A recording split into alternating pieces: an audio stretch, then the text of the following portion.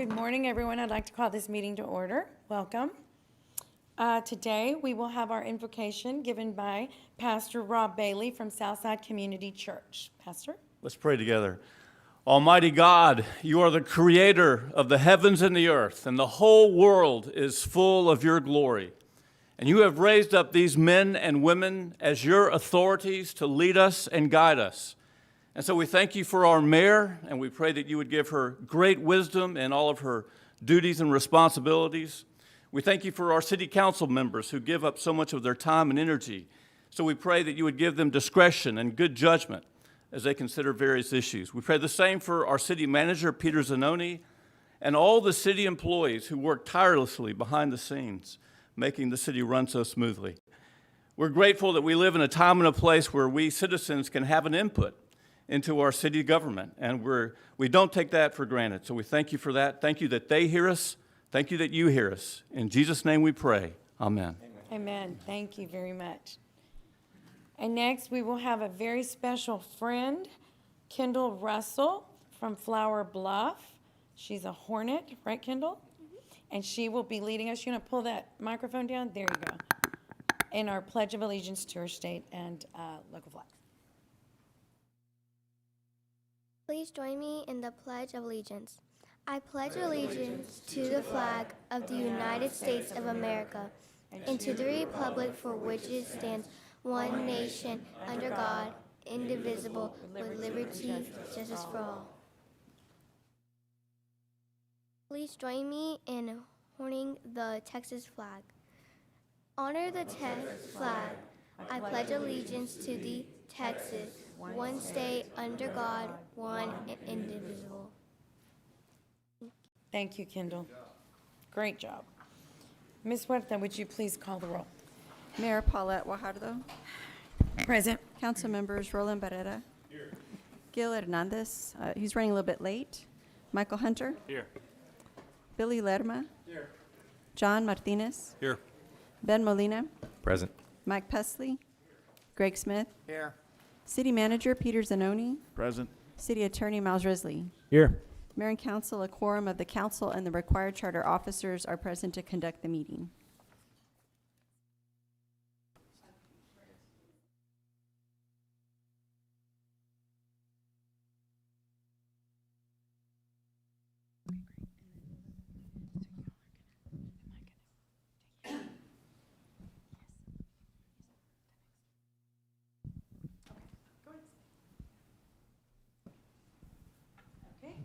So we have one proclamation today. And who's coming up for the proclamation? Yes. Okay, yes. Yeah, just have them come up.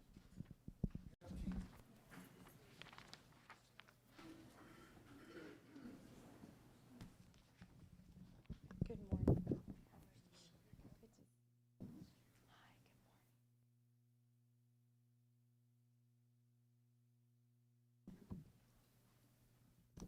Great. Thank you. Y'all scoot on in, scoot on in. You might make 2 rows, maybe. Okay, yeah.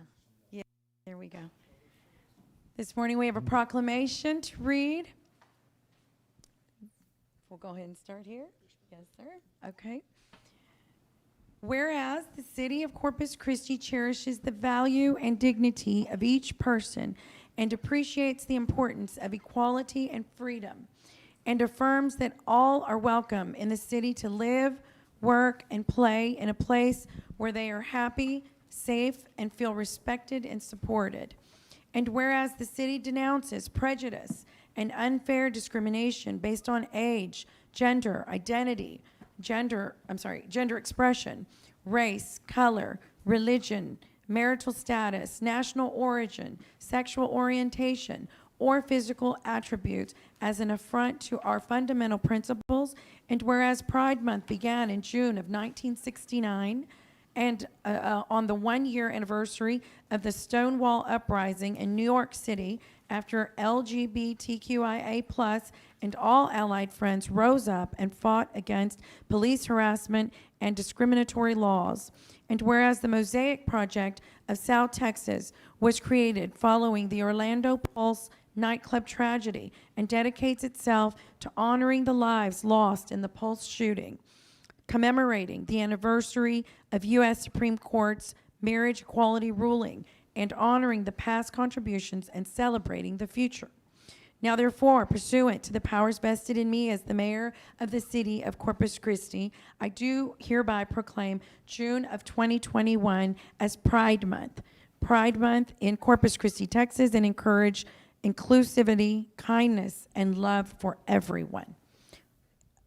Yes, June, I thought there was a date. It's the month, the whole month. So there we go. Would you like to speak? Hello, everyone. My name is Tom Taglabune. I'm the current president of the Mosaic Project for South Texas, otherwise known as Pride Corpus Christi. We have a number of events still coming in June, and our main event is the Pride Parade and Block Party, which is October 9th. We've moved it to a cooler part of the year, since y'all know how hot it is in June. So please go to pridecorpuschristi.com. We also have a website, a Facebook page, and a Instagram account to keep up on all of our activities, and we thank you very much for this honor. And introduce our guests here. Eric Holguin with LULAC Para Todos. Sophie Jimenez with the Mosaic Project. Ginger Bryant, Veterans Band Color Guard. Billy Galloway, TRE. Alyssa Mason with Downtown Corpus Christi. Wendy Quinchola with Texas Riviera Empire. Joe Reyes, a.k.a. Joanna King. I'm the current empress for the Texas Riviera Empire. We've been in existence for over 35 years, helping nonprofit charities throughout our county. Jose Gonzalez, local artist and curator. We have a Pride exhibit right now at La Palomera Mall. Y'all should go check it out. Pretty cool stuff in there. I hope y'all check it out and enjoy it.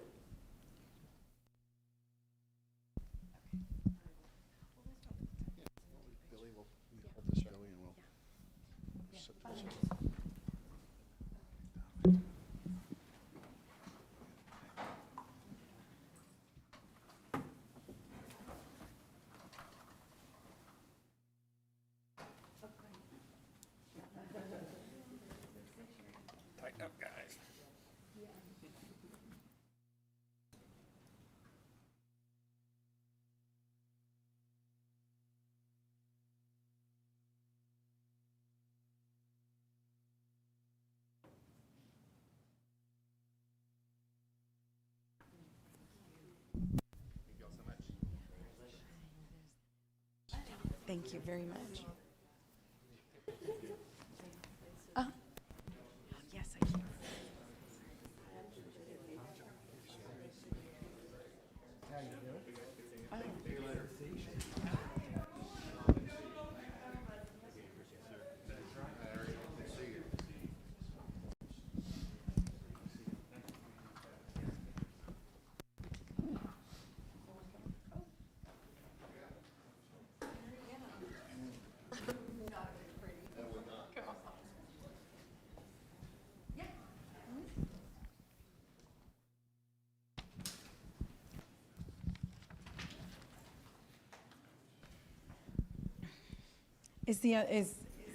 Oh, here we go. Like, where's the rest of the office? Okay, so today I have the pleasure of presenting the Texas Municipal Clerks Association Achievement of Excellence Award to the City Secretary's Office, who you see before you. Of the 600 cities with members in the Texas Municipal Clerks Association, the city of Corpus Christi is one of 43 to receive this award, which makes us very proud of our City Secretary's Office and team. The award recognizes municipal clerk offices throughout the state for compliance with federal, state, and local statutes that govern standards necessary to fulfill the duties and responsibilities of the office. A municipal clerk's office must have met and demonstrated 9 of the 12 standards to be eligible to receive the award. The 12 standards include records management, Open Meetings Act, boards and commissions, professional development and certification, government transparency, municipal clerk office policies and procedures, elections, awards and recognitions, innovation and streamlined projects, Public Information Act, department training, and other areas of responsibility. So congratulations to City Secretary Rebecca Huerta and her team for being recognized with this distinguished award.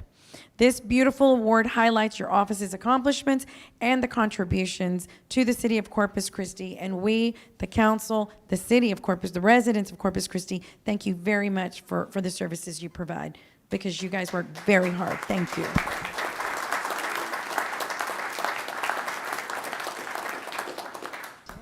Thank you, everyone. Thank you again, Mayor, for the recognition. We're very honored to receive this award. It just indicates the hard work our team puts in. And I'd like to introduce my team really briefly. So this is Marianne Peña. She's our records management specialist. Norma Duran, she works on boards and commissions and other duties as assigned, right, Norma? Sarah Brunkenhofer, she's executive assistant to the city secretary, so she's my right hand here in the council chambers, in addition to many other things that she does. And finally, we have Ali Berlanga. She's our receptionist, executive assistant is her official title. So she's like most people talk to Ali. She's the face of the office, and she's also the person who answers the phone, that very pleasant voice who does that. So I thank my team so much. You guys, a lot of this is because of them. They do so much hard work, and I appreciate your support so much. So thank you.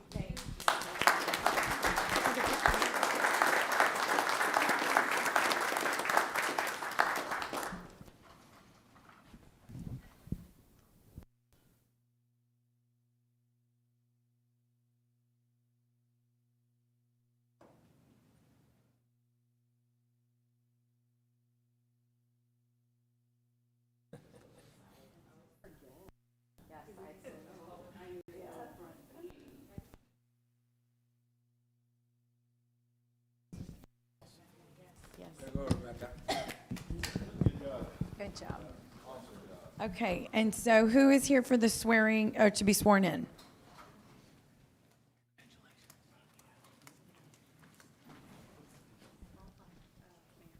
Yes. Okay, great.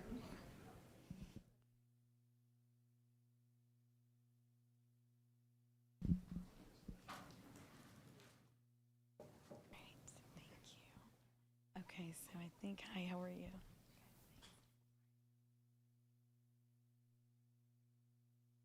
Okay, so today we have 5 individuals, correct? Yes, who've been appointed by the council to serve on one of the city's boards, commissions, committees, or corporations. We really appreciate your willingness to serve, to make decisions, recommendations to the council that we take very seriously. So we thank you in advance. We know that you have the best interest of the city at hand. That's what's expected. And so today we'll swear you in. I'm going to introduce each of you here so that everyone knows who's who. If you'll step up, because I'm not sure who's. Chris Baker, Animal Care Advisory Committee. Okay, Kelsey Chopolis, Animal Care Advisory Committee. Michael Markle, Crime Control and Prevention District. Who's that? Yeah. Melissa Rios, Crime Control and Prevention District, and Michael Crowley, Sister City Community. So again, thank you all in advance. These are all extremely important. And we know this is all on a voluntary basis. And so I know the council and myself, we really appreciate your service and we really rely on it. So thank you in advance. So if you'll please raise your right hand and repeat after me.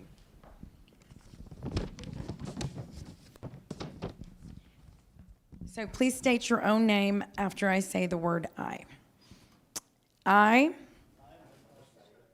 do solemnly swear that I will faithfully execute the duties of a member of the board to which I have been appointed and upon which I am about to enter, and will, to the best of my ability, preserve, protect, and defend the Constitution and laws of the United States and of this state and of this city. So help me God. Great. Thank you very, very much. Sworn in.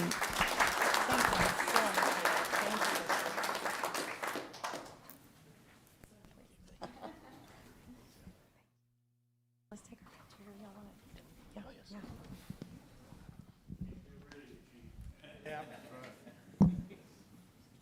Good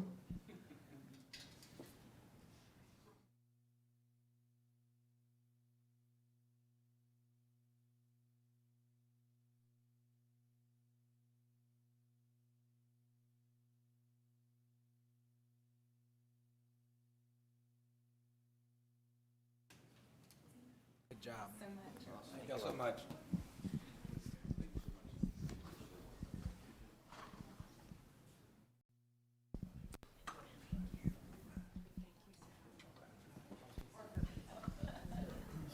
Mike, you know this goes in your retirement calculation. You're paid here. Yeah. Yeah. It goes in the calculation. Yeah. The last 4 years, you got the.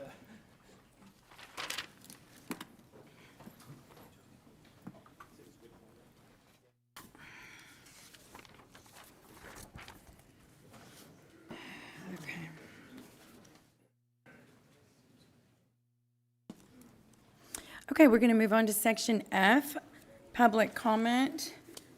Let's see here. So, yeah, it's just about noon. The what? What? Can't hear you. Oh, no. Are we doing that today? Where are the, I don't have that here. We didn't, do we have life? Oh, we do. We do, they're under the city manager's comments. Oh, they're under city Yes, he's managers. gonna, the manager will Councilman. recognize them, right? Yeah. Yes, sir. Mhm. Okay. Okay, so we're going to move to item F right now, public comment, which is at noon. We're 6 minutes early. Let's see here. I'll ask Attorney Miles Risley to please review the council meeting rules of decorum. They will be visible on the screens in the chamber as well for the television audience. Citizens are authorized and encouraged to present their views to the council on city-related matters. However, such should be done in a factual, precise presentation, and questions of council or staff are inappropriate. Loud, boisterous, profane, or obscene language or behavior is not allowed. Thank you, Mr. Risley. Okay, so we will start with first person. If you'll please come forward and state your name, your address, and you will, Joe Kramer.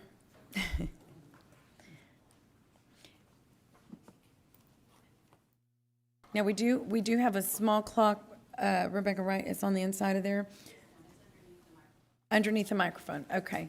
So just keep that in mind. It's a 3-minute time frame. You think I'm going to go that far over? I think you might. Okay, welcome. Joe Kramer, 1820 Waldron Road. Hello, first off, I would like to say thank you to the City Council and all the leadership for everything that you're doing for our city. Please know that all of your good choices and actions are being noticed by all of our citizens. Again, I am Joe Kramer. I'm here on behalf of the Flower Bluff Citizens Council to speak in opposition to the $70+ million being spent on North Beach. In 1961, when Flower Bluff was annexed to the city, the citizens were promised that the drainage would be fixed. Every area development plan since has always had drainage at the top area need for Flower Bluff.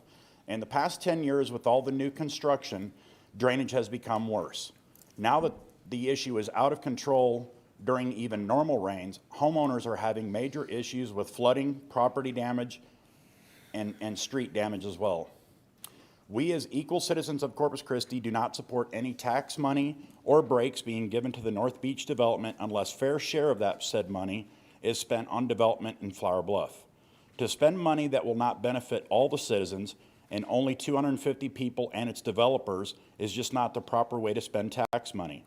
The engineers have even said to this city before that the ditch would not make the drainage fixed out on North Beach. So why are we moving forward? Please consider the city as a whole and not just 250 citizens and their developers when you go to vote on the spending issue of this.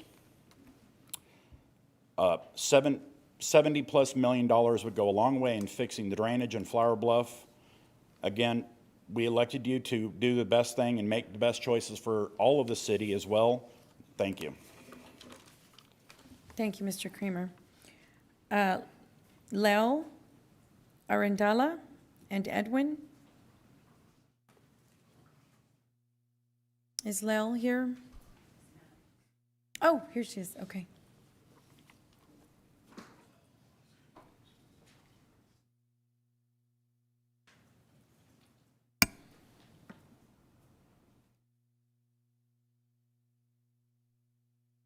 Good morning, everyone. Lel Arandela here. I'm president of the Filipino Association and president of the local chapter of the National Association of Financial Advisors. And I'm a resident for Corpus Christi for 27 years. And I'm talking on behalf of the North Beach that we wanted to, promote this place. And we just hope that the city would consider the vote for the canal project. That's all I want. Thank you. Thank you, Lel. Shirley Thornton?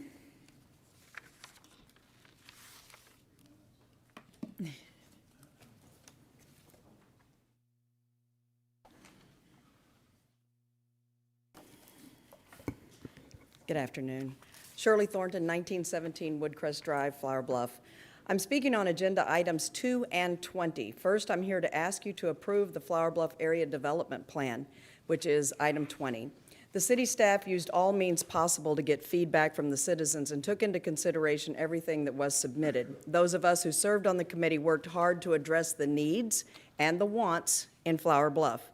We focused on the needs primarily with an understanding that the wants may not come as quickly, something like the Oso hike and bike trail, or maybe the trees we want so desperately in our community to make it a little bit cooler.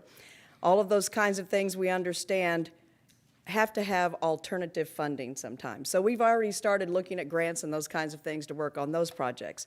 Mostly we did look at our needs, however. One of those is stormwater. And it was addressed throughout the entire area development plan, even in the supporting documents. Flower Bluff, a community of about 23,000 people, can attest to our severe drainage issues, which are just as bad as those on North Beach. As you listen to the 3 plans on agenda item number 2 that address the drainage issues on North Beach, one of which includes the building of a big, beautiful canal, a definite want, in my opinion, I hope you will not forget about the folks in Flower Bluff who watch cars float away out of their driveways, water rise in their living rooms, septic tanks back up into their houses, and various other problems that we fear every time we get a big rain. I did supply you with some pictures from the 2019 8-inch rain. Flower Bluff, like North Beach, is near sea level. In most instances, the only way to cure the flooding problem is for property owners to haul in fill dirt and build up the property. However, to help with immediate runoff, revamping our drainage system by installing larger culverts, improving stormwater ditches, keeping the ditches clear of debris, will greatly improve our situation in creating a comprehensive stormwater plan for all areas of the city. This costs money, and there's only so much of it to go around. I believe in this council, and I believe you will consider the needs of the entire city as you listen to the proposals to help North Beach.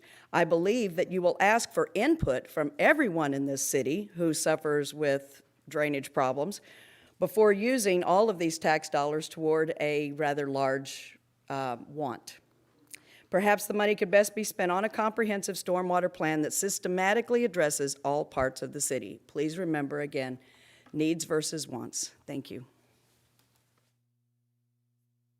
I'm sorry, Michelle Ewing.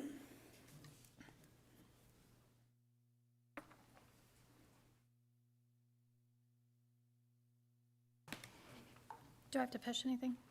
Nope, we can hear Okay. you. Michelle Ewing, 1901 Caribbean Drive in Flower Bluff.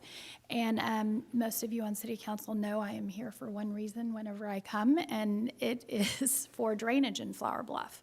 I do have a video, if that can be played, that is, it was taken the day after this last rain, which was on, May 19th? If you'll look up here, that's my home right there. There's originally a lake right there. Everywhere is completely flooded. We've lost pastures, we've lost streets, we've lost driveways. And one thing to keep in mind, yes, there's drainage problems all over the city. every time we get a rain like this, I have to leave my home, go pick my children up from school early. On this particular day, my daughter was taking the STAR test.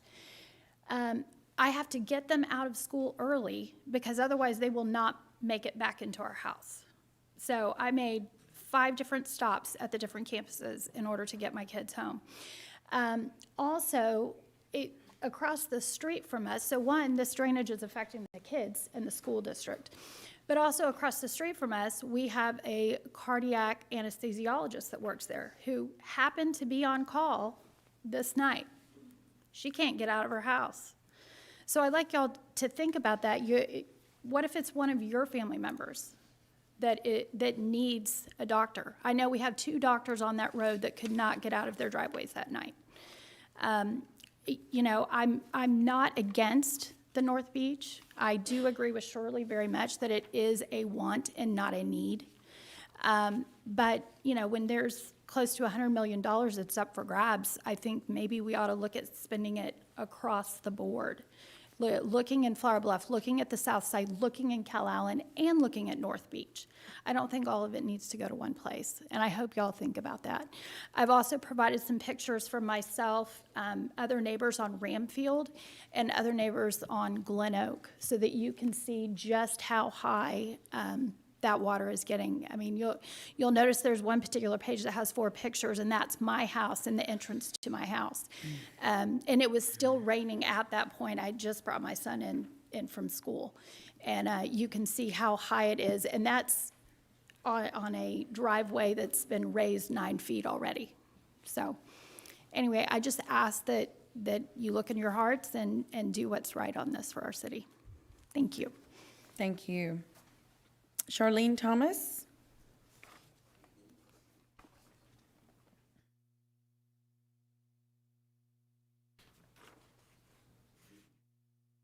Hello, I'm Charlene Thomas. I live at 1517 Glen Oak. And sorry my voice, but I just had some surgery in the nasal. There are some problems with drainage. Back in '69, my deceased husband worked with the Navy, and we put a ditch down to Flower Bluff Drive to try to eliminate some of our drainage problems. At the same time, the city had agreed to deepen the Flower Bluff Drive ditch to a point that it would be lower than the ditch coming into the property, the Navy property. That was never done. So when it rains, all the water that comes down Flower Bluff Drive comes into the property of that ditch.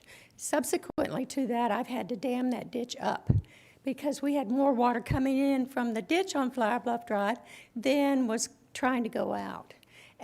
And it flooded the neighbors, the first section, the first 20 acres, and also our track. I did not submit pictures, but this is pictures of what it looked like. This is a pump that we had to purchase, which is a $30,000 pump. We additionally dug a big pond, and we pump out of that ditch into this pond to pump down to the drain sewage. But it's only temporary. If the city would just considering looking at the original plans to deepen the Flower Bluff Drive ditch that goes from Glen Oak down to Caribbean, down to further, and deepen that. And they put extensive new drainage in underground, which is serviced by a pump they put on the corner of Glen Oak and Flower Bluff Drive, of which in this last ditch, unless this drainage problem on May 17, the pump was put there, but somehow it was never turned on. And it sat there the whole time, but never turned over to service nothing of what all that drainage had been put in prior to that. So I just you look at some of the problems, all the water that comes into that ditch, comes across the street from the Naval Air Station field, all of that drains into that ditch, everything, and it was blocked off. Caribbean, the intakes there were blocked off.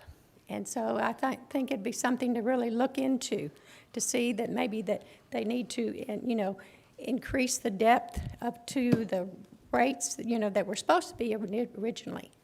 So, because we do have a horrible drainage problem, and at least get the pump in servicing ability and having pumping when we're expecting the, massive rains.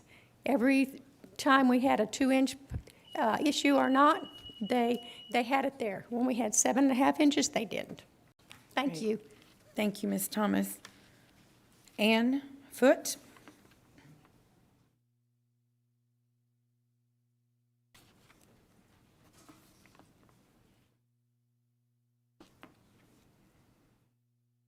Hello, my name is Ann Foote.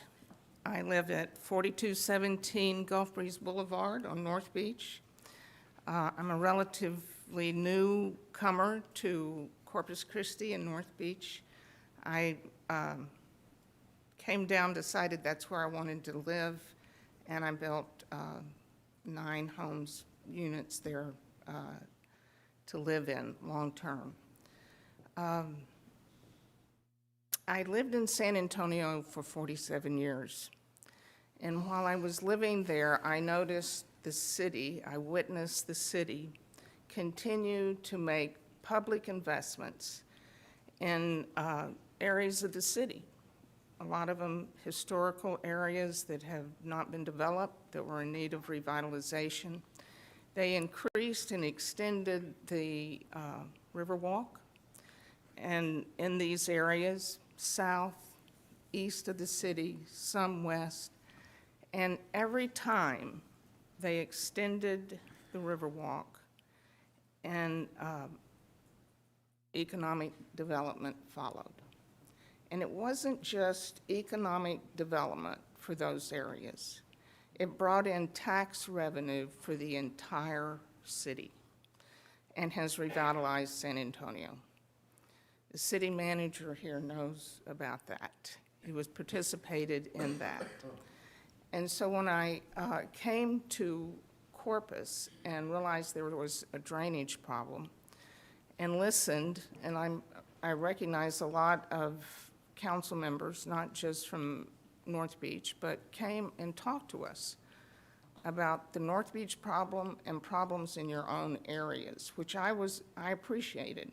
Not just for North Beach, but to learn about what's happening in other areas of the city.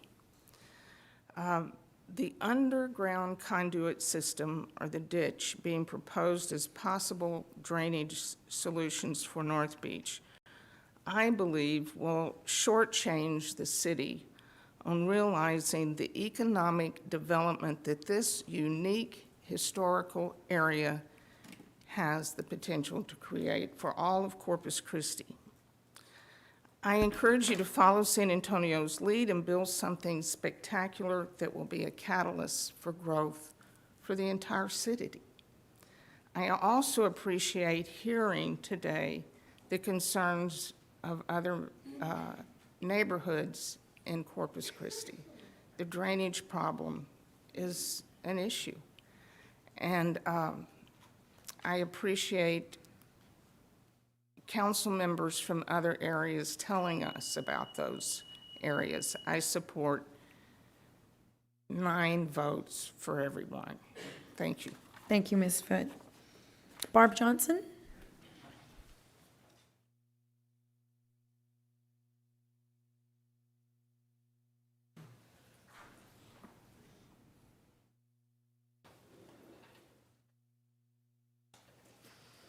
Hi, I'm Barb Johnson, and I live at 3938 Surfside Drive in North Beach. I live in a condo there, and I absolutely love it. And I'm here because we would love to have our big, beautiful canal, and I think it would add so much to the city. It's like redoing anything else downtown. It brings a lot of people in to enjoy it. But I also have lived over on Waldron, over in Flower Bluff, and I understand their drainage problems. My biggest concern is the timeline that it's going to take to complete any of these things. I see that big, gorgeous bridge that's going in for us over by the Harbor Bridge, and I see it sit there, and I know you're doing construction on other roads that are going to eventually get to it, but the timeline's been dragging, and I'm just concerned to see another major project started and not brought to completion in a decent amount of time. One thing is to say 2 or 3 or 4 years out. Another thing is to see roads sitting for 5, 10 years, never completed. So I just want you to think that is a consideration. We'd love to do all the fancy things, but we also have a timeline because we can't live with our houses and our roads flooded and our roads impassable and you can't get out. So thank you all. Thank you, Ms. Johnson. Ken Haney?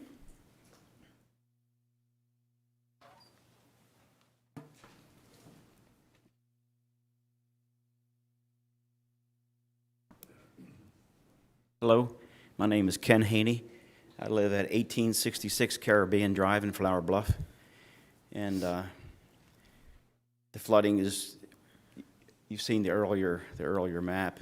I live across the street from Michelle, and the flooding is just out of control sometimes.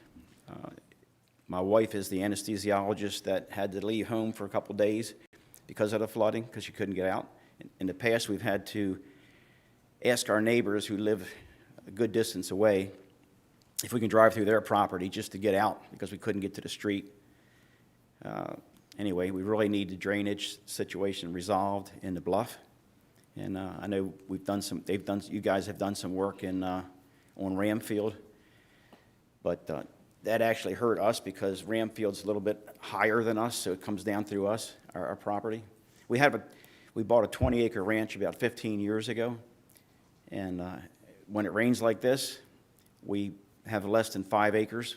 15 or 16 acres is underwater. And I have cattle, and it means the cattle can't graze and everything else, so it creates a lot of problems. So I appreciate your effort and diligence to help create or solve the problem. Thank you very much. Thank you, Mr. Haney. Susie Saldana?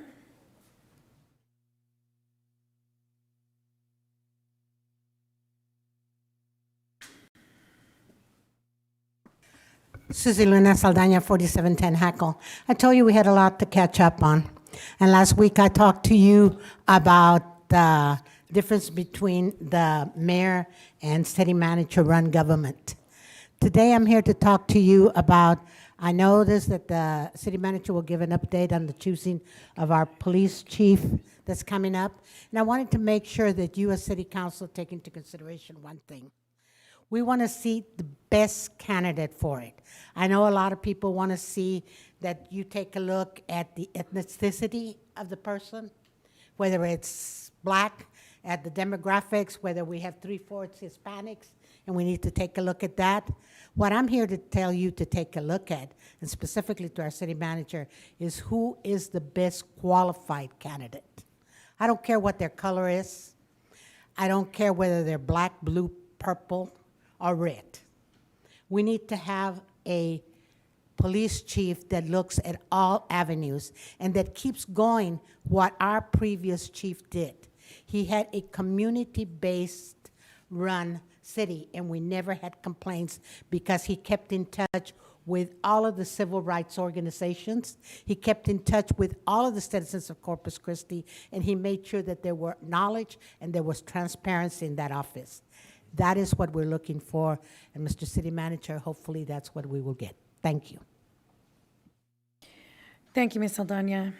Ellen Purcell?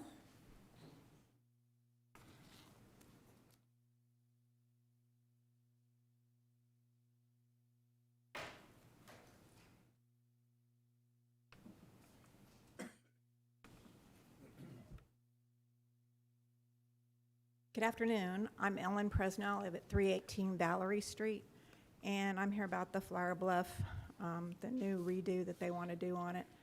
I live at 318 Valerie, which is over by the Naval Air Station, and we too have drainage problems. I've lived in the Flower Bluff area for 41 years, and they are wanting to do on that side of Flower Bluff transition to Aviation Special District. due to the 2013 JLUS Joint Land Use Study. And it's a transition from residential to non-residential to avoid residential land uses and other concentration of people between military installation and SPID. And that is because the airplanes fly right over our house. And I've lived there so long it doesn't even bother me anymore.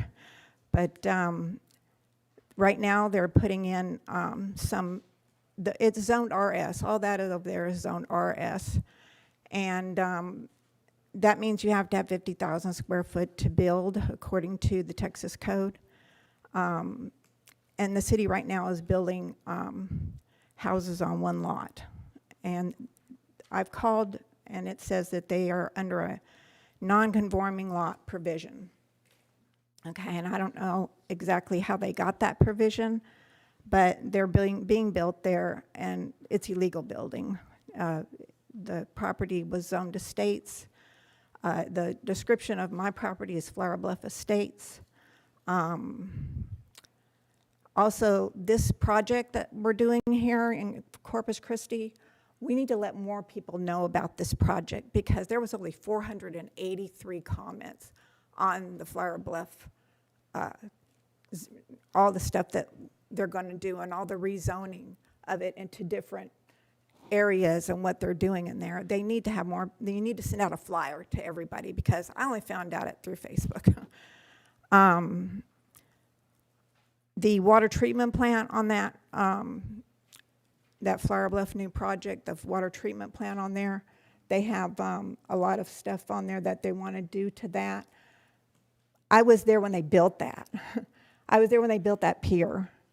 That pier was a bond, a neighborhood improvement bond. There's also a bond for that area right now to curb, gutter, and sidewalk from Cleride all the way to Skipper, and they stopped at the end of Jane Street and did not finish Jester, Cleride, or Valerie.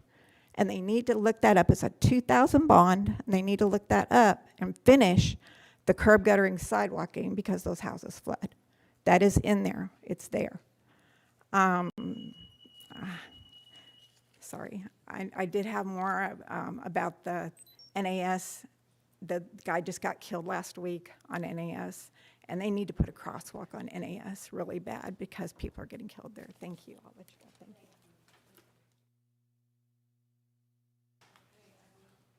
Excuse me. I believe that concludes our public. Yes, sir. The sign-up sheet was gone at 11:30 when we got in. Okay, so the sign-up sheet will be picked up. I don't have a problem. Carrie, you needed to speak also? A lot of us do. It wasn't there at 11:30 when we got here. That's why we didn't sign up. Go ahead. It's 11:35, ma'am, actually, when we picked it up. It was 11:35 when Yes, you picked it ma'am. up? You are going to let us. How many people are speaking on the same subject? Carrie, can you count how many people are with you? 6? How many? So 6 people. Okay, and sir, you as well?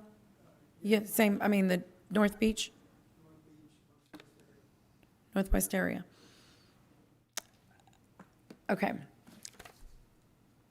Go ahead, Carrie. We're going to go ahead and come in. I'm going to do it this one time because I know this is an important issue. Well, Carrie, here's the thing. They picked it up at 11:35, and we didn't start the meeting until 11:35 because I know I looked and thought no one's here. So we're going to do it. This is very important to all of us.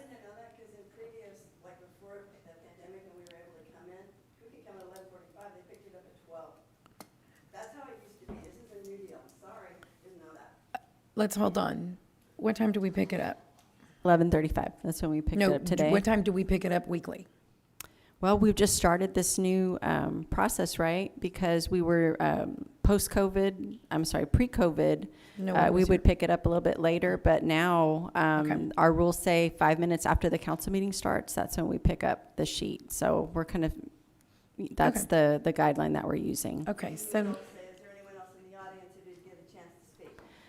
Yeah, we haven't been doing that for a while. Okay, Yes, new ma'am. rules, new Okay, so that's why you're going to speak, and whoever's here to speak is going to speak, but let's make it clear now, it's going to be picked up at 11:30, so that way, I mean, it has to have an end, a beginning and an end. Got it. So 11:30, so, but go ahead, Carrie. And what I guess I'd like to do is have them, we'll just go one at a time. Go ahead, Carrie, you go ahead. Good morning, Carrie Robertson Meyer, 4401 North Beach Boulevard on North Beach. Well, I was sorry to hear those Flower Bluff citizens speaking against the North Beach plan because Flower Bluff and North Beach really have a lot in common. And I've always felt a connection there. We both have drainage issues. We're both coastal communities who both love the water and live near the water. And I don't think it's that they're against North Beach. I think it's that they think that there's like a limited supply and that they want to get theirs too, right? So I get that. And I'm actually very supportive of the drainage improvements that the city, that our taxpayer dollars right now are making in Flower Bluff. For example, elevating Laguna Shores that we've been doing in many phases. That's a great idea, and that's kind of what one of the things we need to do on North Beach. The difference between North Beach and Flower Bluff is that North Beach is the home to the city's #1 and #2 tourist attractions, the Texas State Aquarium and the USS Lexington, and home to a lot more than 250 people. We also have about 800,000 people come there every year to visit. A lot of our local people come to North Beach to use the beach, and they need to be able to get to the beach, the free beach, to enjoy that with their families. But as they pointed out, it is expensive. And that's the reason it hasn't been fixed yet. If it were cheap, I don't think we'd have a drainage problem. And so their advice was to spend less. But in reality, choosing the most expensive, choosing option 3, is the navigable canal, is the choice that would actually pay for itself an economic development return on your investment. Option 1 is actually the LAN Phase 2 report says short-term solution. So scratch that one. Option 2 is just a cheaper version of the Grand Canal that was already approved in 2019. The Grand Canal was $41 million approved, as you all know. And so this is sort of a downgrade. And let's see how we can do this thing cheaper. Then option 3, as you know, a navigable Grand Canal Riverwalk experience that a Nobel laureate economist says will pay the city back for its initial infrastructure investments, plus bring $17 million back to the city in 9 years and create 3,500 jobs. So if this is about money, and Peter, I know Zanoni has said he wants to run the city like a business, what would a businessman do? A businessman would choose the best investment that's going to bring the biggest return, even if it costs more initially. So are you going to cut corners now so you can save money, or are you going to do it the right way? Thank you. Thank you, Ms. Myers. Yes, sir. Ron. Or whom, yeah.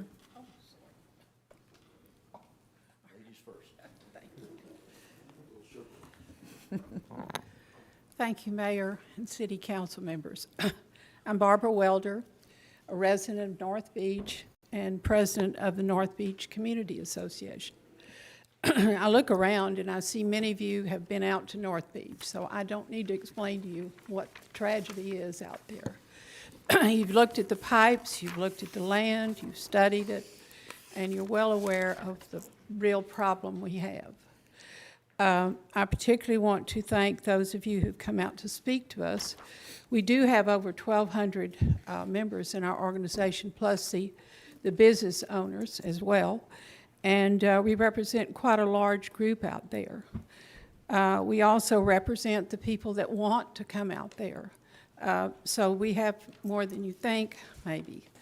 I want to commend Councilman Lerma.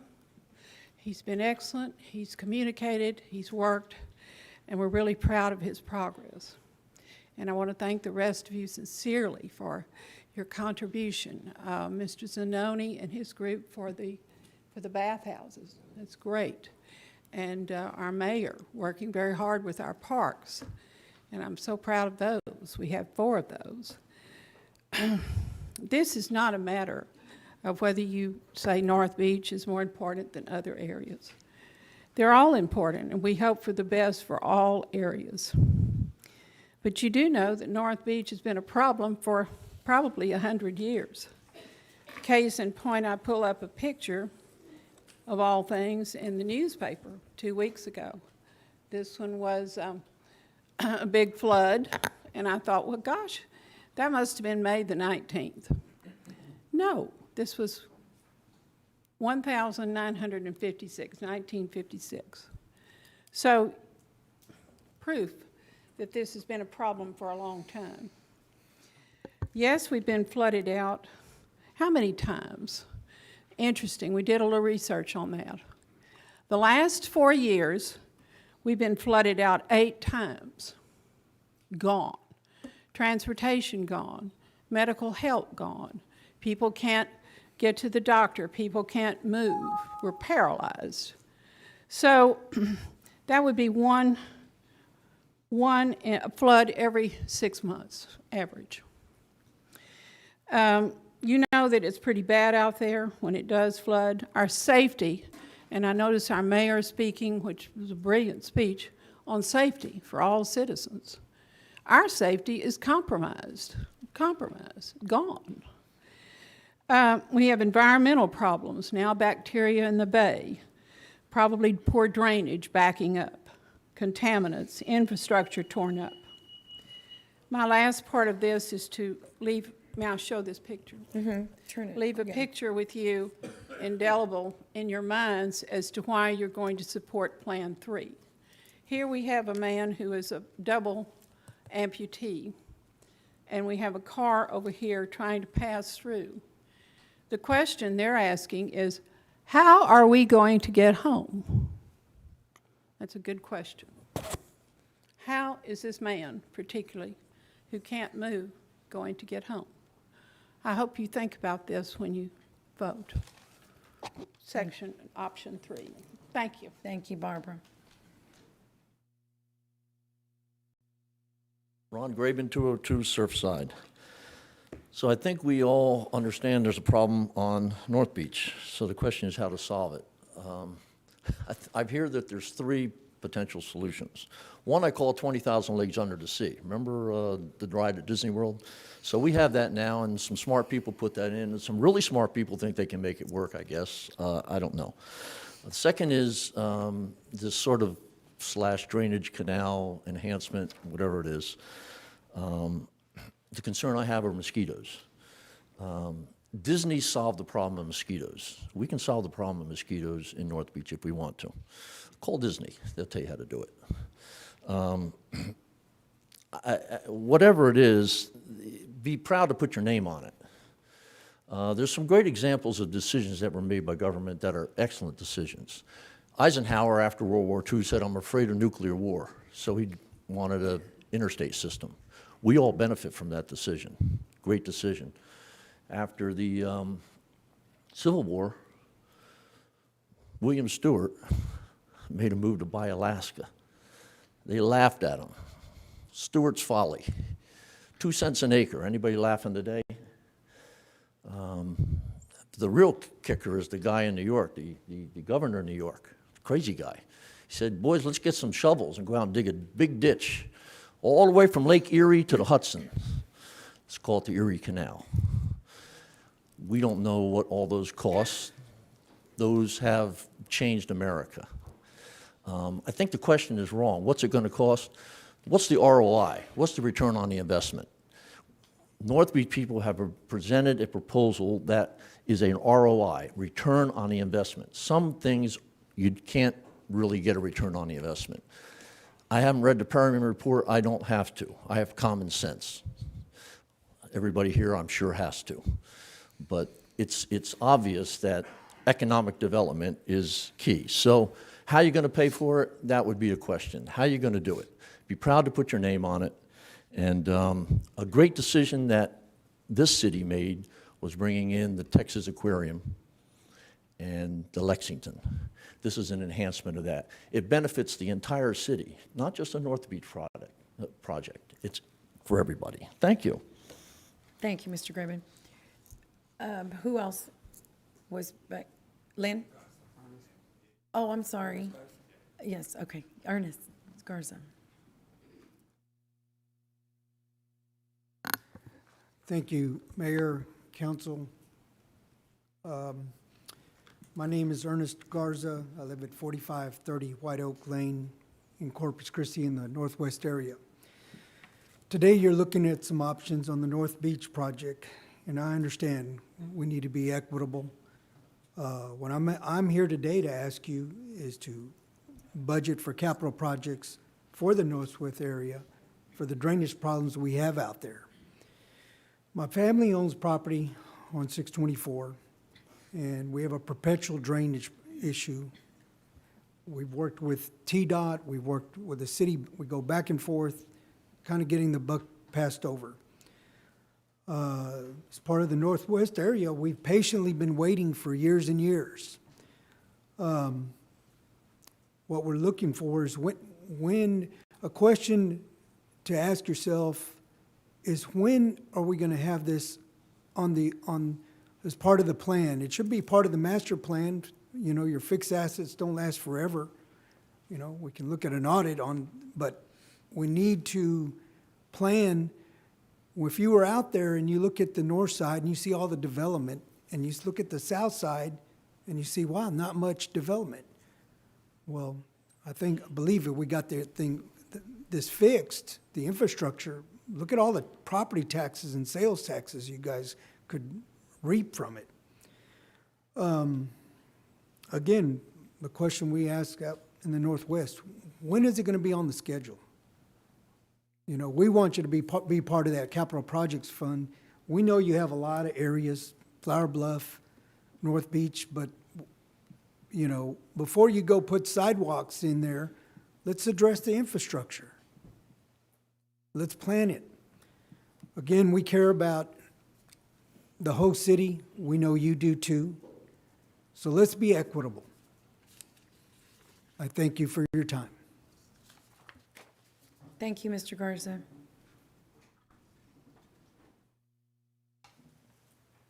Do we have anyone else after Mr. Frazier? What was that now? Okay. No, I was just asking if we had anybody else. Okay. Go ahead, sir. Thank you. So my name's Lynn Frazier, and I live on 713 Snug Harbor there on North Beach.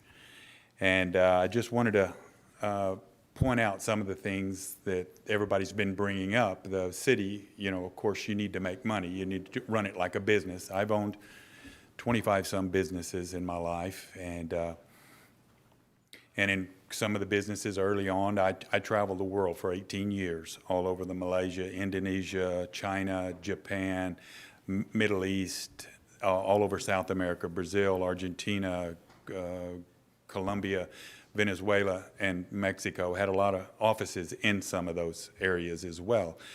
And so I saw what it takes to make money, and how these companies in different cities and different states and countries make money, and they develop their areas and they make it grow, and they bring people in, they bring tourists, so people spend money, and then they can have taxes and all of this stuff. And so you just got to be a visionary and see what it can take, what can happen. And granted, yes, out there at Flower Bluff, and as well as us, yes, definitely things need to be done. There's no doubt about it. But we need to make money in the interim. So as everybody else has been pointing out, we can make money on North Beach. That's the entrance. That's why I'm putting the lighthouse up out there. So when people come in, they can look at that and say, oh my gosh, this is nice, you know, and I really think it could work. And when I was going to college in Kingsville years ago, we'd look for stuff to do on the weekends, all us college kids. We'd come to downtown, but we wouldn't even think about going to the beach here, you know, because it's been a blight for years. And so we'd go out on Padre Island to go out there. But this could be an entrance and a draw to Corpus Christi, where we could make money. And that's what it's all about, is making money for us. And we got to stay positive. We got to understand that we do have this this area, and it could be nice, and it really could. We've got the two, like we were saying a while ago, the the Lexington and the aquarium. That's the two biggest draws for Corpus Christi. And then to enhance the beach and to enhance, put a canal in, it would be awesome. So thank you guys very much. Thank you, Mr. Frazier.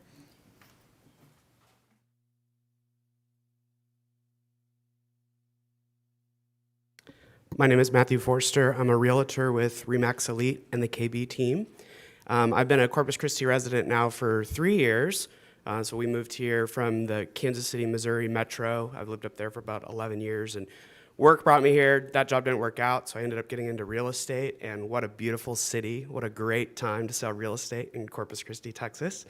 And so, you know, me and my family, my wife and my 3 kids, like, we love Corpus Christi. We like going out to the beach. And part of what we like when we live a certain place is loving where you live. And when we bring family or friends into town and we go down to North Beach, they're like, they love the Lexington, they love the aquarium, but they're like, what's going on down here?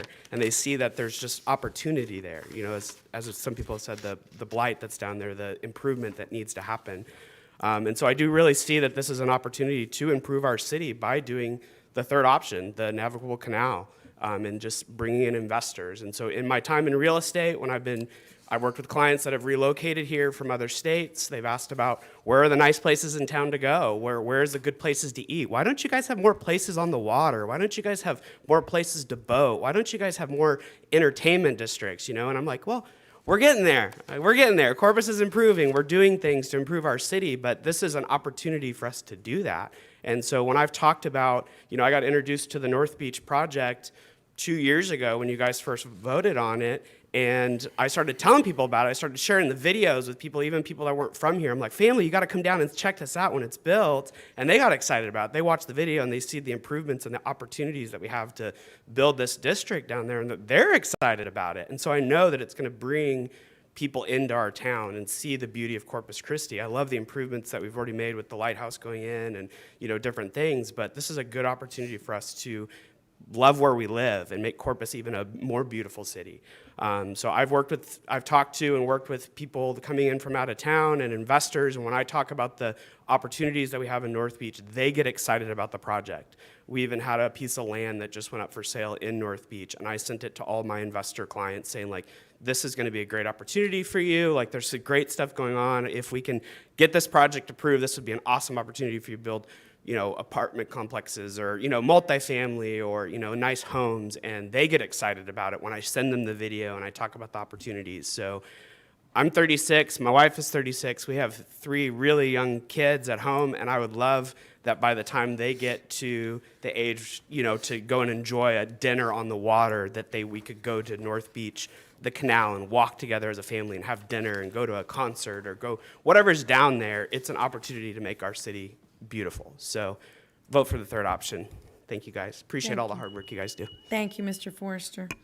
Okay, I think that concludes, for the second time, our public comment. And we will move on to City Manager. You have quite a few things, Mr. Zanoni. Yes, we do, Mayor. And they'll go quick, though. They're not too long in presentation, right? We do want to begin, though. We've been talking about beach. Beach is there a lot this morning, and we want to recognize our lifeguards. Yes. That work at our beaches. We've just began our summer season, right, with Memorial Day, and we know that lifeguards are our first responders on the water, but also on the land, on the beach, sand itself, and in and around the area. The beach lifeguarding is not an easy job. We have several guests with us today. They'll be the first to tell you, but they love what they do, and we're glad they're there. We do want to acknowledge them for the work they do, especially given the great job they did at Memorial Day. I'm going to interrupt you real quick because I'd love to bring them up. Yeah, come on down, y'all. During Memorial Day weekend, you know, we hear about the unfortunate drowning events, but the lifeguards do a lot of wellness checks. So on average, they had 550 contacts a day during the Memorial Day. So 550 interactions of keeping people safe. So think of that. Now, in addition, we have a lifeguard here with us this morning, Devin Weaver. Where are you at, Devin? There you are. Okay, this young gentleman here, Devin, was heading home one day down Ennis Jocelyn not too long ago. And during his ride home, he noticed a vehicle stopped on the side of the road, and also a person off a motorcycle laying flat on the road. And he didn't press the gas pedal harder. Instead, he stopped, pulled over, and said, "You know what, I'm in the life safety business. Let me see how I can help." He helped the lady get her cell phone so she could quickly call 911. And then he quickly went over to the injured man on the ground off the motorcycle, noticed he had a bleeding leg. He helped the gentleman take his shirt off and turn that into a tourniquet. And then he continued to assess the gentleman to see how he fared overall. By the time all that was done, first responders with Chief Rocha were there to help, but Devin was able to give them an assessment of what he did to both the lady and the gentleman. So he learned those skills through becoming a lifeguard for the city, and he applied them off the job. So we want to acknowledge him this morning, Devin. Thank you so much. That's awesome.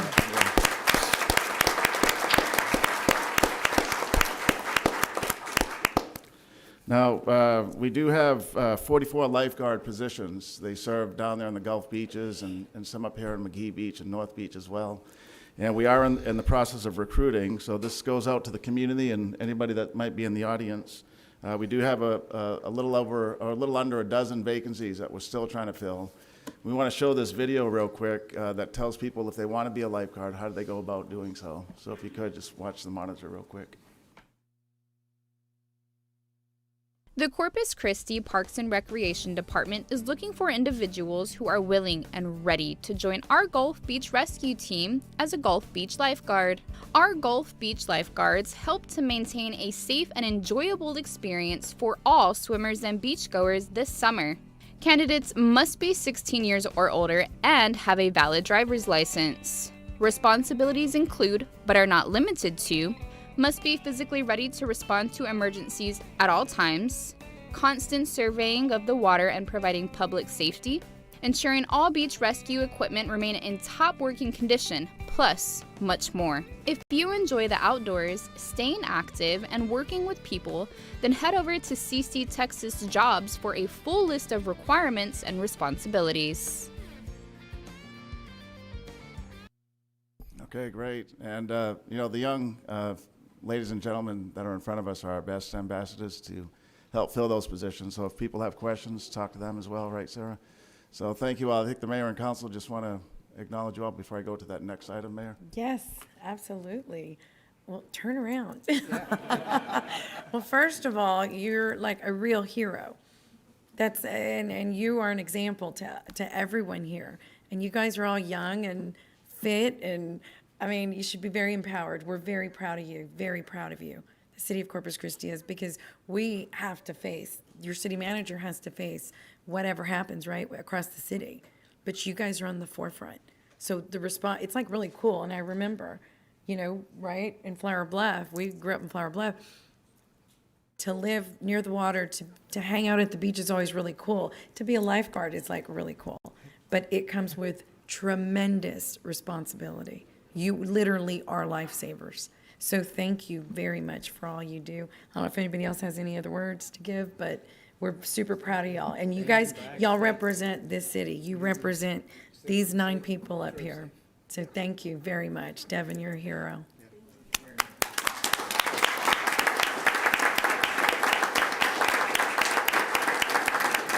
Oh, and thank you for the t-shirts. Super cute. I think we're going to take a picture. Okay, let me put. Good, you get to get them. I mean.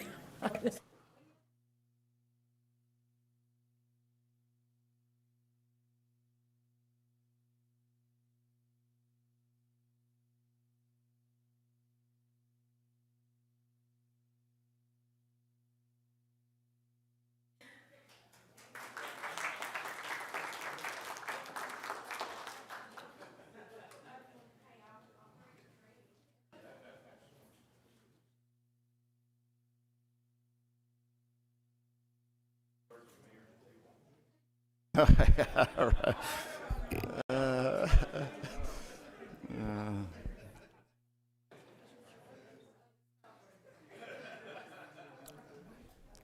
All right, great. Darren, thank you too for being here. Our park superintendent, thanks, Darren. He's the one that's on the beach every day down there.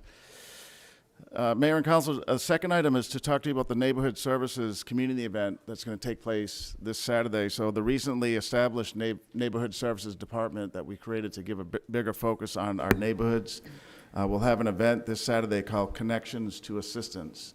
It'll be Saturday the 19th from 9 a.m. to 1 p.m. It's going to take place at the Broadmoor Senior Center located at 1651 Tarleton. It's in the central part of our city near Ayers and Baldwin. And so the event will focus on connecting working or recently out-of-work families to resources to support their households. City staff will be on site providing several services to include helping them with rental assistance if they need it, especially if they're suffering from the COVID pandemic, either financially or otherwise. They'll be conducting in-person job fair for city jobs, including at our Parks and Rec Department, Solid Waste, Animal Care, and our Gas Department, so good opportunity to get a good job with the city. They'll be assisting working families with registrations for affordable child care, and then they'll also be performing free microchipping and vaccinations of pets that these families may have. So this is a great event. We encourage people to come out. We do have some partner agencies we want to recognize. The Gulf Coast Humane Society that will be helping with the microchipping, and then Workforce Solutions will be there as well. So that's this Saturday at the Broadmoor Community Senior Center. Okay, now we're going to switch real quick to some business matters. So our budget preparation, we just want to make sure the council and the community is aware that we are in the process of developing our new budget for the fiscal year that'll start this October and then it ends September 30th, 2022. In June this month and in some of the July weeks, we'll be meeting with all city departments to develop the capital budget as well as the operating budget, Councilman. And some key dates we've put up on the screen here for the council and the community to be mindful of. The last meeting in June is when we'll bring the financial and budgetary policies. The city has a good practice of having the council approve numerous pages of financial guiding policies, and we'll bring that back for the council to consider to guide us in the development of the new budget. I will be presenting to City Council a proposed budget that'll be balanced and address the community priorities on Tuesday, the 27th of July. And then City Council will have 4 budget workshops to get in-depth briefings on the budget. They'll be on Thursdays from 9 to noon, August 5th, 12th, 19th, and the 26th. And then we're going to include the community as we have for the past 2 years. Last year was remote. We'll be back out in the community this year. So we're going to do 5 community meetings or hearings, and 1 in each City Council district. Monday, Wednesday, Thursday, those August 9th, 11th, 12th, and then Monday, Wednesday, August 16 and 18. Those meetings will take place at 6 to 7 or until the last person has provided us their comment. And we'll give you the specific districts as we work with the council members. We're securing down those dates with each of the 5 districts. And then finally, City Council will adopt the budget on Tuesday, September 7th. That's a special council meeting. We're being mindful of our tax assessor collector, Kevin Kieschnick, who needs our certified or approved adopted tax rate in order to send out the tax bills. So that'll be a special meeting for the City Council to adopt the budget then. Okay, we're going to move real quickly to the police chief recruitment, and Chief Blackman's still here with us. I did want to acknowledge him in a moment. So as you know, as Ms. Saldana pointed out, we are in the process of recruiting a police chief. We saw this morning Chief Markle was here, being appointed to our crime control board, but we're using a national recruiting firm, Baker Tilly, looking locally and nationally.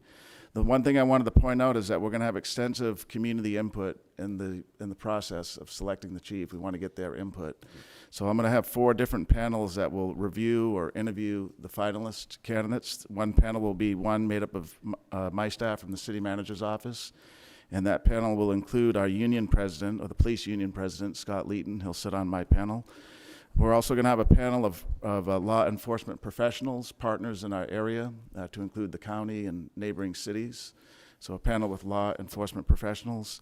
And then one thing that I'm doing new this year is I'm asking 12 frontline staff persons at the police department, that being police officers, senior police officers, captains and lieutenants, and 2 civilians, to be a panel as well and give me their input on what they think of the candidates. And then finally, we'll have a community stakeholder panel.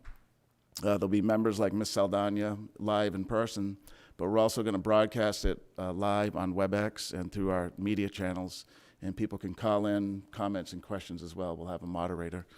So we'll have more detail on that. This is just an early alert to the community that we're taking this seriously. And as Ms. Saldana said, it is really about getting the best qualified. That's what we've been doing in all our leadership positions here in the city. And so Baker Tilly is continuing to recruit candidates. And when we have a good slate to interview, we'll begin those interview processes. In the meantime, Chief Blackman is doing a fine job holding down the business and making sure we stay safe as a community. We want to acknowledge him and thank him for doing that in the interim. Thank you, Chief. Thank you, Chief. Okay, just one other thing, and then we're going to do a quick update on desal. So on the island, we have a lot going on. There are 8 million visitors annually that go to the island. I just want to let several council members know that focus on the island, including the mayor and the community, that I care about the island. I don't live there, but I've gone down there for many functions. I've gone down with the mayor and Councilman Smith on a business event one time. But it's dawned on me recently that there's a lot going on, and we don't have a central focus. And so using existing resources and an existing vacant position, we're going to create in the near future a dedicated person to help centralize and coordinate all the different activities that take place on the island. Just some of the things that they would be focused on includes our beach destination operations, that 8 million visitors every year. They'll focus on partnerships with Port Aransas, Mustang State Park, Padre Island National Seashore, and the ISAC Committee, the Island Strategic Action Committee, help to coordinate thoughts and ideas and communication. They'll help us to oversee the Park Road 22 bridge construction and all the development that we know is going to come around that bridge and the canal system. They'll help us with the issue of short-term rentals. We know that that's a big deal. I was at the Planning Commission last week, and there was just one case, and it took a lot of time getting comment from the community because there were so many people speaking about it.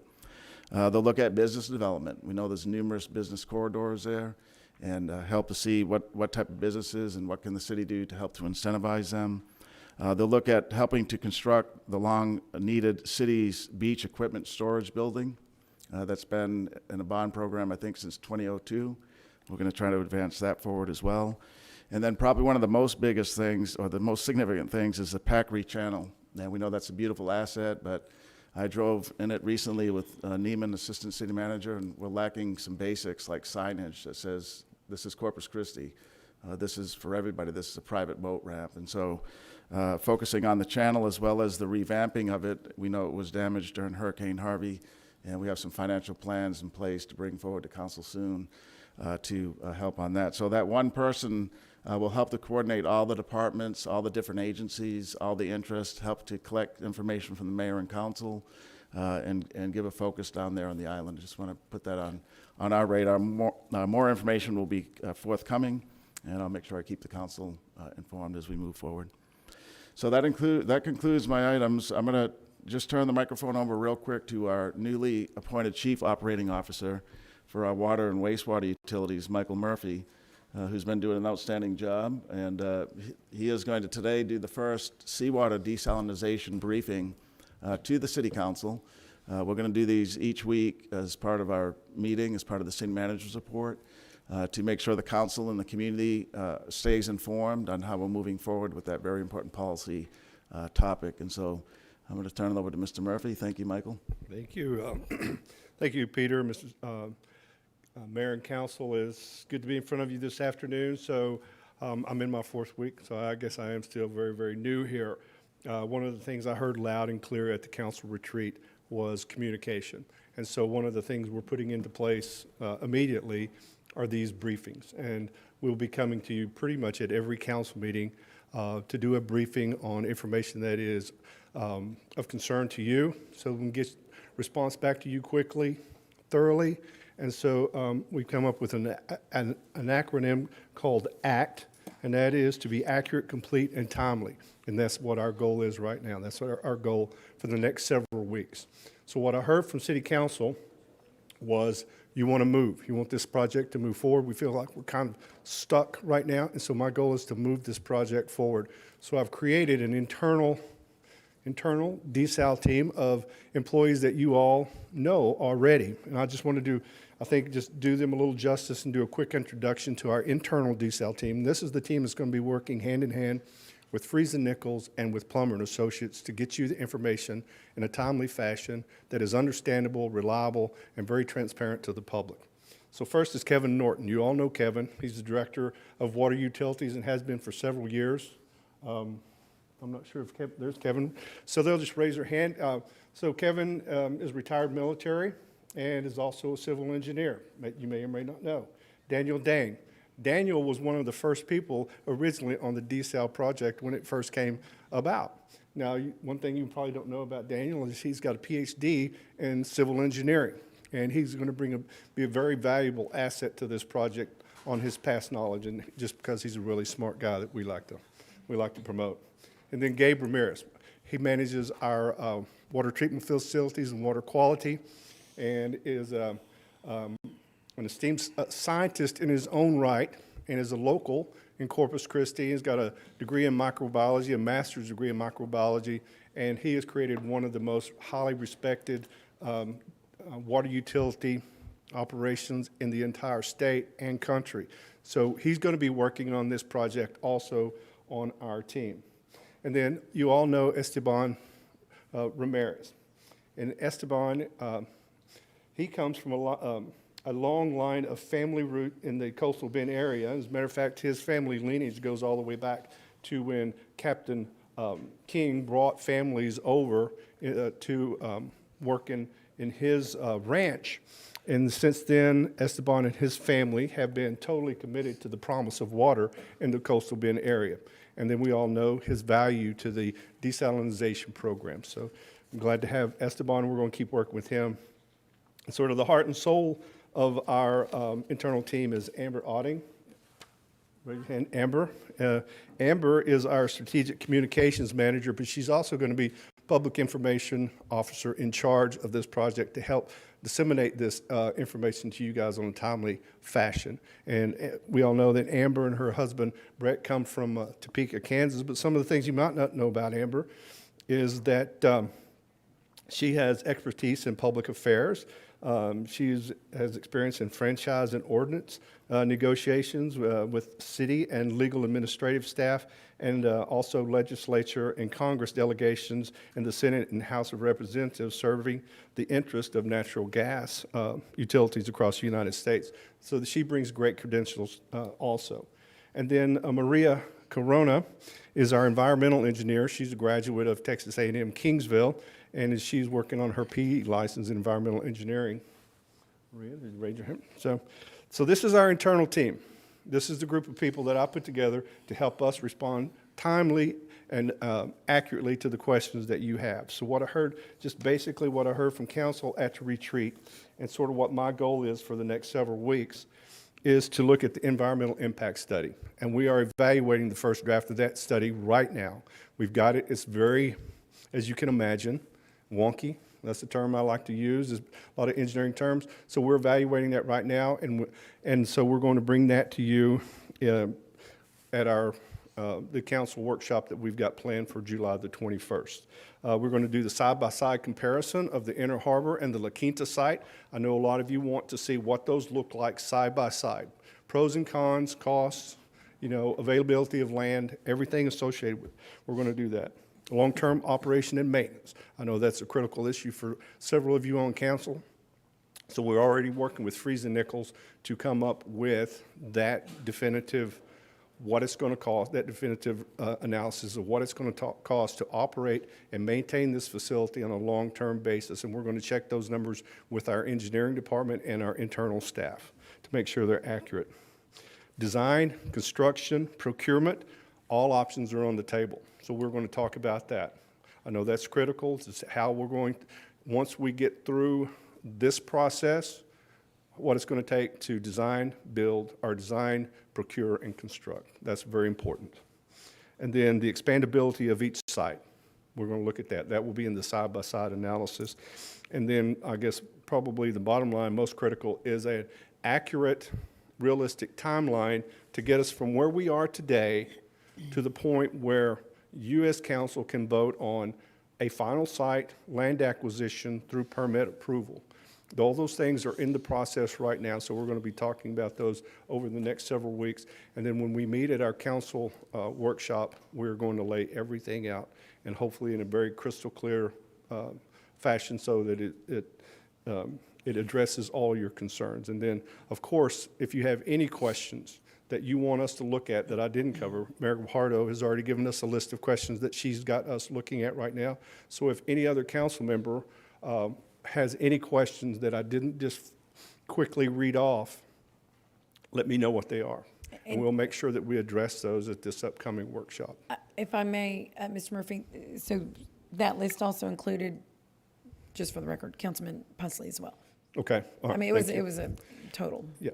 Both So sides. appreciate that. That's very helpful to us because we want to respond to you, because our goal, my goal, Peter's goal, is to make sure you have all the information that you need so that you can make a well-informed decision on which direction we're going to go. The two sites we're looking at right now, Inner Harbor, La Quinta, that's where we're focusing all of our efforts right now so that you can make an informed decision on that. So over the course of the next few weeks, I'll be coming back here and I'll be updating. If there's a question you want answered at the next council meeting, let me know. I'll put my team on it and we'll get you what you need. But in a nutshell, that's it. And that's what we're going to be doing over the next several weeks. Thank you. We do have a couple questions or comments, I believe. Mr. Smith? Thank you, Mike, and welcome to your 4th week on the job. Thank you. We do have a long history with Desal, and our community partners, led by PIC, have done just yeoman's work on that, analysis on there, whether it's demand, costing, things like that, and I hope staff is working with them because they have been a terrific resource, really, for the last decade on this. Yeah, my phone has been lighting up since the introduction a couple of weeks ago, and so I've been meeting with local agencies. I've got meetings scheduled, so I think it's very active. And I'm working very closely with Amber right now. We are actually putting together a presentation, and also, of course, with the city manager, a presentation that we can take locally, we can take into the school and start promoting to the children of what we're doing. Local business and social organizations, so we're available. And so we're working on a presentation. We'll show it at the workshop, and then once we do that, it's also available to council if it's something that you want to, present. But it's going to be something everybody is happy with and proud of, and something that we can all work together on. So, Thank you. And Mr. Hernandez, you have a comment? Thank you, Mayor. Apologize, I injured myself this morning. On Desal, not a single thing that I have concern about you addressed in your comments. And so I look forward to having that discussion with you because it just seemed like regurgitation of what we've been hearing from Freeze and Nichols for the last year, 2 years. Right. So I want to say I was kind of a little disappointed in those comments as to that. And I understand you've only been here 4 weeks, so I'm not beating up on you. But I'd like to have the opportunity to talk to you about some of the things I have concerns with in that process that we're following. Okay. You mentioned operating costs, but you didn't mention anything about supply chain or the possibility of hiring people that can actually do this kind of specialty work and what it would take to maintain those people here. We had a hard time getting you here. Okay, so I want to make sure we're looking at everything that is associated with that. Questions with the budget. I want to make sure 2 things, that we also get line item budgets, not just the stuff that we put online. Also, please separate the capital budget and the operating budget so we can vote on them separately. That's what I asked for. Thank you. Okay. Right. Will do. And I would ask, because I'm sure some of your inquiries, Mr. Hernandez, would be helpful to the rest of the council, to share those, whatever the questions and replies are. Because Yes, a lot of ma'am. times those are other thoughts that another council member could have, and it would be very helpful. Yes. We'll make sure I've already got that worked out with Amber. So whatever questions you submit to me or submit to Amber, we'll share with the whole council. So I'm sure there are going to be similar questions, but we want you to have all that, and we'll share your questions with council. Great, and just today, too. include Mr. Hernandez's, but now, Absolutely. for clarity, that is before the workshop. Yes. Okay. Yeah, what we're trying to do is gather information and momentum as we lead up to the workshop, because I think that's very critical to keep this project moving, that at the workshop, we address your questions so that we can move to the next step. And at some point, we gotta sort of zero in onto that one specific location. And then they're pending, we've got 4 applications to TCEQ right now, 2 for La Quinta and 2 for Inner Harbor for approval. So it's sort of getting down to that point, and we're looking at late summer, early fall, that we're hoping that TCEQ will take a look at our permit requests. Great. Okay, and I think we have one more, Mr. Presley. Thank you, Mayor. Real quickly, and Mike, thanks very much. I appreciate all you're doing, and I'm really excited about this new process, and I know you are doing a great job, because I've already received 3 invitations to the same meeting this morning. So, but okay, we're new. That's okay. I'm all right with that. And I appreciate the fact that Amber and your team addressed the issue I brought up about the water releases, and yes, sir. And I appreciate the fact that you're putting together an educational process for the community, not only on that, but those of us who live out in the Northwest know that when people drive by that salt dam out at Labonte Park and they see water going across that dam, as far as they're concerned, that water is being released out of the reservoir to go in the back bay for the shrimp. And they don't realize that there are other reasons why water gets released from our reservoirs. And so we need to do a better job of explaining that to the people who live here in this community and the surrounding communities that we supply water to, so that they have a clear understanding. But I'm really excited about this process and glad you're getting started, and we're glad you're here. Thank you very much. And just to follow up a little bit on that, Councilman, we did do a video shoot out on Wesley Seal Dam yesterday. No injuries. There were some muddied jeans out there. One of our video professionals took a spill, but only thing that was hurt was her pride.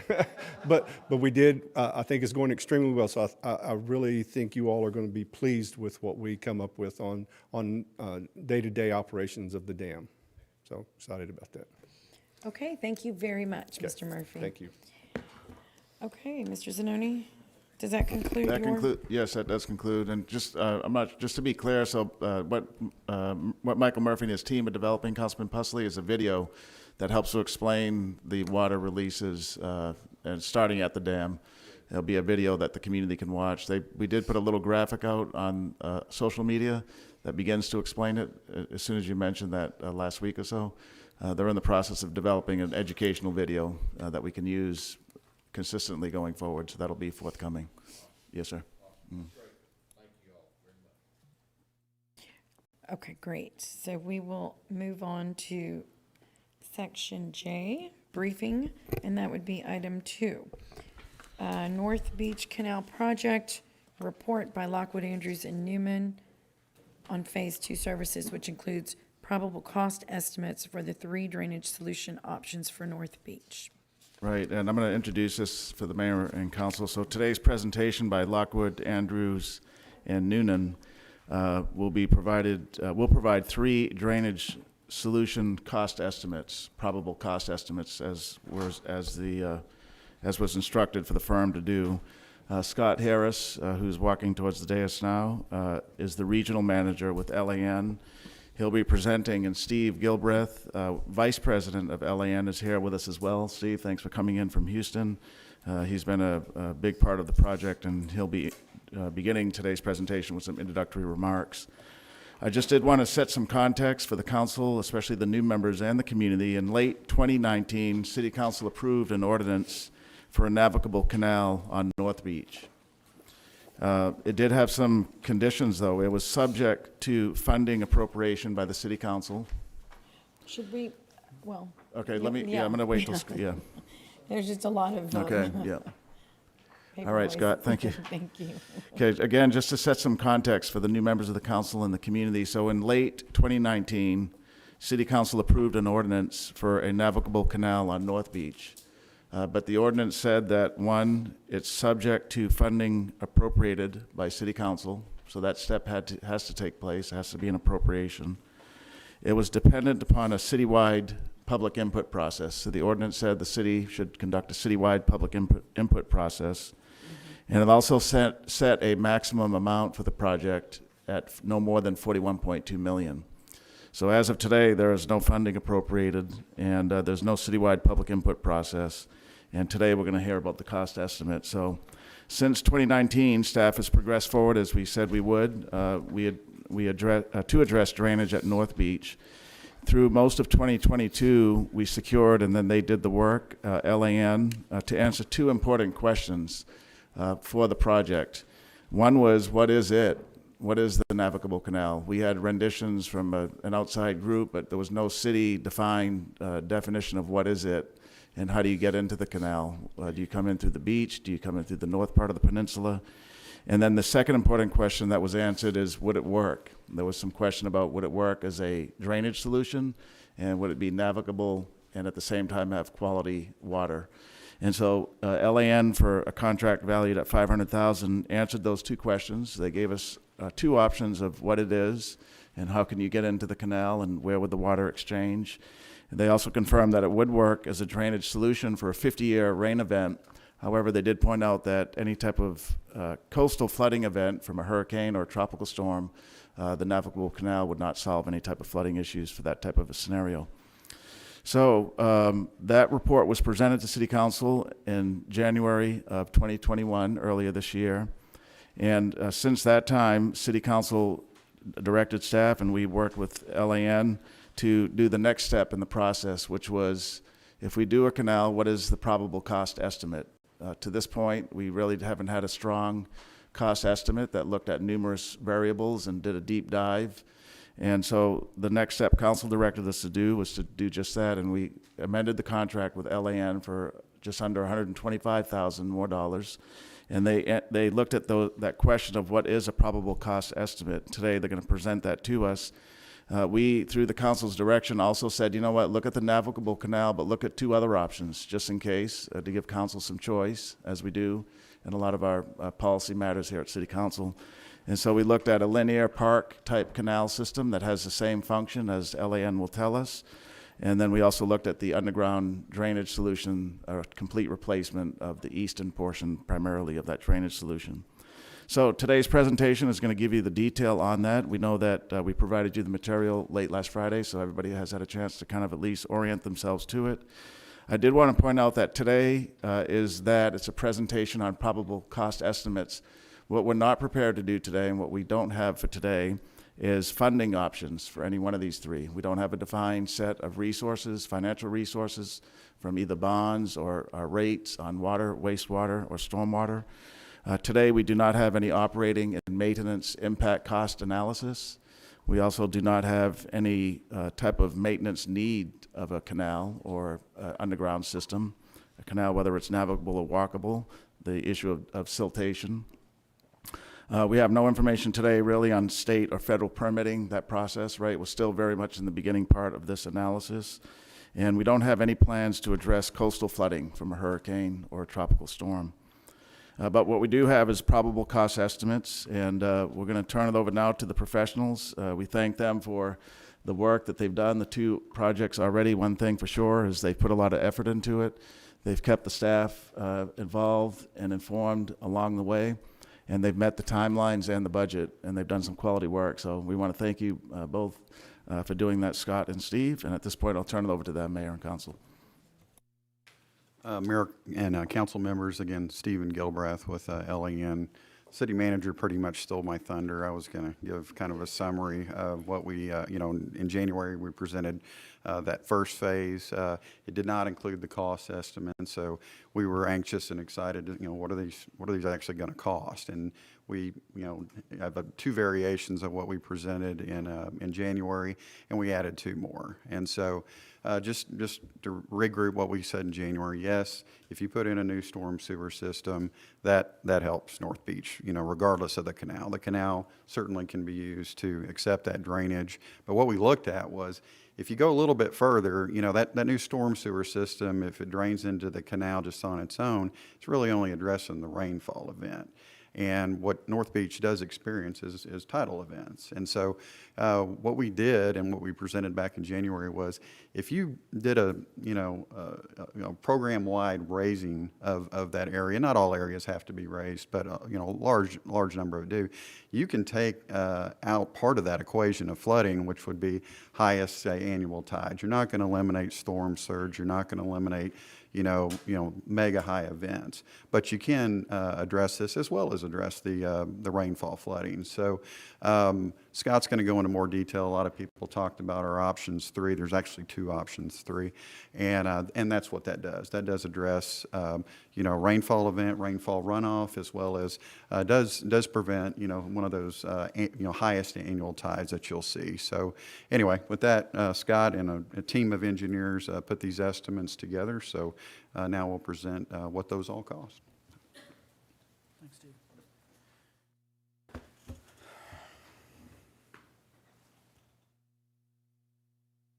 Okay, thank you, Mayor, Council. Steve gave a real good recap of kind of how we got to this point. I'm going to move on to our current scope of work and describe what the city has hired us to do since April. That is putting together cost estimates basically for 4 different options. It's 3 options, and option 3 has 2 alternatives. These were client-directed options, option 1 being a stormwater conveyance and ditch improvements, and I'll go into detail of kind of what each of these consist of in a minute. But really, option 1 is improvements to the underground system, and then on the surface, it's roadside ditch improvements, basically a channelization of everything that falls onto the ground, how it can channel better than it does today into new and improved pipe and box type systems. Option 2 is a natural channel. It is a landscaped kind of trapezoidal channel, concrete bottom, and it could serve as or function as a linear park type feature on North Beach. And then options 3, what we're calling 3A and 3B, are the navigable canal, which is the 2 options that we briefed to you in January, like Steve said, and I'll present the cost of those and the other 2 options as well. Basically, our scope of work over the last couple of months, there was 3 main lines of effort, kind of what we had to do to develop these costs. Number 1, we updated our conceptual layouts. We updated what you saw in January for both of those navigable canal options. We also had to add conceptual layouts for options 1 and 2. It's a little bit of a level of effort, but there was some work that was previously done by others that we kind of did as go-bys. We did a complete utilities investigation for this. We acknowledge that utilities, we can't ignore those. With any of these options, utilities are going to have to be relocated or adjusted in some manner. So we did an 811 call. We cataloged all the utilities, everything that is crossing or parallel with any of these drainage improvements. We looked into to see what utilities were out there. The second item there is quantifying all of our line items. So we looked at all of the earthwork, all of the fill that wouldn't be necessary to achieve positive drainage, stormwater conveyance, underground boxes, pipes, everything. We also looked at street improvements, park improvements, pedestrian improvements, ADA. All of that goes into this. And then I mentioned utilities. Lastly, we developed our OPCCs or OPCs. I use both of those terminologies. OPCC is construction. OPC is all costs, project costs. But I developed those. We looked at several different databases, RS Means, Civcast local bids that the city uses on similar projects, TxDOT costs, monthly averages. So there's several different databases that went into our unit costs, and we put all of that together, and that's what we have in this report. Before I go into details on what options 1 through 3B are, I wanted to talk a little bit about how we developed our costs, so the basis of costs and some of the assumptions we made. First of all, our OPCs are high-level kind of budgetary numbers. Each of our costs include 4 main categories. We took into consideration any kind of land and right-of-way costs that would be necessary for these improvements, construction costs, design, surveying, and testing, and then project and program management. Basically, land and right-of-way, we used actual real property values that we researched through the appraisal district. Design, surveying, and testing, and project management, we assumed some percentages of the overall construction cost. So 10% for design and a 5% for project management. So that's kind of how we derive those other soft costs related to the project. Construction costs, we developed construction costs in 8 different categories. The construction costs that you see in our report and our OPCs include these 8 different categories, but those costs are in 2021 dollars. And it's basically for labor and materials. It's your initial capital cost. It doesn't include inflation. It's what the cost of all 4 of these projects would be right now if you were to commit to the capital cost today. What it doesn't include are long-term maintenance costs. So costs that may be associated with, if there were a navigable canal built, it would require dredging at some frequency. We did not include that dredging cost, so if we don't know right now if dredging would have to be done every 2 years, 3 years, 5, 10 years, we don't know that at this time. Those costs for stuff like that, those long-term costs, were not included in this. I just mentioned dredging. The way that we determined our dredging cost is we basically looked at comparisons of other dredging projects of similar nature. We did a Freedom of Information Act request with the Corps of Engineers. They provided records of the ship channel dredging that has been ongoing, the Rincon Canal dredging, and I think 2 or 3 other dredging projects along the coast to get an idea of of similar nature, those projects. We also looked at a recent project that Council's going to approve today for the dredging of the Marina, and the unit cost of dredging down at the Marina compared to North Beach. So that's kind of how we derive dredging costs. Raising of properties, I want to talk about this a little bit more in detail. The way I looked at the raising of properties, in January when we briefed you, we basically said that to achieve positive drainage, we can build a navigable canal, but properties have to be raised. In this effort here, over the last couple of months, what I did was I went and looked at each property on North Beach. Public properties, private properties, from the south end at Breakwater to the north end, from Seagull Boulevard on the west to the beach on the east. And I looked at each property, and I looked at the existing topography. So say the existing topography was 2 or 3 feet above sea level. I looked at each property to see how much fill would be required on each property, not just a blanket assumption across the entire project area. So there's a little bit more detail in the work that I did to try to quantify the earthwork numbers. What I point out here is that in January, we said that properties need to be raised to 6.5 feet. We made that assumption because that was based on our drainage analysis. Some properties, to achieve positive drainage, some properties do not have to be raised to 6.5 feet. They just have to be raised to, say, 4.5 or 5.5. Some properties do have to be raised to 6.5 feet. But the effort that we undertook in this work quantifies property by property how much cubic yards are needed to raise to achieve drainage. Access improvements, we all understand that access is going to be a problem with the construction of the Harbor Bridge, with the exit at Beach Avenue. Each of our options, options 1, 2, 3A, and 3B, include improvements to Beach Avenue, Reef Avenue, Seagull, and it includes improvements to the intersection of Beach with Timon and Surfside, and those improvements are included in all 4 costs, knowing that whatever you do out there, whether you do option 1, 3A, or 3B, those are necessary things that have to be done to help with traffic flow in and out of North Beach. So those are included in all 4. There's 2 types of street improvements that we include in our costs. We're not going in there and saying we have to reconstruct all streets. Some streets can be repaved, some have to be reconstructed.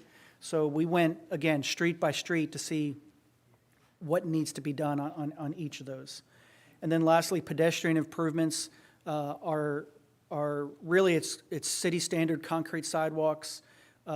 We included the cost of ADA improvements at all intersections, ADA ramps, and we also included 10-foot shared use paths on all 4 options.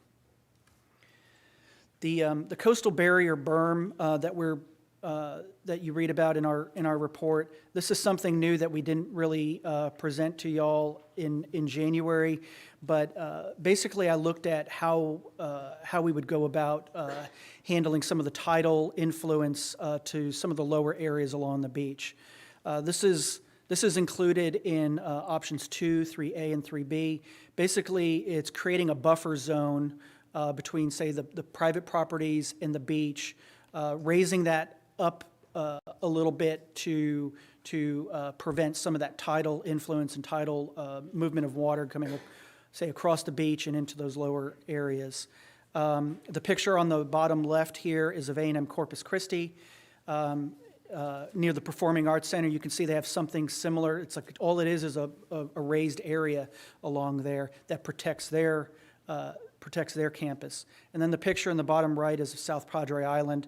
Again, this is a buffer zone that they created down there between their condos and the beach. So this is really just earthwork, raising those areas, kind of creating a landscape buffer zone, and this is included in options 2, 3A, and 3B.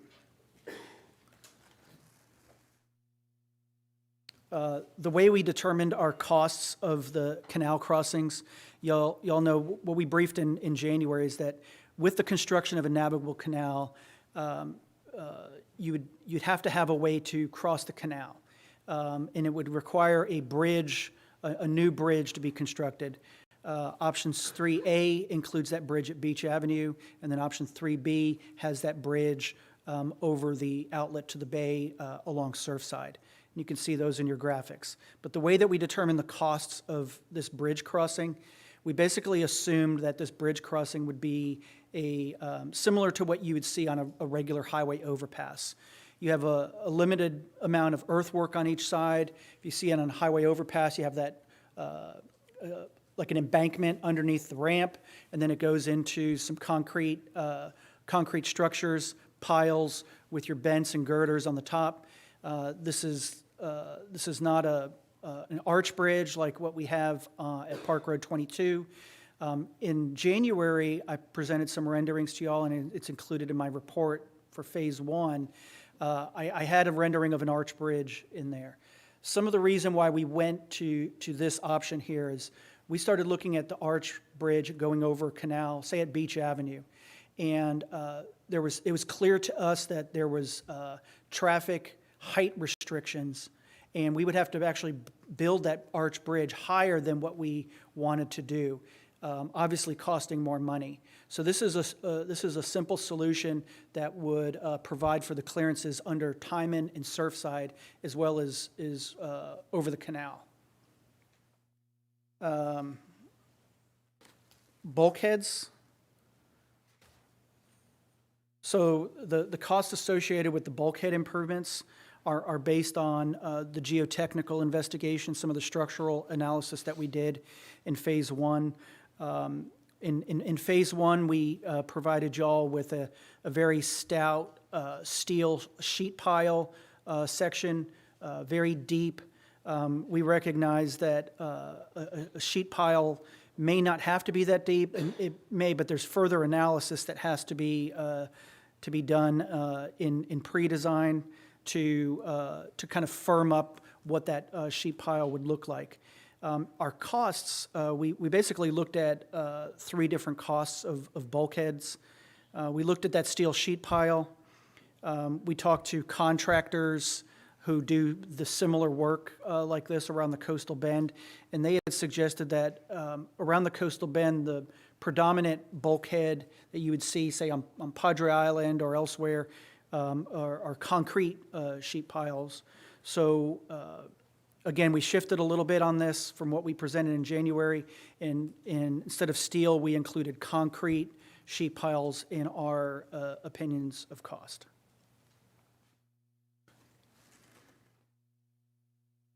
Okay, now I'm going to dive into options 1, 2, 3A, and 3B a little bit. Before I do that, I wanted to point out that every single option here includes not just drainage improvements, but it's almost a comprehensive look at everything that needs to be done in support of the drainage improvements. It's streets, it's pedestrian improvements, it's utilities. All of that is included in these costs for all four options. I mentioned before that the earthwork, both cut and fill that's required to raise elevations, is just enough to improve drainage. So we didn't go carte blanche across the entire area and assume that it has to be raised to 6 feet. All options are conceptual. The materials that I handed out to y'all do require additional analysis and more detailed design. I think, going forward with any of those options, that has to be a consideration.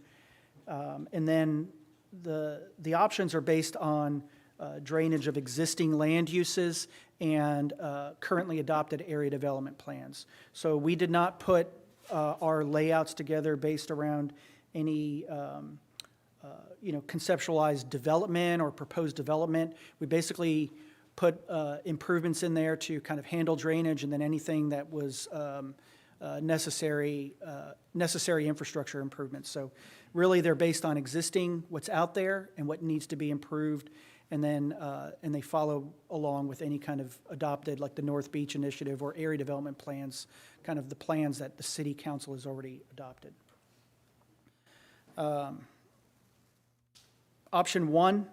So option 1, like I mentioned before, are stormwater conveyance and ditch improvements. These are short-term improvements. This is a $17 million project. Again, it's new stormwater conveyance, repairs to the existing system, plus new pipe out there, new box culverts. The next 3 slides I'll show you, and you have the layouts printed out as well, but they show you some of the features that are included in option 1.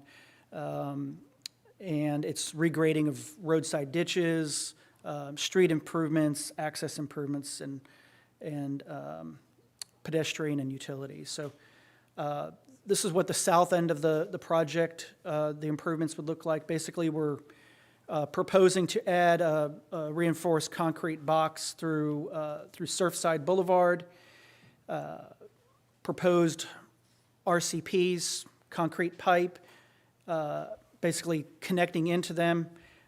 What you see in orange and yellow here are street improvements. There's some, mostly in this option, it's repaving of what's out there. There are some streets, however, that have to be reconstructed. Like you see here in yellow, Gulf, Clayburgh, Paul, and Hotel Place. Those streets would have to be reconstructed because, one, either they're in poor condition, but they also need to be raised in a way to drain. If you're adding pipe under those streets, you have to raise those streets to achieve positive drainage towards that box culvert. That's the south end of option one. Here's the middle section of option one. I wanted to point out what you see in the middle median there is not a navigable canal. It's not a linear park. Basically, this is equivalent to a roadside ditch or a larger roadside ditch. We're recommending here in option one that this center median be regraded in a way, deepened kind of to allow for more flow to get to it and then into those box culverts and out. So it's again, these are short-term improvements and they don't actually address the total drainage issues on North Beach, whether it be both rainfall and tidal combined. And then here's the north end of the project with outfall over there into the existing wetlands. Okay. Option two, staff directed us to look at a natural channel or a linear park in lieu of a navigable canal. This project does provide for long-term improvements. The capacity of that navigable canal, or the capacity of the natural channel would be equivalent to the capacity of a navigable canal. We looked at several examples of what this could look like around the state. The example I'm showing you here is of San Pedro Creek in San Antonio. There are some differing features in San Pedro Creek. However, when looking at this, I saw the opportunity at North Beach to where this could work at North Beach. This particular project's a $33 million project. And then again, when I say natural channel improvements, it's not like the natural channels, like major ditches that the city has around the city, whether it be Shannon Ditch or in Flower Bluff, it's Van Galen Ditch. Those are major ditches that aren't linear park kind of features that like this is being proposed to be. So it's a little bit more than that, and basically it includes everything that you saw in option one with underground stormwater conveyance, street improvements. They're basically very similar between options one and two, except this one here provides a feature or an attraction in between Timon and Surfside Boulevard. Again, this is $33 million. I'll show some graphics here.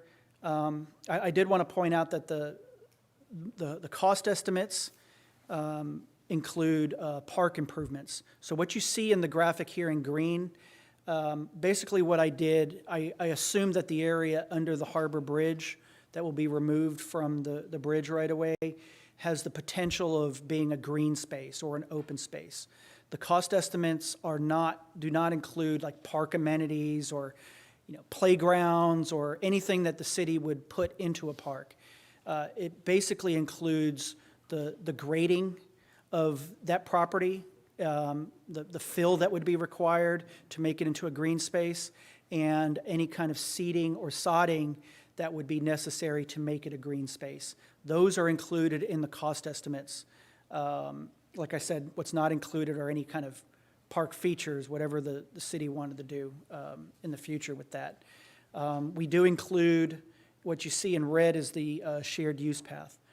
I did want to point out at the upper right there, you see Timon Boulevard. There would be a considerable street improvement project constructed right there to extend Timon Boulevard and connect it to Seagull. As you all know right now, Timon kind of takes a curve to the east right there and kind of lines up with Surfside, and then they kind of line up kind of one way, each way, and kind of go to the aquarium. This one here, with the construction of any improvements in that median, Timon would have to take a turn, and anybody going to the aquarium or the Lexington would take Timon to Seagull, make a left on Breakwater, and then connect into the aquarium area that way.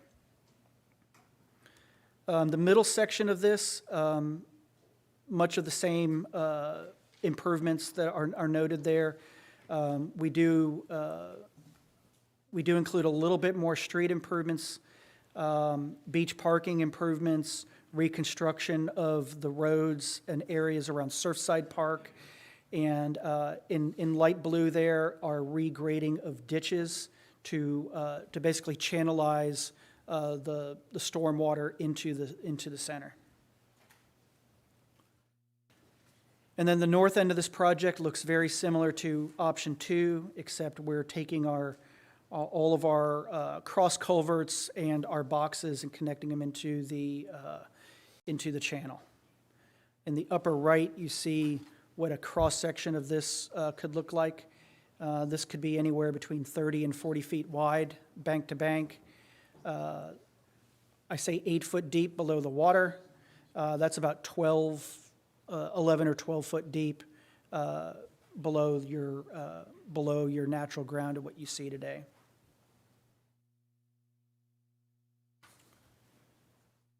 Okay, the navigable canal. The first alternative for the navigable canal is where it exits at Rincon. I'll show you that feature here in a second, but basically, navigable canal will handle long-term drainage that's necessary on North Beach. This project here is roughly a $68 million project. As you can see on each of these options, I kind of break it down 2 different ways for y'all.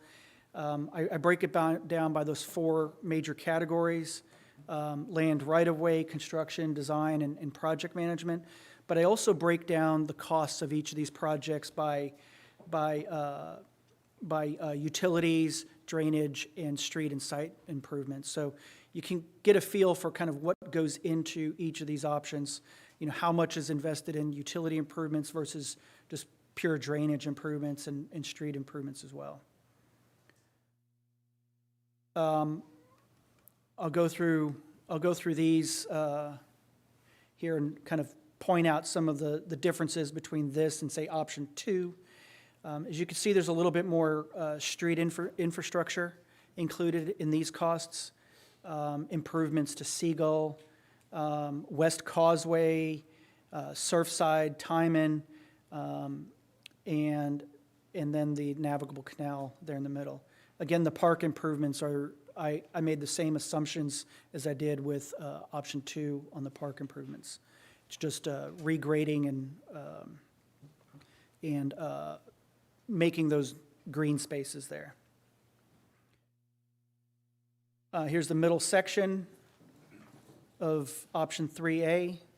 As you can see here, Seagull Boulevard is added to this project.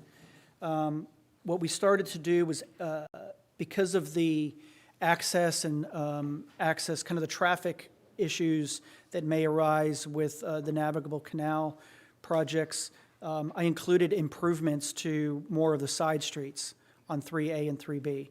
As you can see here, Seagull Boulevard,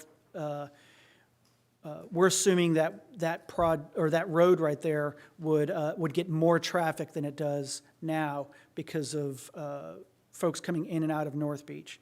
We included improvements to that, and we also included improvements to Gulf Breeze, which is over there towards the west. And again, we assume that because there would be more traffic on those side streets. The north end of the project, so you can see how it exits out to the bay. What I did was I shortened up the concrete bulkhead. You can see kind of right there between Beach Avenue and Reef. It takes a transition, and we included rock riprap along that section of the channel. It still provides navigable access to the bay, and it will not restrict any kind of navigation of any of the boats that we had, or any of the watercraft that we had looked at in phase 1. It's just a better transition out to the bay than what we had previously recommended. So again, that's a $68 million project is option 3A. 3B is very comparable in cost. another $68 million project. Again, I break it down two different ways here for y'all. The major differences between 3A and 3B is the outfall to the bay and where it's located. This project has a little less concrete bulkhead in the costs. Both projects, 3A and 3B, include jetties. I didn't mention that when I was going over 3A, but it includes improvements to the rock jetties going out. And then again, stormwater conveyance, roadside ditches, street improvements, et cetera, are included in this option. Next three slides are the graphics, layouts. Again, it looks, on the south end of the project, it looks very similar to option 3A.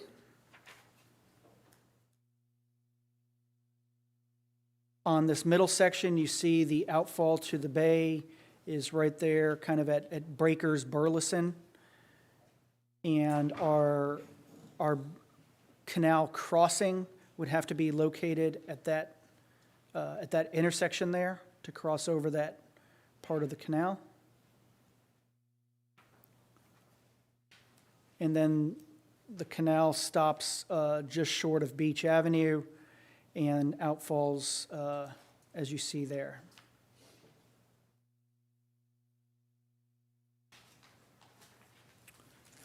Okay, I did want to, there's a couple sections of our report talk about prioritization of improvements and phasing of each of the projects. I wanted to explain to y'all kind of my methodology behind this and kind of why I did this. So basically, what I did with some of the cost line items was I broke those down into basically three different buckets based on priority. And I'll talk about earthwork first, but basically, when it comes to earthwork, there's earthwork that has to be, fill that has to be provided to achieve positive drainage that's located in public right-of-ways, and that's immediately adjacent to say the canal or the channel. So I categorize that as priority 1 earthwork. Priority 2 earthwork is additional earthwork, additional fill that would be required to raise not just public right-of-ways, but also privately owned lots that are currently at lower elevations than elevation 3.5. So these are the flood-prone areas, not necessarily adjacent to our proposed canal, but say along the beach or in other areas of North Beach. That I'm calling additional earthwork priority 2. And then priority 3 earthwork are those areas that are necessary to continue raising the area to achieve positive drainage. They're not your low-lying areas, but say if there were, say, 4 feet or 5 feet, we'd have to raise them 6, 8, 12 inches to achieve positive drainage. So that's kind of how I broke down that. Now, when it comes to executing these projects, they can be executed in a phased approach where priority 1 earthwork gets done first. So I broke out a cost for y'all to see, hey, this is the cost of earthwork that has to be done immediately. It's priority 1 earthwork. The overall cost that you see here, say $68 million for the navigable canals, it includes all earthwork, priorities 1, 2, and 3. So I'm not cutting short any of that earthwork. All of that is necessary. It's just a step-by-step way to see how it can be filled in as the project develops over time. I did something similar with the street improvements and pedestrian improvements. Again, priority 1 streets are those that are required to be improved as part of the drainage improvements. So if you're putting a navigable canal between Surfside and Timon, and you have to raise Surfside and Timon, those street improvements are priority 1 improvements. Priority 2 streets are those that are, again, prone to tidal flooding. So any of those streets that kind of cut across, that end at the beach, that are low-lying streets, those are Priority 2 streets. And then Priority 3 streets are those streets that we went out and looked at that are in poor condition. They're not necessarily adjacent to the stormwater improvements. They're not in low-lying areas. But hey, these are street improvements that have to be done. Again, all 3 priority streets are included in those total costs. I did not cut y'all short on that. All of them are in the total budgets of these projects. And then I did something very similar with park improvements as well, prioritizing those. In my report, I recommend project phasing. I think that these projects can be phased in 3 or 4 different ways. And I'll show you a couple of charts here in a minute, but Section 5 of our report kind of goes a little bit more into detail on this, but we know that with anything you do out there, there's going to be utility relocations that have to be done. So upfront, utility relocations could be done in Phase 1. Phase 2 are drainage improvements, and then Phase 3 are street and site improvements. I was telling the city staff yesterday that Phase 1 and 2, they don't have to go behind each other. You can actually do utility improvements while, say, you're designing drainage improvements, or they can be constructed at relatively the same time. I just break it out that way so that you can see that, hey, there's utility costs and then there's drainage costs. They can run parallel together. They can be done at the same time. It's more of a systematic way of doing the project, and they don't have to be done one after the other. This is a little wordy here, but basically what I'm trying to present here is options 2, 3A, and 3B, and I broke down what the costs would be for, say, utility improvements on each, drainage improvements in 2 different phases, and then additional improvements above and beyond the drainage improvements. So I'll just take option 2, for example. You have about $5 million worth of utility improvements that are necessary for that option. Then with respect to drainage, that Phase 2A there's $11.5 million worth of improvements. That does include the earthwork that is necessary for those drainage. It includes all Priority 1 earthwork, Priority 1 streets, Priority 1 pedestrian improvements, and Priority 1 park improvements in that blue area there for that $11.5 million. Priority 2 is in orange below.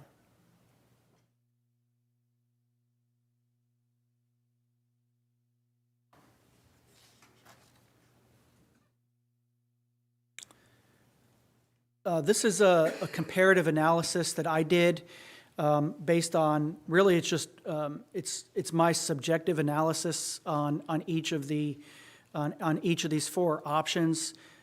Y'all may see this differently than I do, but basically this is using my engineering judgment and my experience with this project over the last couple of years, and the work that we have done recently. What I do here is kind of put together kind of what provides the good, better, best for each of the options. With respect to flood mitigation or flood reduction, option 1, again, I reiterate, they're short-term improvements. They don't really provide the long-term improvements that are necessary at North Beach, so that's why I said least there. Option 2 does improve drainage like we want to improve drainage. It provides long-term improvements, so I say improved there. You're improving flooding on North Beach with option 2. And then 3A and 3B, I say best, because with the construction of a navigable canal, not only are you meeting the city's design criteria, but with a more substantial structure, a wider cross-section, you can provide for above and beyond what is in the city's drainage criteria there. So that's why I say best on that. Right-of-way acquisition, when it comes to the cost associated with right-of-way, what I consider best are the no cost, which is option 1. And then we recognize that the options 3A and 3B could have substantial right-of-way costs associated with them, with the widening of Beach Avenue or the areas around Beach Avenue to accommodate the bridge crossing in that location. Impact to access, traffic congestion. Again, the navigable canal does cut off all of the east-west cross streets at North Beach, where there are accommodations for that, but there's basically one crossing we're going to have at Beach Avenue, and then there's opportunities at the south end for traffic to go at the south end also. So it is reduced when it comes to access and traffic congestion, but there are ways to mitigate that with, again, additional costs and construction of a bridge there. Permitting time, basically, I think y'all are aware that doing a canal and anything that you do cutting into the bay, dredging, all of that comes with longer permitting time. So again, that's why I comment with substantial there. Pedestrian multimodal accommodations as well. So anyway, this again is my subjective analysis of this. Any or all of y'all can see this differently than I do, but basically it's just based on my experience and work on this project. The next few slides are some renderings, and I would like to, I don't take any credit for the next slides. I do want to kind of shift this discussion over to the city manager and staff to walk through some of these. I'll push the down button if you want me to. Yeah, no problem. Yeah, we're going to go quickly through here. So this next slide shows the existing conditions. The green is the green grassed area that you see today. On the top, around the 12 o'clock position, that's the arch that we see that says North Beach, right? So the next slide is just, this shows you what a linear park could look like. It kind of resembles a little bit the San Pedro Creek and San Antonio and other water features you find across the country. You can see the canal in the middle. It has the same conveyance, as Scott said, of the water, and it interchanges with the bay. If you look closely, you can see pedestrian walking areas, some footbridges, a lot of vegetation, vistas, that type of thing. The next slide shows another cross-section. This is a little bit further north, I believe. That's the existing. Here's a close-up view of what that would look like. You can see there's some artwork, different types of surfaces, and again, the channel in the middle. One more takes you a little bit further north, existing conditions today. And then the next one would show you again, you can see a little bit more water here. Notice the rock wall. It would have improved shoring of the walls, but to make it look natural, it wouldn't be just an earth ditch with grass. It would rather have architectural and other features as shown here to make it look aesthetically pleasing. The next slide is a more panned out view. So that's the existing conditions today. And then there you have it. That's what it could look like from end to end with the linear park drainage solution. Then our next slide is one that we've used. I don't think the city, I think the planning department may have created this one. That's the navigable canal. You can see in the middle, a much wider system. But also, like the linear park, it's connected to the bay and there's circulation of water. The next slide shows you a view that we've seen out there before. This is the navigable canal. You can see it takes a little bit more width, but does have a wider surface, and it is navigable. You can see this one also has some landscaping. And then finally, cross-section of the navigable canal as done by urban engineering. And one more, no, that's it. I think that's it. Yep.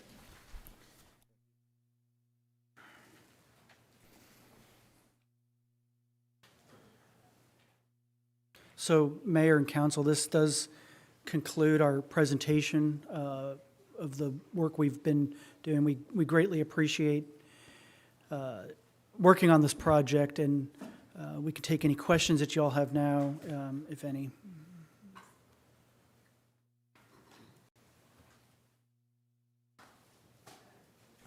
Thank you, Scott. Councilman Smith?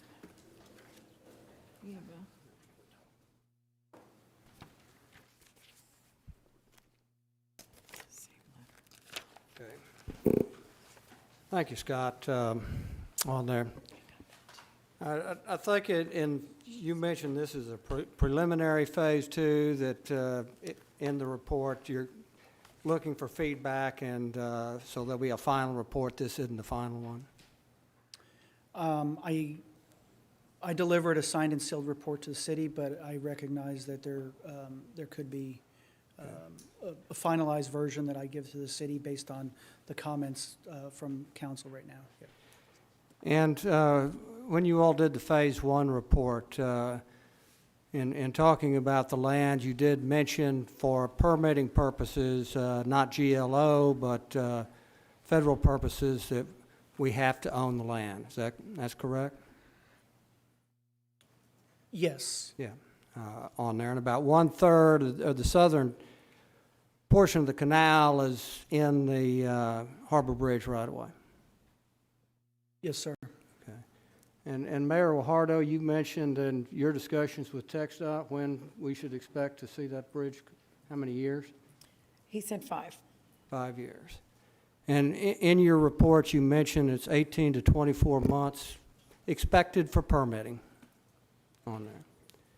And I guess anytime you deal with the feds, I kind of look at it and, sometimes you can run into some, as they say, boogabears with it that could stretch on there. And then construction, did you any thought of how to design and construct it after permitting? What kind of timeline we'd be looking at there?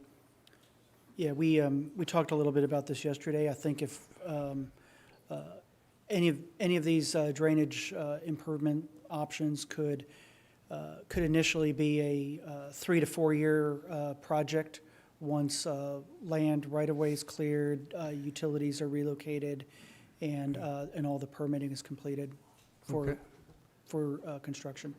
So we can, by 2026 then, the bridge will be down, we'll be ready to, if TxDOT agrees for us to acquire the land, then it'll take 1.5 years, 2 years to permit, so that takes us to 2028, and then 3 to 4 years to construct 2031, 2032. Relatively, yeah, that's about. Yeah, and I bring this up. Those can fluctuate. Well, that's exactly right. But as we've heard the concerns of the people, this is one thing,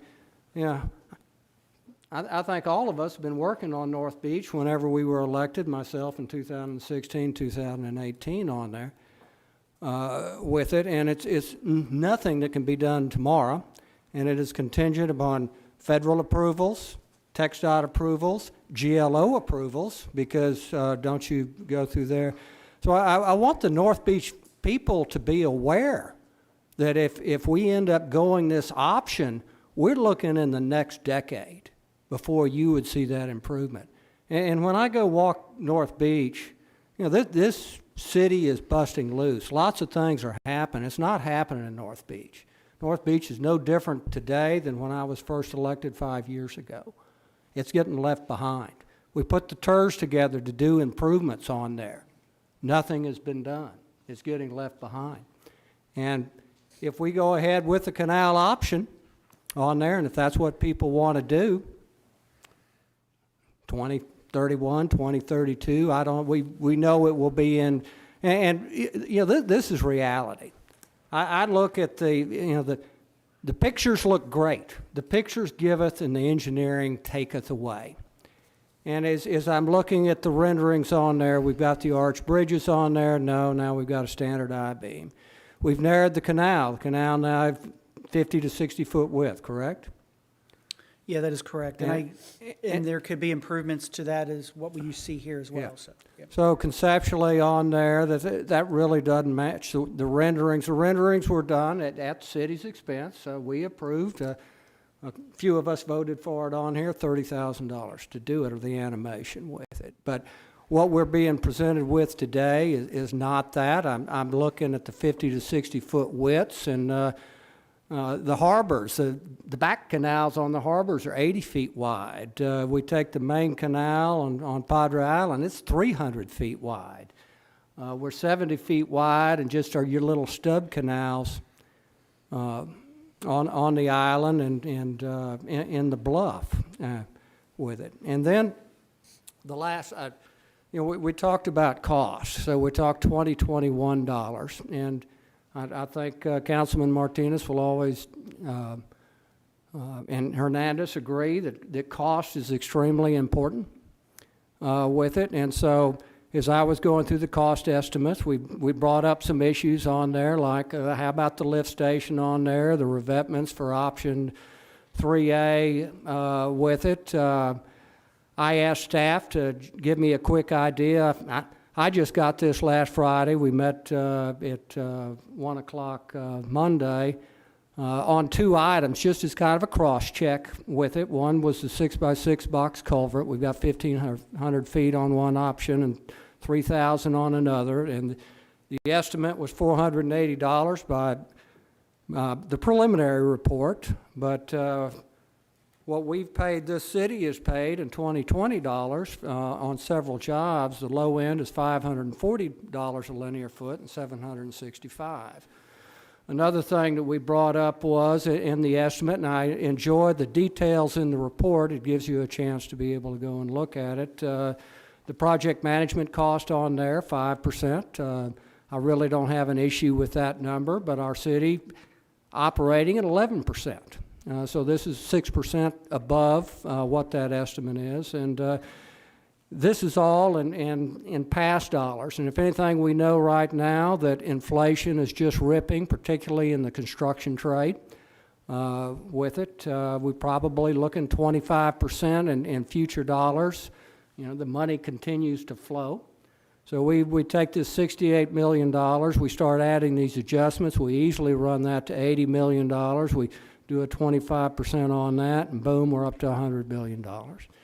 And I hope we go and you get with staff and take a hard look at those estimates on there with it, and as we come forward, that we have an estimate that, this is a feedback process, and that's why I talk about preliminary, because this is preliminary with it. And I know you guys pushed hard to do it, and I appreciate that. So, those are kind of my concerns. This is a huge policy decision for us or future councils on there, and there's the devil's in the details. And I appreciate the North Beach crowd coming up and saying what they did. I think we all want North Beach to move forward with it, and the last thing I want to talk about is one of the commenters, Mrs. Welder, said it flooded 4 times in the past year.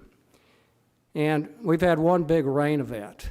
And you mentioned in your report, as Urban did, and talking about positive drainage, why does North Beach flood? It floods because it's low.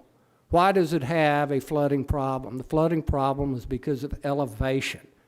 And when you go out there, you have a street that's 1.5 foot above sea level, or mean tide with it. You have a 2-foot tide, it's going to flood.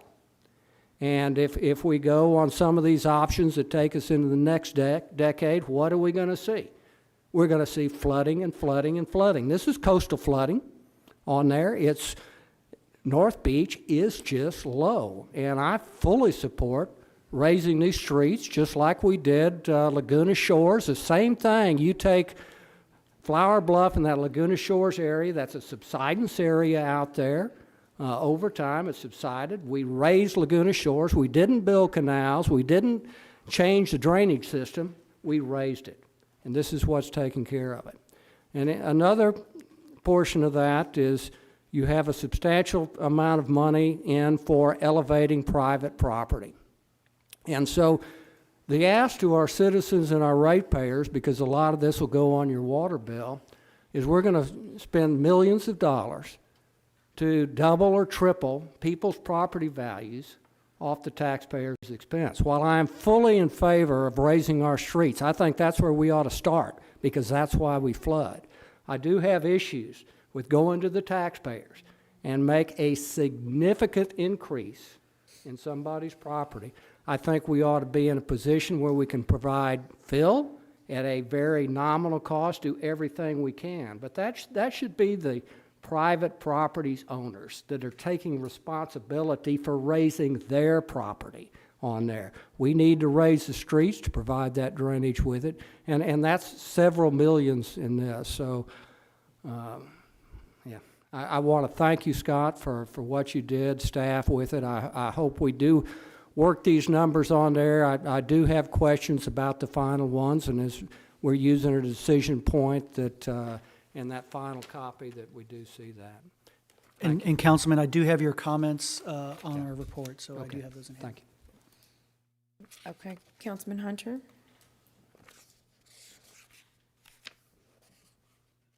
Thank you, Mayor. You know, I think 10 years would be a pretty early guess on when this project would be finished, considering the council we've had up here determining whether or not we would like this project. So I would say that's a little bit of an understatement. I do want to commend your group, though, because y'all did an excellent job.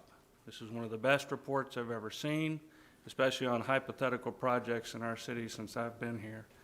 And being the most tenured council member, that's saying a lot, but being the youngest person up here, maybe not so. Now, on all these options, are the past infrastructure projects and bond projects included? Yes, yes and no. I did do a review of the street projects, the bond projects. I recognize that Beach Avenue is a recent bond project. I know Surfside and Timon have been repaved, but our costs do include raising of those streets. So we looked at what's been done in the past, but there are more improvements above and beyond that are necessary that are included in the costs. Okay, thank you. And Mr. Zanoni, on these, I'll call them recent infrastructure projects on the streets on North Beach, how high have we increased their? You know, I wasn't. sea level? Yeah, I wasn't here when that took place, Yeah, but you I don't weren't. think. But I don't think they were raised at all. That's what I understand. I think That's they what I were was done at wondering. grade at the current. Yeah. Thank you. Yeah, I know that That's was my before you were understanding. here. I don't know if Richard is still there. I've always been. Is Richard going to answer? No, they were not significantly raised. Okay, thank you, Jeff. I've always been pro-canal. I think it's a very interesting idea. I think it would be unique to our city and something that some of the people that came up here earlier today announced would, help us in an economic development way as well. Problem is we have to have those people here and ready to go to pull the trigger.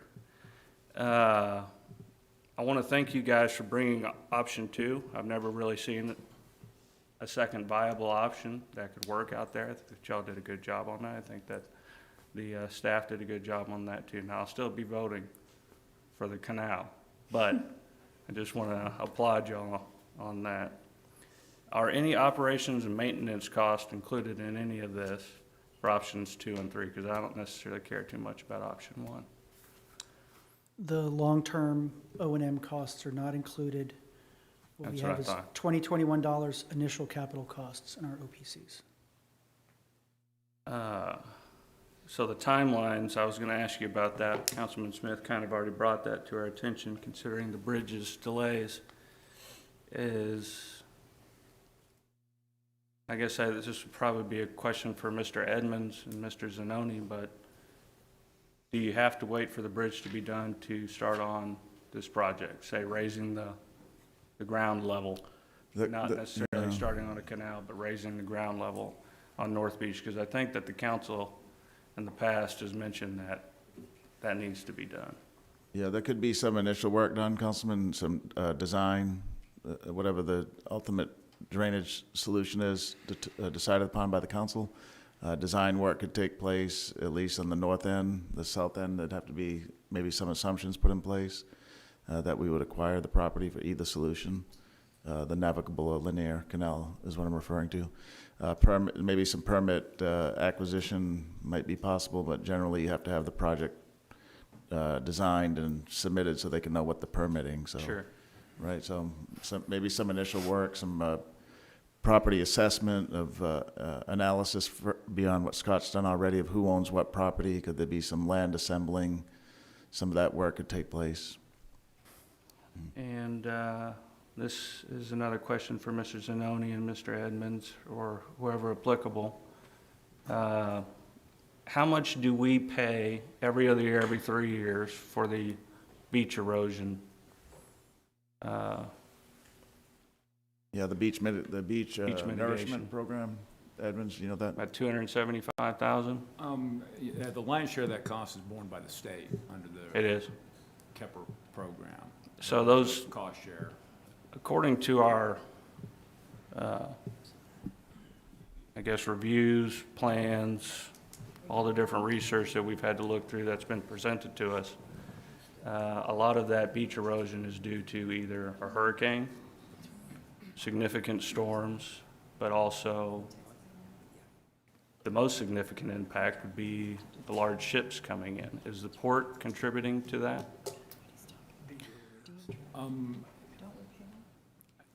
I'll give you an opinion. I don't want to say it's my professional opinion. This isn't really in my strike zone professionally, but I would say it's mostly wind and tides and not necessarily those ships. Okay. Okay. So according to our,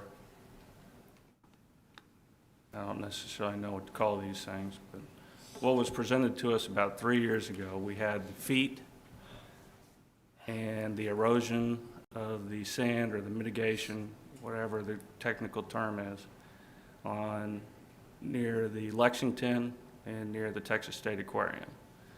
That sand drop, I think, was like 4 to 5 feet in the last 10 years on the, I guess would be the eastern side of the Lexington.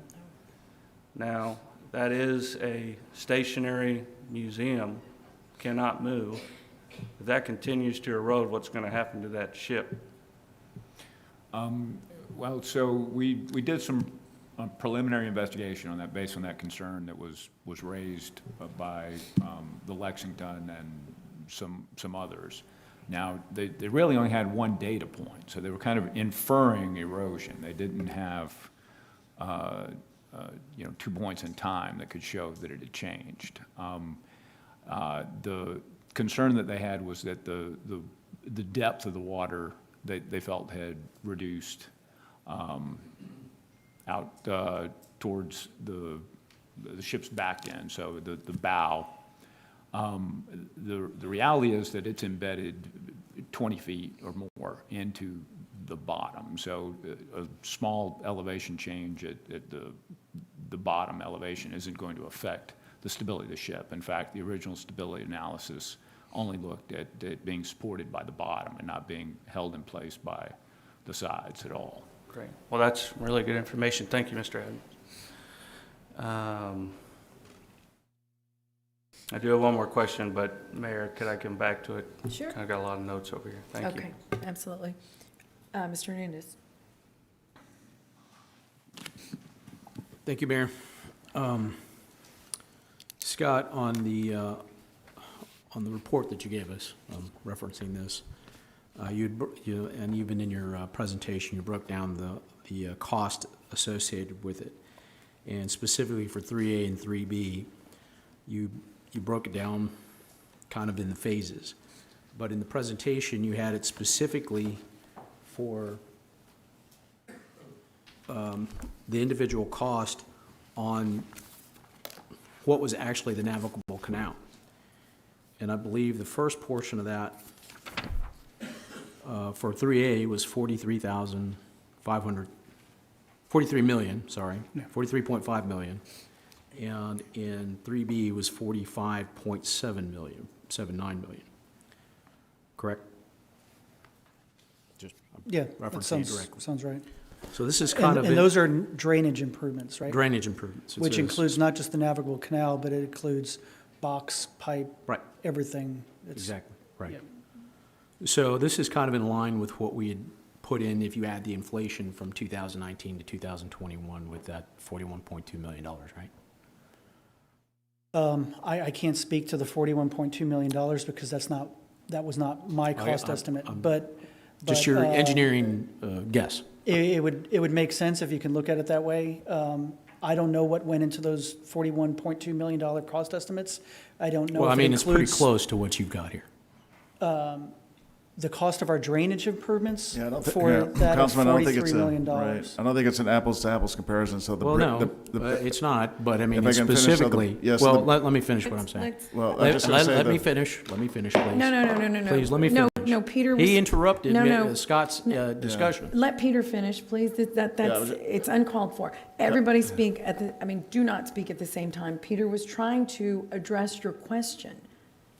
And Yeah. so, we've got to have Go an ahead. answer to your question. I want you to have an answer. Right, yeah, thank you, Mayor, thank you, Councilman. So as an example, the bridge work is an important part of the total pricing. That's not included in the drainage part of the numbers or any of the raising of the streets. That's all I was going to say. And That's correct, but that's I would like separated, to- correct? I would like to clarify that. So when I say drainage improvements, in any of those line items, those, they include all of the drainage improvements that are necessary to improve the project. Okay, It so- does not include streets, pedestrian accommodations, things like that. Those are separate line items. All right, so let me correct the city manager here, because it specifically says on the streets, in 3A and 3B, it was utilities for $7.5 million, this is for option 3A. Drainage, which you had mentioned was all the entire drainage, which is the canal plus all the improvements to the culverts and whatever. And then you had total street improvements of $16.6 million. And I'm assuming that street improvement included all the raising of the properties. But did that include the berms as well? Berms are drainage improvements because they're protecting against tidal influence. So that's earthwork that I included as part of drainage improvements.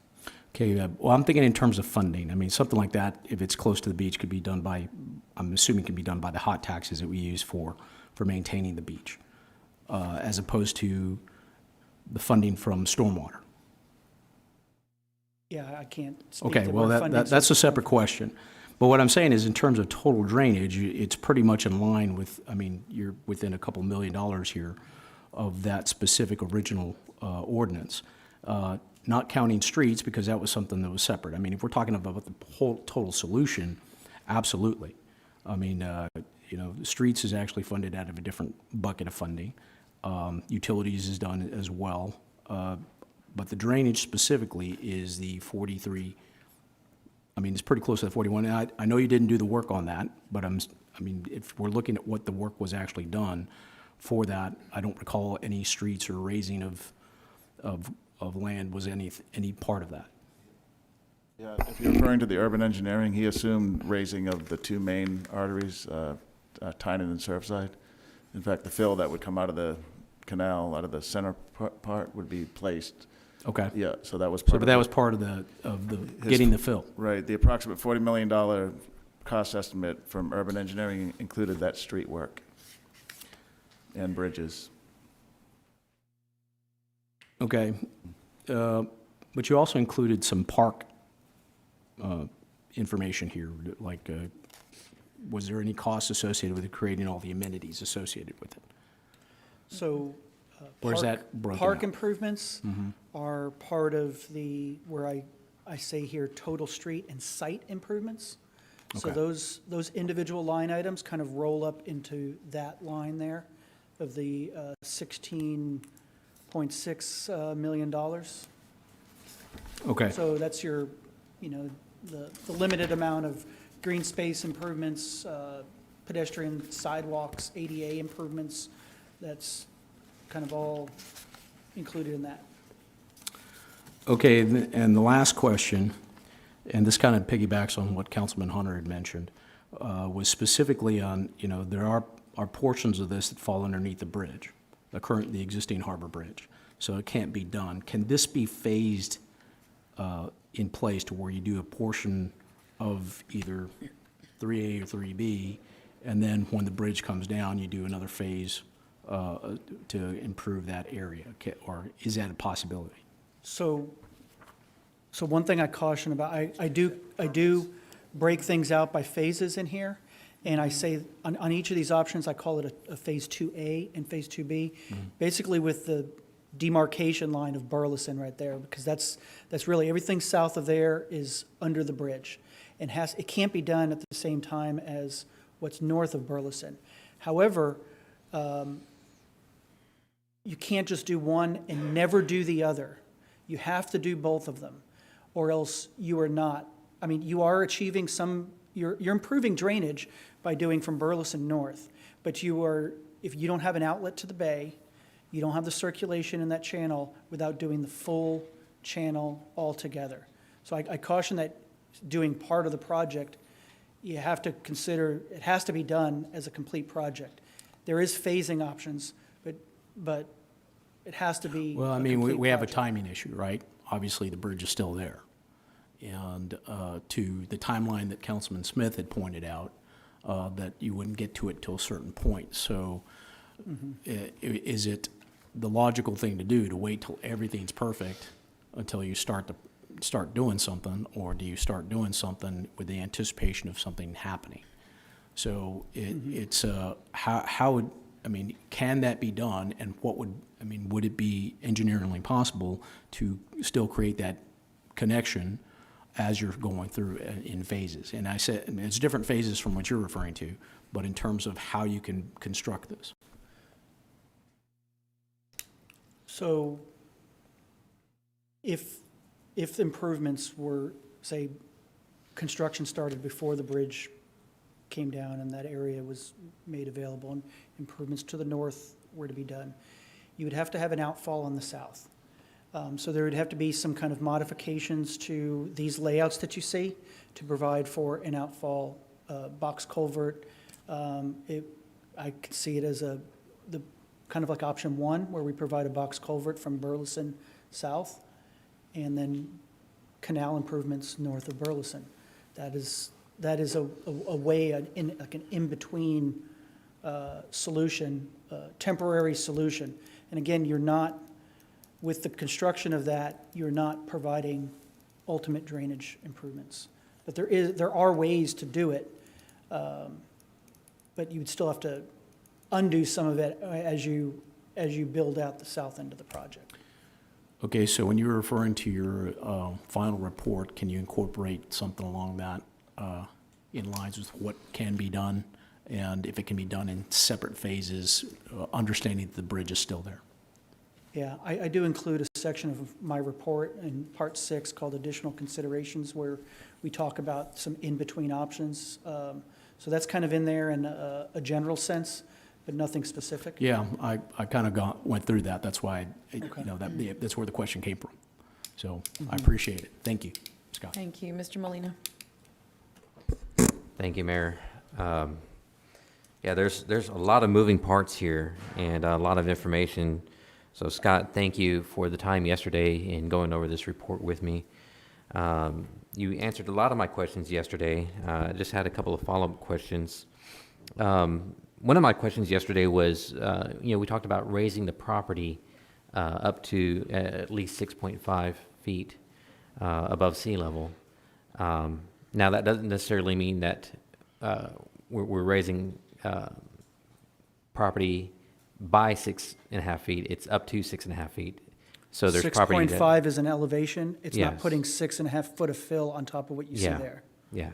I appreciate that clarification. So there's properties that are maybe at 4.5, 5 feet that would need a little bit of fill to increase that height. That is correct. Now, when you ran through these numbers, or let me ask you this: does the raising of the property, is that for all of the options or just for option 3?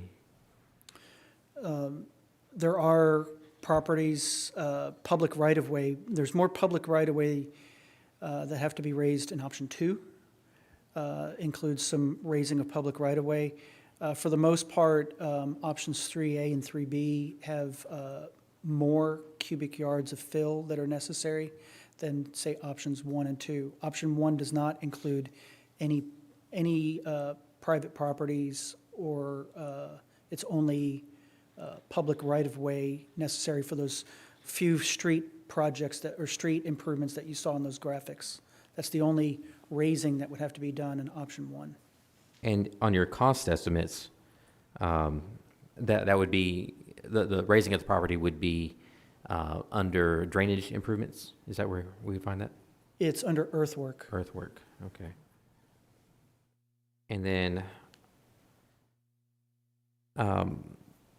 as you estimated those costs, was that for public property only that you estimated the cost for raising the property? Or did you include private property in there? Public and private. You included public and private? Yes, sir. Okay. I really don't think we should include private in there. If a private developer is going to go in on property that they own, it would be up to them to design and build improvements that would meet flood elevation requirements. Yeah. And my goal with this was to basically communicate how much would be necessary to achieve positive drainage, how you go about it. If it's private property and they do it themselves, then that would be less cost that the city would bear for that. But this is total, everything, public and private properties. I wanted to put it all together so you can see the total impact of the project. How you do that, how you raise public right-of-way and versus private properties, that is not solved in this report at all. It's a consideration that, like what the other council members have said, it should be a private consideration, private property owners. Okay, as a follow-up, I would like to see how that information is broken out between public and private. Would you want to know the percentage of what public versus private? I would like to see a map included of what you used as a basis for your public land and private land. Okay. I would like to see that with the correlating dollar numbers.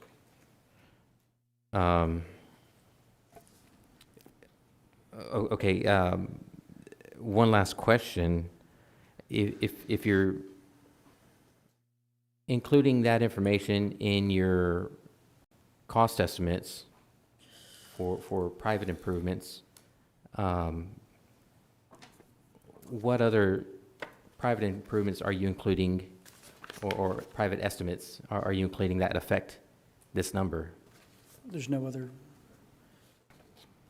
It's just, I just provided a cubic yard of material to raise properties, whether they be public or private. That's what I provided in this. There's no other private costs associated with these. Okay, that's all I have. Thank you. So Scott, is that for information only? Because why would we pay for private property to be raised? That means every person sitting here from Flower Bluff, we could say, we're going to go raise your property and take care of it. I mean, help me understand this, please. Scott, I know you were, I guess to you, it would be, were you directed to include that informationally? Or So- Peter, is that what a project entails in terms of any project? Scott can answer his part of the question, but we did not direct Scott to do that analysis. Okay. I think he took it upon himself to do it. Otherwise, the system won't work. So to make the system Okay. work, all the land has to slope down. You don't want Sure. unraised properties. It's going to turn into a Okay, cesspool. but and before filth. we start assuming we are paying for private Right. property to be raised, tell me the reason it was included in what you just presented is because what? So I think what you just said. but I in wanna the make work sure. that we presented in January, our drainage analysis, we basically concluded that a navigable canal can be constructed and it will improve drainage only if properties Right. were to be raised.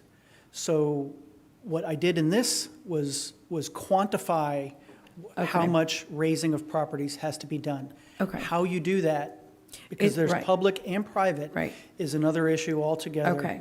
And, Right. and we don't dive into that in this report. I really just wanted to Right. quantify a total amount for you all to consider. And we really appreciate that, because that is really giving us information we need, because that is a private issue that we would have to say, here's, we have the cost for you.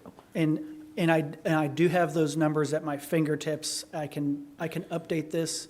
I don't have them right now, but I do have the numbers, very detailed, quantified, what's Okay. public and what's private. And that's what- And I can provide those to you. Councilman requested, right? Yes, Okay. yeah, I wanted that information, and you know, just if we do decide to move forward, maybe we can consider approaching those property owners with an assessment and see if they want to. Right. Take care of that. Information, yeah, Yeah. thank you. Okay, Councilman Hunter? Thank you. Sorry I lost my train of thought earlier. We've just had so many meetings on this. It's kind of hard to stay where I need to be. Anyways, breakwaters, so that everyone knows, was the initial conversation that got the North Beach Canal project started.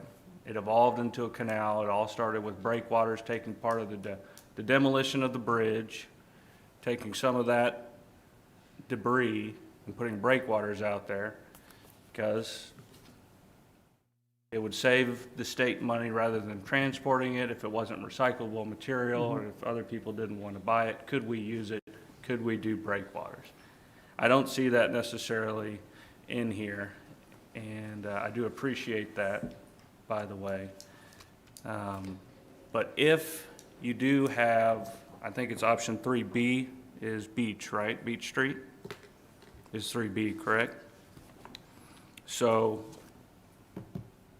that dredging, operations and maintenance, we don't know what it is. Y'all didn't do that. But if you had a breakwater system there in place, would that lower the O&M of a beach entrance to the canal, Beach Street entrance to the canal? In theory, if it In were, theory. if it were 'Cause that's, I mean, designed. that's about or as much designed as you can appropriately. give us. Yes, one thing we had discussed with the staff before is, we don't have a detailed sedimentation, siltation analysis of this. I think going forward, it's something that has to be done on however we proceed.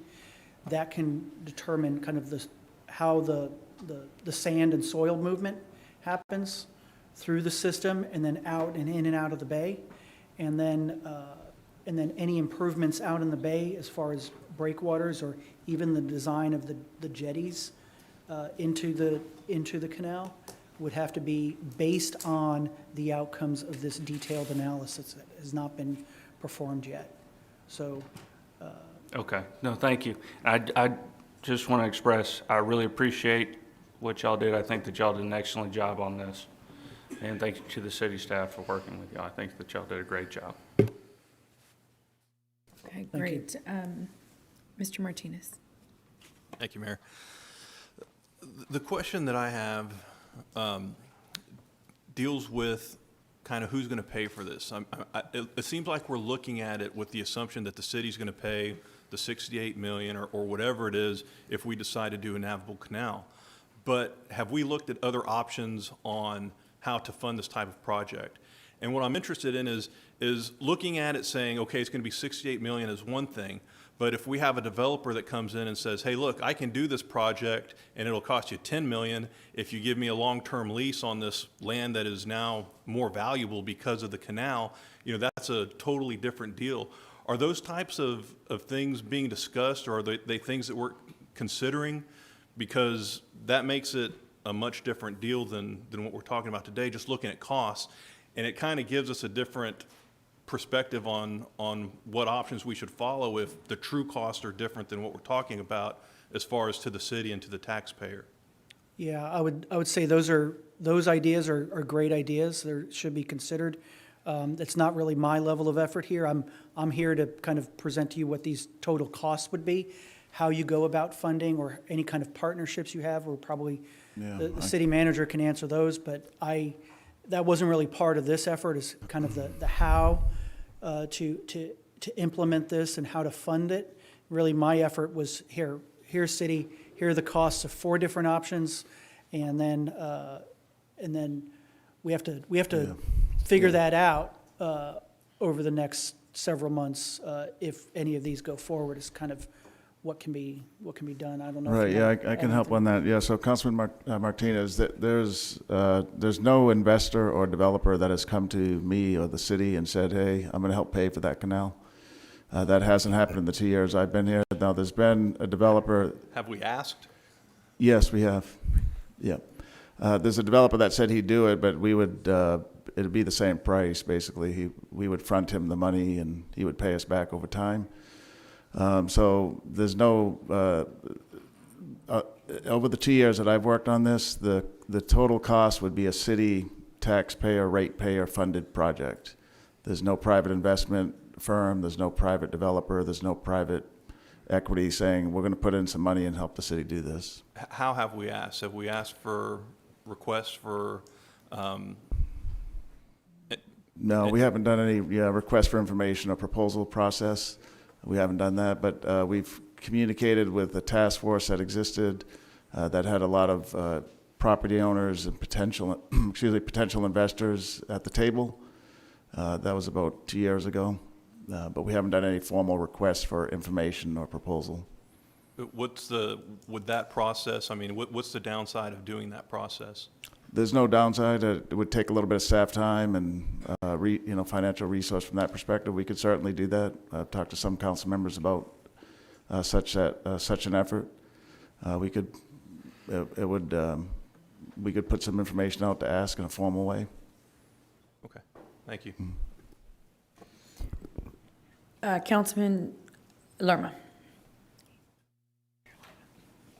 Thank you, Mayor. There's been a lot said today, a lot of information. Scott, thanks for a great report. Okay, I appreciate all the hard work you and your staff did on this report. You're welcome. I wish I would have had this report 2 weeks to really study it in depth. It would help. 3 days is pretty tough to go through this and understand everything that's happening here. And I know, that we had briefings Monday, but I don't think that was, in my opinion, the right time to do it the day before our meeting. Should have been done a week ago, that type of thing, but it's no fault of anybody here. But on some issues that were brought up, first of all, I want to say to the city of Corpus Christi that this is not a competition for dollars. It's not the island versus North Beach versus Northwest versus the South. This is our job as council members here to direct the city manager to make sure that things are being done correctly and finding funds and doing the projects that we need out there throughout the entire city that's flooding the drainage. We know we have a major problem out here. We're a coastal community, okay? You live on the coast, you're gonna pay the price, no matter how we look at these things. I just wanna make sure that they know it's not a competition. We're not gonna be attacking each other. And I felt that people that came up today from the Bluff area felt that North Beach was infringing on their dollar amounts or stuff like that. That's not correct. The information they received from whoever they got it from was incorrect. I want to make sure we clarify that. definitely. You know, if the citizens of Corpus Christi are really interested as far as what's happening throughout their city on spending, especially projects that are coming up, you know, and they're concerned about the dollars amount, this costing $68 million, possibility of costing $68 million, we don't really know, you know. There's other projects that this council's looking at that's gonna cost you $220 million. They should be concerned about spending that kind of money on one project. $220 million could be spent throughout this entire city and probably fix most of your drainage problems. That's how I feel about the whole situation. You know, that's an upcoming project that's coming up. They should have a lot of input in that, okay? North Beach needs to move forward. We've had many studies for the last 2.5 years. I've only been on here 6 months. I've read, I've done my research, I've looked at what's happened throughout the city on North Beach, okay? It's time for action. It really is, it's just time for action. You know, Mr. Smith said that it would take 10 years. I don't know if he's right or if he's wrong, to be honest with you. I do know the bridge is gonna take 5 years to come down. That's a maybe also, okay? And I know that we need to phase this project in if we do go forward on it. That's important to be phased in. You're not gonna come up with the monies right away. You know, Mr. Martinez stated that why haven't we put it out there? You know, like an RFP partnership with somebody else. Why hasn't the city come up and done it? You know, I'm gonna read a statement I passed out to all the council members. You know, it's just a little brief history on North Beach and how I feel about it and what the city basically has voted on, okay? I'm just gonna read it verbatim what I have here. Dear Mayor Guajardo and fellow council members, on July 7th, 1845, General Zachary Taylor arrived on North Beach to help to defend Texas. With the United States military presence in our area, we needed goods and services built up that was now known as the beautiful city of Corpus Christi. You'll see a small picture of the buildup of the camps that General Zachary Taylor had on North Beach. I was taught by my parents and grandparents to never forget where we come from, never forget our heritage. Ladies and gentlemen, do you realize that North Beach is the first place that the United States flag was flown on mainline Texas soil? North Beach was. Important history. Many people have served our country, defending the freedom proudly. I believe in what we stand for, and I believe in our heritage. Part of honoring our heritage is taking care of what we, the city, are supposed to do. I went back and read already passed ordinance from December 17th, 2019, many times. I kept asking myself this: why it's taken so long to get where we are today? I understand doing our diligence. We have more than enough information to move forward. I understand governance. Governance means when direction is given, it is time for the staff to execute an RFP to start the construction. Mostly important, I understand the importance of doing what's right and getting the job done. We already have an ordinance that was unanimously passed on 2 readings, a 9-0 vote on each reading. And since that time, I've seen nothing in the most recent LAN report that makes me doubt the original version of the Navajo Canal. I have to commend Mayor Guajardo and Councilman Barrera, who made the motion and seconded in December 17th of 2019 to lead the charge on the Navajo Canal. Each of the 9 council members should be recognized for having their vision to look past any differences, do what's right, and move forward with the Navajo Canal. We are at the time again, and I hope this letter confirms that I support your vision to build the Navajo Canal on North Beach by January 1st, 2025. But we may have delays because we've been working on this in 2 years. Ladies and gentlemen, we can get this job done. My request to you, Mayor Guajardo, and fellow council members, I ask that on Tuesday, the 27th of 2021, Mr. Zanoni bring forth the information was unanimously directed in Section 4 of an already approved ordinance from back on December 17th, 2019. Section 4 states, the city manager or designee is directed and authorized to take all steps necessary to identify funds and present items to city council for consideration of approval to appropriate funds as described in Section 1, with certification made thereof. The pages that are behind that letter that I gave you is the ordinance that I just read, a picture of the canal,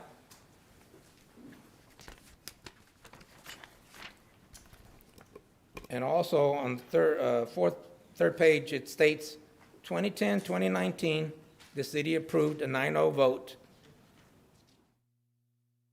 for the Navajo Canal. 12/17, 2019, it passed on the second reading. Mayor Guajardo made the motion, and Councilman Barrera seconded on the last page.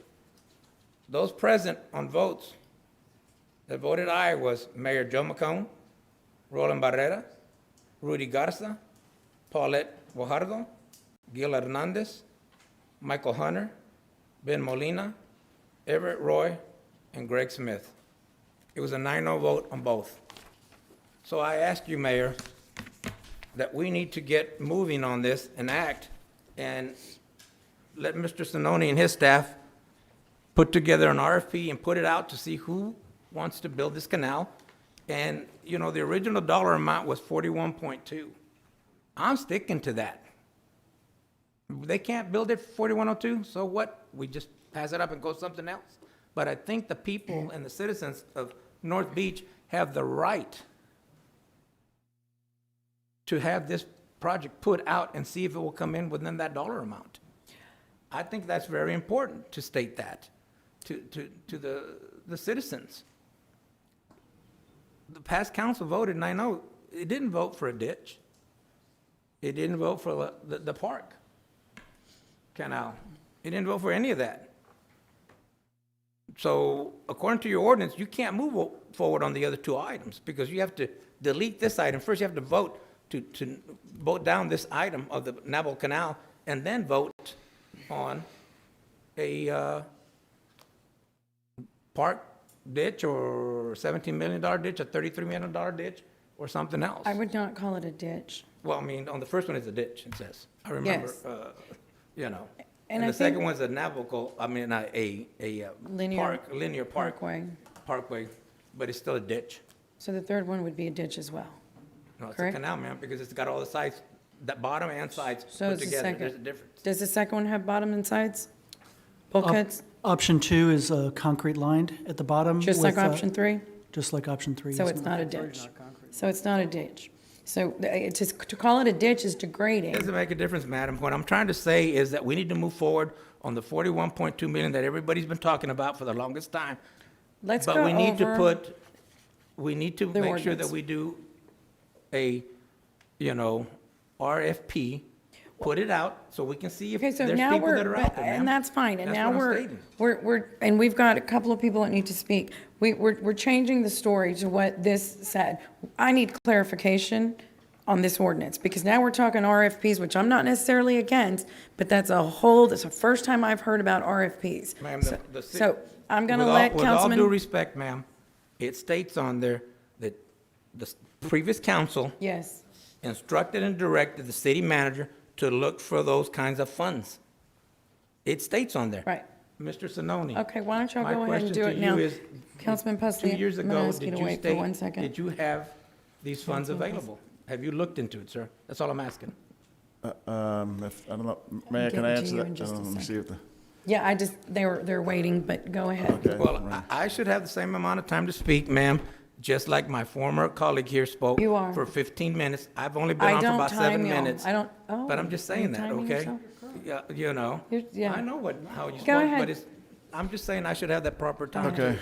Yeah, Councilman Lerma, so I'm going to speak, and then Miles is going to speak on the ordinance. So what we've done since the ordinance was passed is two things to get to today. One is define from a city and a city-hired consultant, what is it? What is the project? How do you get into the canal? It was uncertain on that fall of 2019 what the final product would even look like. There was talk of maybe not going through the beach, but rather coming in through the northern part of the peninsula, right? Mm-hmm. That was introduced late into the discussion. So step one was get clarity on what is it? What is it? What's the canal? How do you get into it? Step two, or question two, we didn't have confirmation. There was a lot of doubt, even amongst the council members of the time, which was, would it work? Would it work as a drainage feature?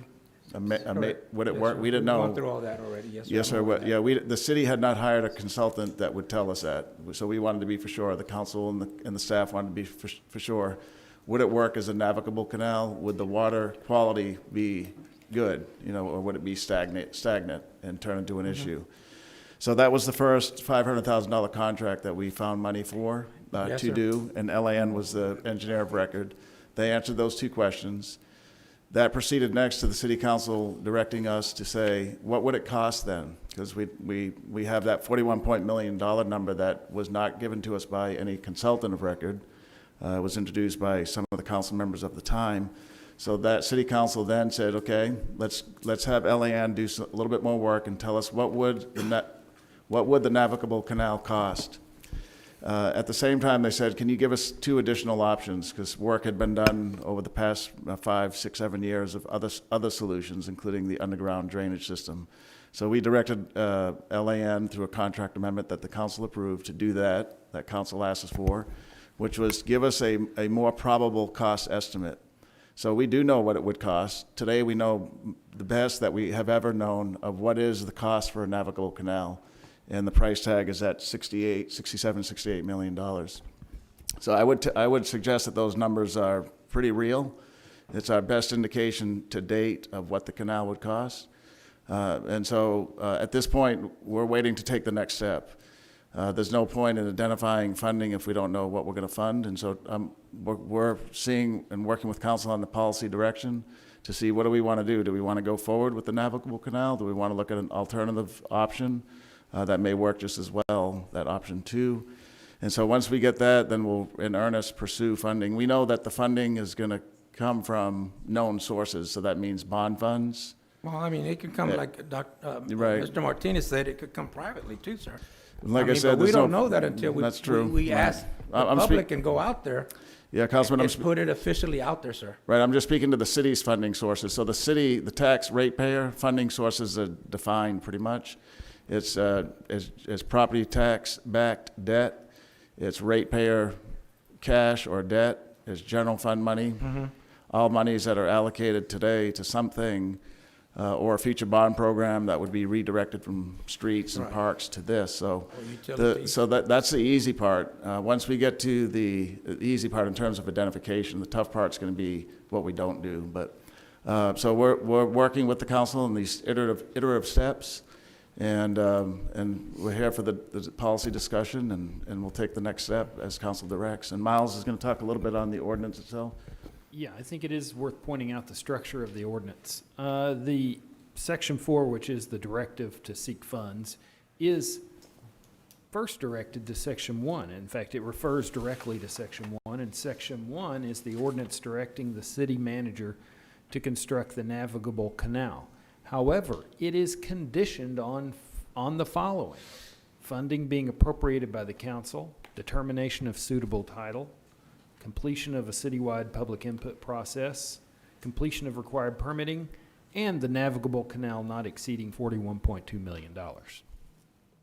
So why did we come up with, since you said that nobody came forward to produce the dollar amount, why are you sticking to the 41.2 million when really officially you had no developer or no contractor come up and give you that? That money came, that report or that dollar amount came from an agreement of a past mayor, Joe McCone, that he agreed with Jeff Placard for that 41.2 million. It's in the meeting, it's recorded, don't tell me no. Urban because- presented to us. No, but I'm saying, the original part was that Oh. Jeff Placard came to Mayor McCone, okay, and presented it to him because Mayor McCone asked, you can't build it for 41.2. Yes, I can, and here's it took him a couple weeks, he did his report, came back and give it to him, and Mayor McCone says, well, I don't have authority for this. And you know what, it's true, he doesn't. The whole council had to hear that. But that's where that number came from, okay? And that's what's been out there floating around. Unfortunately, a lot of citizens know that that's the number that's floating around, okay? That's why they're sticking to that, and I want to stick to that too. I don't think we should put it out for a $68 million project. I think we should put it out first for a $41.2 million project and see what bites we get from private investors. The city of Corpus Christi, we all deserve that. If we don't get bites, we know what we have to do next, right? Why are we going to go to a $68 million project when there's somebody out there saying that they can do it for 41.2? That's all I'm asking. Now, I'm not asking for anything else. Put it out for the lower amount. We get no bites. We know where we have to go, and that gives the council more, where we need to deal with. It really does. I mean, Well, and I have to say for clarity, because the public is listening, that conversation, I won't deny, remember, but where did officially that 41 million come from, officially? They presented to That us. 41 million was presented in meetings by Jeff Blackard, by council, by urban engineering. I mean, Urban engineering, okay. Okay, I just wanted to And clarify. I want to make sure, no, but what I don't want to happen is for anyone to think that a person or a developer or whomever the prior mayor, they had that discussion and said 40, what you just described, because we would never take that number and put it in an ordinance based on a conversation. That came from urban engineering, who stood here and said, ironically, it was the same amount. Okay, yeah. So that's All right, where I we mean, got it. that's what I wanted to say, Yes, ma'am. I mean, agree. I agree. Thank you so much. Okay. Okay, Councilman Pusley? Wake up, sir.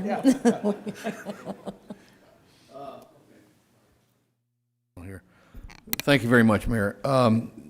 Scott Olanch, great report, and I'm disappointed we didn't have the siltation stuff in here.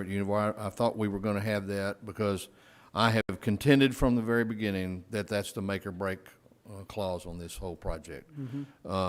And so at some point, we're going to have that information. I agree.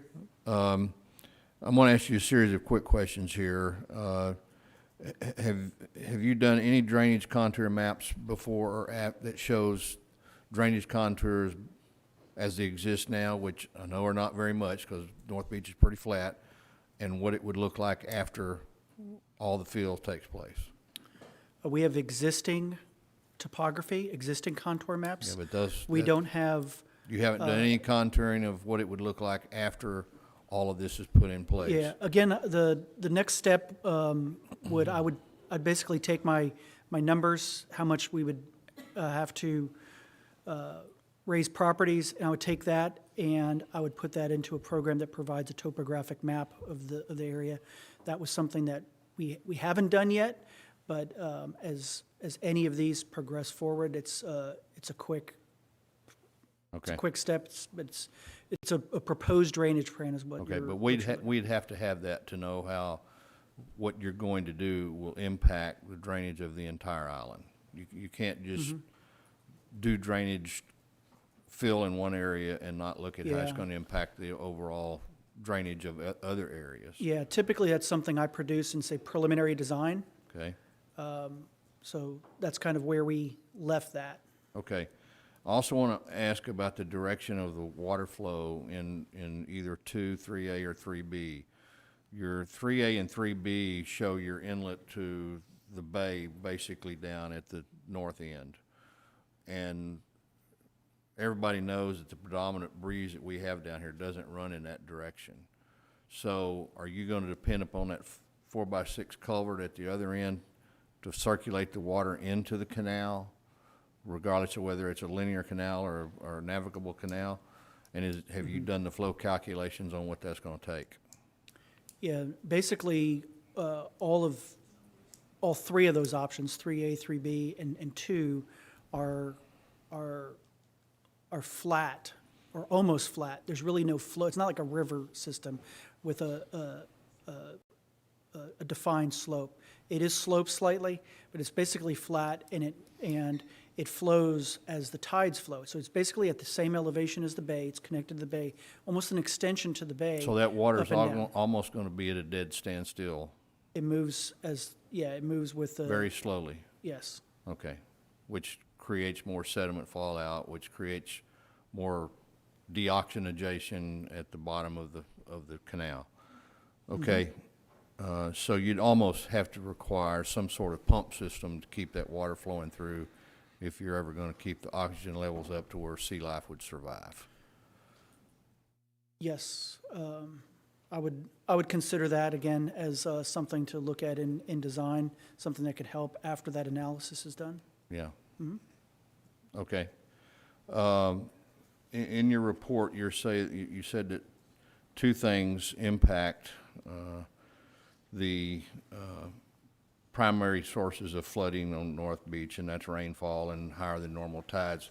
But water percolation rates also impact North Beach. So no matter what we do in any three of these, there's going to be areas that water percolation is still going to impact low-lying areas.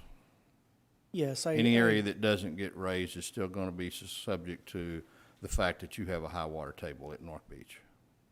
I would agree with that. Yes, sir. Okay. There's That's the reason why many. Substantial I mean, it would to take care of something like that. That's a whole other problem. I would recognize that is something that Well, we will can't, still what, occur. what my point is, we can't go build a $68 million canal and tell people that every drainage problem is going to be solved with that, because that's not correct. So if those low-lying areas are filled, that could potentially take care of some of that percolation problem that you're talking Okay. about. Those percolation rates are the reason why many of the existing concrete line ditches in the city has now have weep holes drilled in them. Weep holes, yep. Because if you don't have the weep holes, the water table lifts the concrete up out of the bottom of the ditch. Yeah, and I would totally agree that weep holes are necessary with any concrete channel design in this area. Okay. Sizing, spacing of weep holes, they're in every concrete line ditch in Corpus Christi has weep holes in it. Okay. Which requires some maintenance over a period of time. Absolutely. I've seen those that have not been maintained over time as well. Yeah, okay. You mentioned the jetties in here. Did the cost of any of these include the cost of the jetties? The jetties that are required as for options 3A and 3B include the cost of jetties. Again, I've had to make some assumptions for this effort, Okay. knowing that I didn't do that siltation analysis that you had requested. Okay. Okay. I do remember reading something here a few months ago about when the GLO came in and did the original beach replenishment at North Beach back in the 70s, that the city signed an agreement with GLO stating that we would eliminate all the beach cuts because that was what was causing a lot of the tidal issue and the beach erosion. So if we do option 3B, we'd have to go to the GLO and ask them to forgive that agreement, at which point they may say, well, we're not going to replenish your beach anymore. So we got to clarify that at some point. And I too I'd like to see a percentage, and I guess we need 2 percentages here, Scott, with respect to the raised properties. A percentage of the raised properties that are gonna require 6.5-foot elevations versus the ones that are gonna require lower elevations. And what happens if a private property owner says, well, I don't care what you're doing next door, I'm not gonna pay you to raise my property 6.5 feet. I don't have the money to do that. And if you, and trust me, I was in that business long enough to know you'll have a property owner tell you exactly that. Okay, so I'm gonna switch now, Peter, I just want to have you, with respect to funding, regardless, pick a number, whether it's $41 million or $68 million or $100 million. If we do a project like this, we have to identify the funding. That funding is going to come from a bond. It's going to come from increased utility rates. If we do it from a bond, what's the normal size of the city's bonds every 2 years? What's our normal? Right. Well, this last bond program that was approved by the voters in November was $75 million. Okay. So basically the cost of the whole canal at this point would be the entire bond program. Okay. So the point being, whether we did it all in 1 year or we did it over a course of period of years, if we do it through a bond process, something has to get left out of the bond process for us to be able to afford to do this. Right. Something or everything. Or everything. Right. Okay. And I agree with Councilman Martinez. In fact, I had this very discussion with Peter yesterday. We've had a lot of saber rattling about people who are interested in doing this deal. So I think we ought to find out who's got long britches and deep pockets and go out for an RFI and see who, if somebody wants to come in and do this. And the city could come in and say, okay, if we were going to go fix drainage in any other part of the city, we'd be looking at some sort of option 1 of fixing drainage like you normally do. So maybe the city gives somebody a long-term lease and we agree to put in some nominal amount that we would normally put in to fix drainage without building a navigable canal. Because I'm going to tell you, one of the things that your ordinance said is that we were to go out and get public input on this. And when I was commissioner of Precinct 1 for 9 years, the #1 phone call I had every year in my precinct, which was primarily dedicated to the northwest part of Nueces County, was about drainage and the lack thereof. So it's a real problem. You know, the county at one time introduced an ideal of having a county-wide drainage district like San Patricio County has. They have a tax rate that supports drainage throughout the entire county. Well, so my good friend Judge Neal and the commissioners before I got there put that program together and went on a road show, and they got tar and feathered everywhere they went. I mean, literally, nobody wanted that ideal because it creates a tax rate that nobody wants to pay. So, you know, that's the ultimate solution, is for us to have a regional drainage solution that looks at our entire city to solve drainage problems in a lot of different places. But we can't just go dump $68 million in one place and turn around and look at our neighbors. You know, when I was representing Precinct 1, I'd probably have the same kind of feelings that Councilman Lerma does, but I'm now representing the entire city of Corpus Christi. And believe me, I've been getting the phone calls about, well, what are you going to do about our drainage? So I think we're at a point where we need to go see if there's somebody out there who really has the bucks that wants to do this. And I'm not opposed to doing that. And the city can participate at some nominal, you know, fee that we normally would assess for drainage, but along with some sort of long-term lease. But we have to be, like Councilman Smith said, we have to be realistic about this. You know, we've got a lot of things going on in this city that are great. We've got a great start on our street problems. And I went to the 75 council forums that we all had to sit through in election process. And at every single one of those, the number one question is, what are you going to do about streets? So we can't put the brake on that. We have to keep the street projects going. And so we've got to figure out how we fold this all together. But we have to be realistic about it. Thank you. Okay, Councilman Barrera? Thank you, Mayor. You know, I've learned some new, my vocabulary has improved in this process, as well as learned some new phrases like trapezoidal is a cool word, but my favorite is saber rattling and long britches. Just a couple of quick questions. And you know, I echo, you know, you guys were the sole proposer or in this, and it was a political challenge, and you guys stood up for, and you know, so I want to thank you for that. I know it was tough, and I know you guys were enthusiastic, and you've done a great job. So, you know, I'll echo everybody else's comments. So on the acquisition of property, assuming that we choose option 3, have those properties been identified, or the property? I mean, I'm sure the properties have been identified, but how many landowners will it affect? And yeah, and this was presented in phase 1, but there's really the majority of the property for any of these options is city-owned property already. I think if we were to choose an option that would say require the bridge, there's probably about six properties around Beach Avenue that would require additional acquisition, kind of widening of Beach Avenue.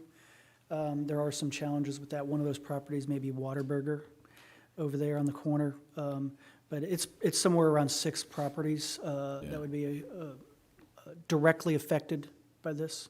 I guess my concern is that, you know, those property owners, you know, they may be enthusiastic about the development, and then all of a sudden they said, oh, by the way, we're going to, you know, enforce eminent domain, and so that way we can acquire your property. If that's the case and we don't agree to a price, and then all of a sudden now, that's a challenge that those individuals have rights. So 6, that's optimistic.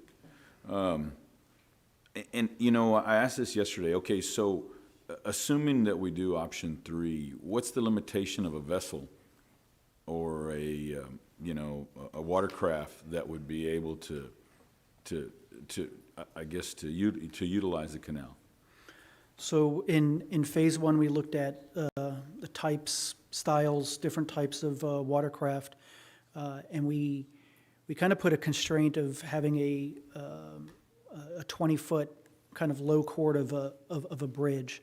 Now, and that's kind of what we've kind of used as an estimate for our costs. Yeah. Now, if somebody wants to go in there with a tall sailboat, then of course you have to have a bigger bridge, or you have to do something else besides having a bridge crossing there.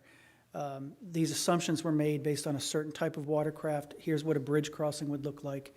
But you know, if the city chose to have larger ships go down that, Yeah. which is kind of unrealistic. I agree. It would be a different type of, we would make different assumptions and design it differently. So And my challenge with that, and it's not just directed to you, but based on that statement, is that, okay, so then we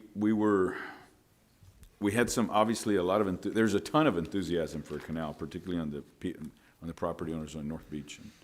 And I guess the thing is that it would provide a limitation with regard to the type of vessels that are going to be on there.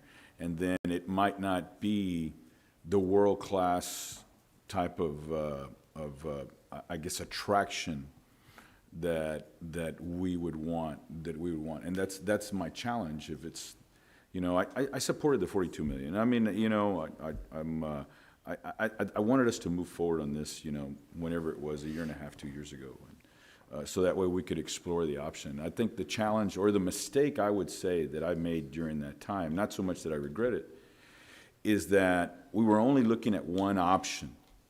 We had some individuals came in here, they came up with an idea. It's easy to see not all of them had a lot of subject matter expertise. They just basically had this grand idea, and they were great marketers, you know?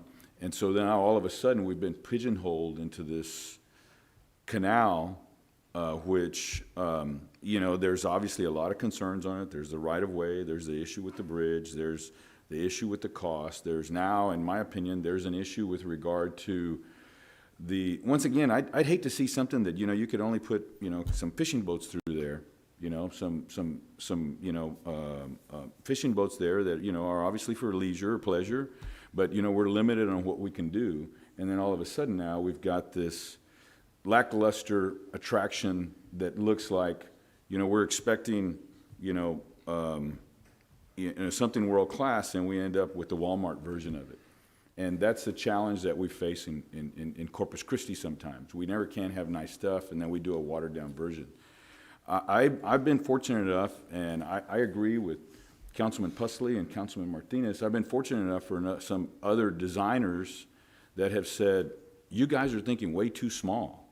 You know, there's a lot of opportunity there that, number one, the challenge with what we have here is it's just gonna mitigate. We're not gonna, it's not necessarily, there's still gonna be a challenge with the tidal flooding. There's still, that's it. I mean, that's the bottom line. And then the cost to raise it, all the challenges that come along with it, whereas, you know, where I've been approached is that, you know, extending breakers out as far as we can, you know, for breakwater out there. That's gonna assist with the tidal flooding. Then create another seawall out in extension of that, okay? And then what that does then, and that once again, that helps to mitigate the tidal flooding of the challenge that we have. And extending the seawall, that brings more space for a marina, that brings more space for hotel development. And then all of a sudden now, we've created an opportunity for increment for the TERS. We do all this and spend $68 million or $42 million, then we still haven't had so much of an increment, and we've still displaced individuals, and we've still got all these unanswered questions, whether it be with the bridge. If we were to seriously look at issuing an RFP to some type of developer and say, okay, we want to do something out here, then okay, then that's what is the opportunity that arises? If we get no proposals, then we get no proposals. I hate wasting staff time to do that. But I think what's happened is that we've pigeonholed ourselves into this canal thing just because we let one developer come in who was great at marketing, you know, who was great at getting the community enthused about it, and all of a sudden now we're running into all these roadblocks. You know, one other quick question I had for Miles. So can we legally issue a request for bids or proposals without money that's appropriated specifically for a project? Yeah, you don't have any obligation to grant any, but you might not get that many proposals when you don't have the money included on a capital improvement plan. I mean, anybody that makes a proposal is going to wonder, where's the money? Yeah. This might not suffer from that because you're, I would think, doing an RFI, something broader than that, and you're looking for money from other people. So you could make that the precondition. And I think we have a beautiful opportunity based on, once again, if we issued as saber rattling with people with long britches, that that there's more opportunity there. It's just that we need to expand our vision, and I think that's the challenge that's what we need to look at, because there's just unfortunately I just see too many holes here, and I've got very, very close friends who are in the audience that are very supportive of some type of enhancement. And I think we owe it to them to let them know. And, you know, it's been thrown around there that, you know, because we were talking to innuendo earlier that why doesn't Roland support the canal? Well, it's not so much the canal that I don't support. It's the idea of, are we doing the best thing? So those are my comments, Mayor. Thank you for the time. And thank you for the history lesson, Billy. By the way, I was wrong on the date. It's July 27th, sir. I was corrected by our senior city council member. Thank you. Do you have something, sir? Okay, great, go right ahead. Yeah, Mayor, thank you. And Councilman Brawner, I agree with a lot of that. I've told Scott this, and Scott will confirm, I've told him this every time I've talked to him. I don't know how you can have a navigable canal that's not open on both ends to the sea.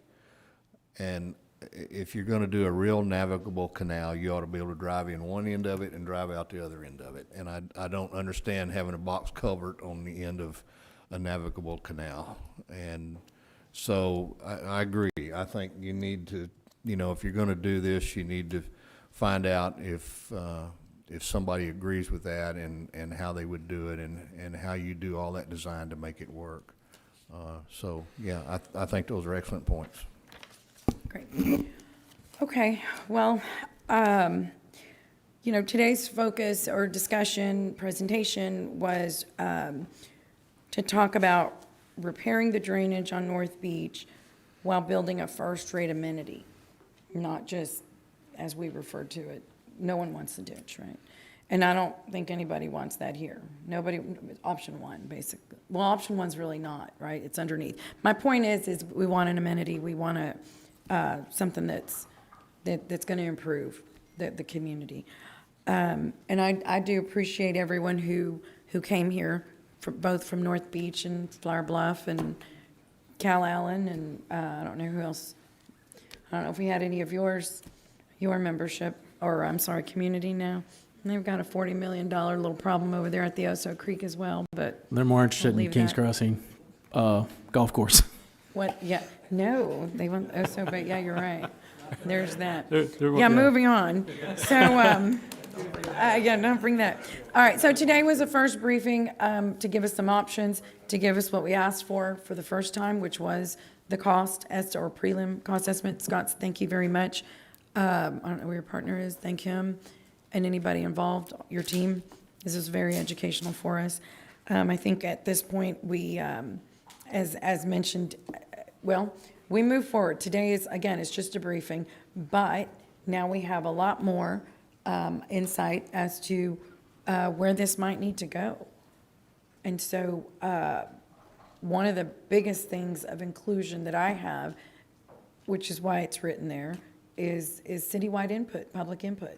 And I think all of us, care about that, regardless of what kind of program, what kind of option we have. Yeah. So, Mr. Zanoni, if you don't have anything further, Scott, if you are in conclusion of your presentation. I believe we're concluded, Mayor. Okay. Yeah, I'd just like to say thank you very much, Mayor and council members, for this. Again, this is not without its challenges, but Sure. I don't steer away from challenges, and I am here for any of y'all at any time. Thank you. So just, y'all have my number, and I'm local. Yeah. And I care about the city, North Beach, everything, and appreciate your time. We appreciate yours. Thank you very much. Okay, I know it's late, but we are just going to get rid of our consent item agenda really quickly. And I know we have someone that's been waiting. More than a few, more than one. Okay, so we're going to go to item K, consent items number 3 through 17. I need to recuse myself on 4. Okay, so Councilman Smith is recusing on item number 4. And Mayor, I'd like to pull number 15 and number 17. 15 and 17. Anyone else like to pull an item? I have a question on 15. Okay. Okay, great. Any requests from the public to pull? Nope. Oh. Second. Okay, all in favor say aye. Aye. Any opposed say no. The motion passes. Okay, item number 15 is which item? Let's see here. Number 50, number 15. Item number 15 is a motion authorizing the amended and Point of order, Mayor? Do Excuse we have to do number 4 since Greg is recusing himself as well? We vote on it separately, Mayor. Yeah, just to. Well, no, I just need to his exclude. recusal. No, let me exclude number 4 from the consent item that we Right, just so passed. we're excluding 4, Thank 15, you, and Gil. 17. I didn't exclude it. Well, Mr. are we pulling Mr. it or just Presley made excluding them. it? Well, we exclude it so we can vote on it. So it shows his abstention is a formal abstention. Right, but what I just read was including or not. Was it not including Well, Mr. four? Pesley made the motion, and what he said, all the other items. So I thought he meant 415 and 17. That's how I I don't- understood it. That's how I understood what he said. That's fine, as long as it's right. Okay, so we need to do, we need another motion? Yeah, we just need to vote on No, 4. I think we just need to make a motion on number 4. Correct. Okay. Second. Okay, all in favor say aye. Aye. Any opposed say no. And Smith abstains. The motion, yes, the motion passes. Okay, so item number 15 is motion authorizing the amended and restated management services agreement between the Corpus Christi Area Convention Visitors Bureau and the City of Corpus Christi, Texas. Who pulled this one? Gil, okay. Go right ahead. Or who's going to be up here, Peter? Constance, yeah, and Brett was there, I guess he, Okay, yeah. go ahead, Councilman. Okay, the one issue, a lot of these were kind of, housekeeping stuff, but there is one item that caught my attention, and that was 10.8, and it was changing from council approval to manager approval. The city manager may reasonably object to changes that consist with the agreement board meeting approval, and this was changed from city council to manager. What was the reasoning behind this? And this is on the bylaws, right, Councilman? No, this is in the 10.8? agreement, 10.8. Well, I mean, that section deals with the bylaws, Is that the right? bylaws? Yeah, just giving it more context for the council and the viewing audience, so it talks about the bylaws, if there's any change, the council would approve them, and this now delegates it to the manager, right? Okay, yeah, but states the bylaws, but this is an amended state, this is the agreement that changes it from council approval to manager approval. Right, city manager. Just for the bylaws. Yeah. Changes of the. So he changes it from city council approval to city manager, in the adoption of the board of, in the adoption of the bylaws. Why was that changed? I assume that if the city council funds the CVB, that we should approve their bylaws. Is that correct? Just a second, Councilman, I'm just looking at the language here. It's, so it specifically just deals with the bylaws of the,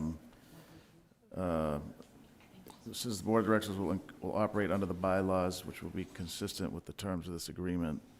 The current bylaws are attached as Exhibit C.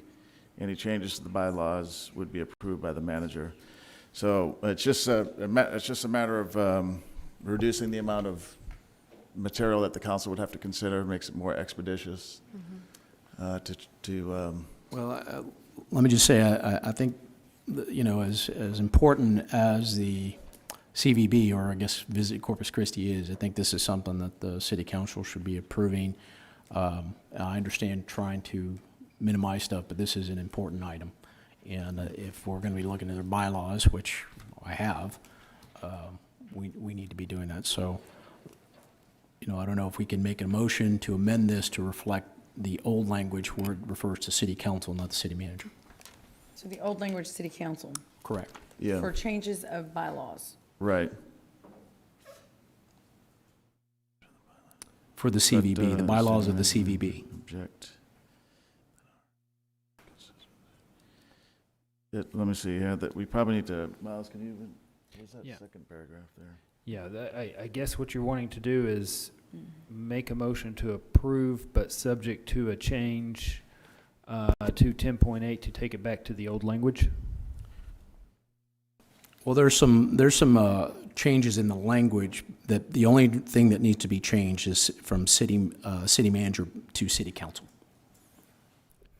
So approving subject to a change to 10.8 to provide for city council approval of changed bylaws instead of city manager approval. Correct. Yeah, but can you read, well, your version looks different than mine, but the one that's. Yeah, this is just the description. Okay, what this section says is just the objection to any changes in the bylaws. It doesn't say the manager can change the bylaws. It says the board of directors will operate under the bylaws. Any changes must be presented to the city manager at least 2 weeks prior to the bylaws of the board of directors. the manager may reasonably object to the changes that are not consistent with this agreement prior to the board meeting. The board of directors, blah, blah, blah. So this doesn't say the city manager can change the bylaws. It says he can object to changes the CBB board wants to make to the bylaws. But the city manager, you, as a city manager, you would see that before it comes to council anyway. You could have that discretion Yeah. to deal with them regardless. Right. I don't necessarily think it never comes to us. Yeah, I'm just clarifying that the section 10.8 doesn't say the city manager can change the bylaws. It says that if the board of directors changes the bylaws, I can object to that. We can take it to the council, and the council can object as well. It's Well, just, yeah. Well, what I'm saying is that if you object to them directly, then we never see them. Yeah. Well, Okay, so I guess what I'm saying is that if we can bring them to the council if you like. I just want to clarify that the section doesn't say. Right. It's only an objection that a body or person, the manager or the council, can object to changes recommended by CVB. It doesn't say the manager can start changing their bylaws, right? Because they belong to the CVB entity. And to They that govern point, them, yeah. to that point, Peter, I don't think this precludes you from engaging in that discussion. But, and saying this shouldn't be changed. I just think the approval should be with the, I agree, right, with I the city understand. council. Yeah, I agree. It's the council, this was a recommendation of the staff and the CVB board I of got you. directors. I got you. So Yeah, this it's is, up to all the other changes were, Yeah. I think, good improvements. Some I didn't have any issues with, but this is the only one that kind of stood out to me. So I asked to make that motion to. We've got a comment. Mr. Barrera. Thank you, Mayor. I think, pardon me for being sarcastic, I'm going to be Mayor Pro Tem. I thought you were a Republican. Less government, less government. Solutions in search of problems. I understand where you're coming from. I just think the opportunity arises here is that we employ the city manager. This is just for them to object. We have other remedies, whether it be for an audit, that the city manager can recommend, that anybody that basically that we're in communication with, that they could recommend that there's a challenge that we have or what have you. I think there's other remedies involved in order to do that. It's just a simple language. I think what happens is that now all of a sudden we're bringing up additional governance that I just don't see as necessary when we employ a city manager and pay him close to in excess, close to mid six figures, and we employ him to be, he's saying that, what do you consider mid? I thought you were going to say mid 600s. Yeah, mid six figures, yeah, mid six figures. Anyway, so I really don't have a problem with the language. Candidly, if somebody votes to amend it, I'm just going to vote no. So I'm going to leave it at that. Thank you, Mayor. Councilman Pusley. Okay, yeah, my question didn't really deal with that, but in bringing it up, I have plenty to read. I don't really think we need to get involved. If the city manager sees something in the bylaws that they don't like, I'm sure he'll bring it to the council for us to discuss. So I'm okay the way it is. But I did want to comment on 10.1. I thought that whole section there about describing the membership of the board, to me, got a little confusing. And, it says 24 members, 17 of which are voting members, with 13 selected directly by the city council, and those members must represent the following groups. But, if you start doing the math on there, well, the first 4 are the 13, then you have the mayor, the city manager, and for me, that got a little confusing, but maybe it's just me. And then on 10.8, on the section where it talks about the Texas Open Meetings Act, when they go into executive session, we really ought to have, and this ought to go across the board to all of our boards and commissions. Any of these people who are meeting as a group, we should have a clause in there that they will operate their meetings under the Texas Open Meetings Act. So not just for executive session. Yeah, I guess, where is Brett anyway? He's not here. He really needs to be here. But so the CVBs across the state of Texas and others that they've surveyed all hold their meetings in closed meetings. They have one annual meeting where the public can attend. It's part of kind of an independent CVB's normal business process, and the ones that they evaluated all across Texas and I think even beyond. And so a lot of the content in the meetings are business matters, our strategy, trying to recruit. And so this is Brett Otting's recommendation based on his business and being in the business. And then they have that one annual meeting that's open to the public. So I'm just giving you the context of why it's being recommended by the CVB CEO. Okay. I told them, my business, we're open.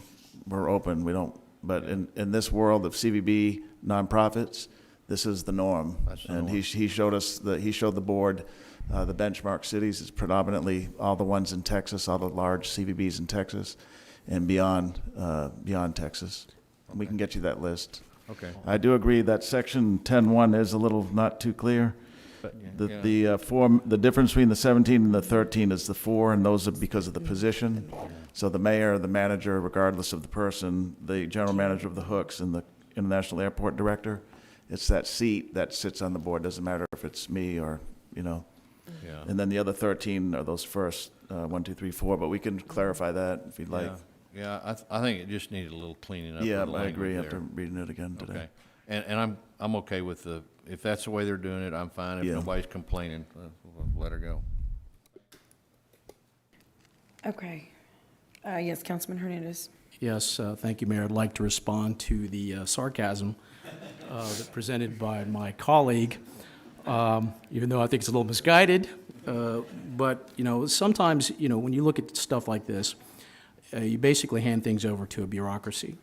And, I understand that it's more to read, and, I even read through this agreement, went through all the changes.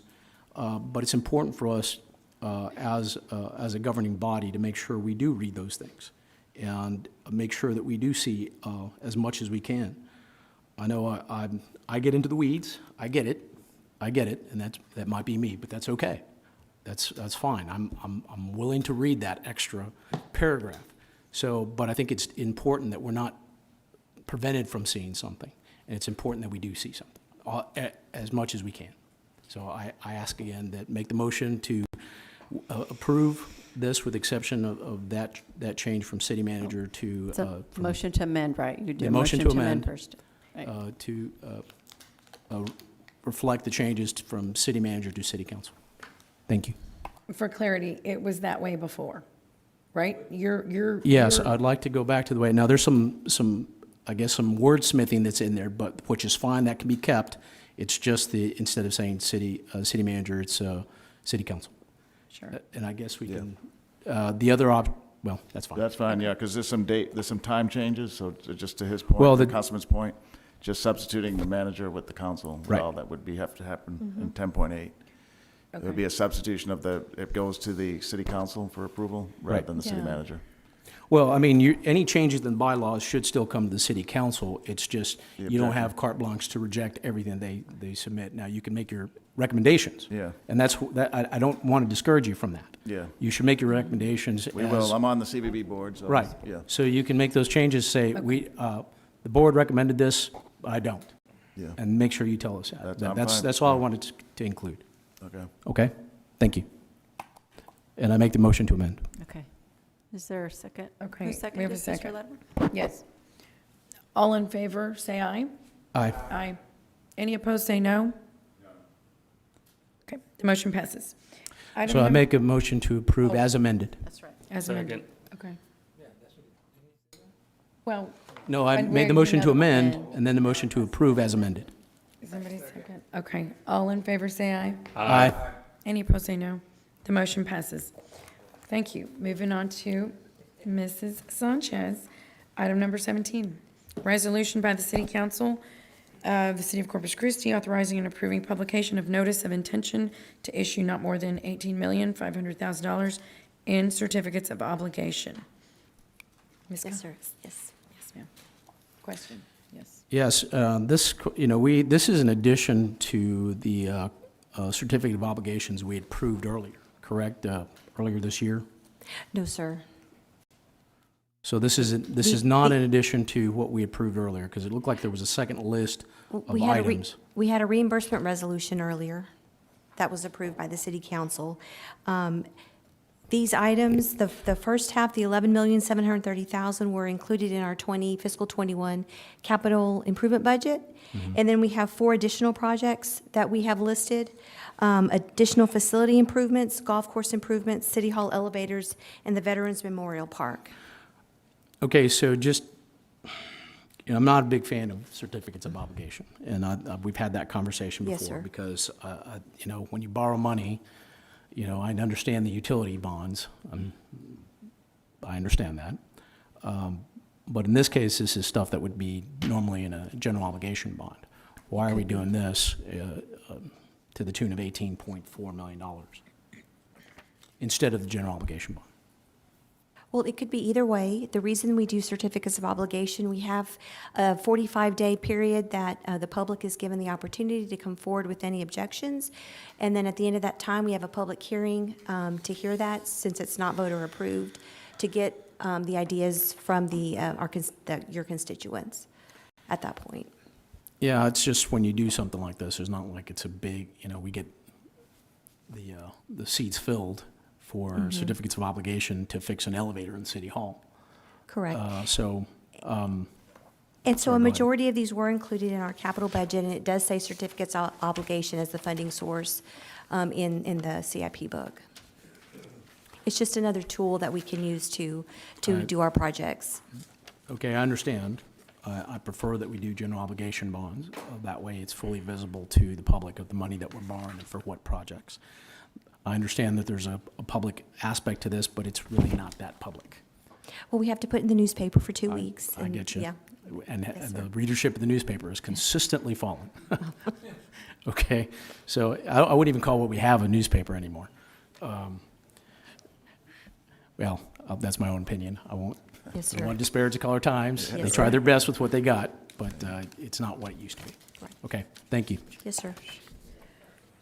Councilman Molina? Thank you, Mayor. Just one question, really.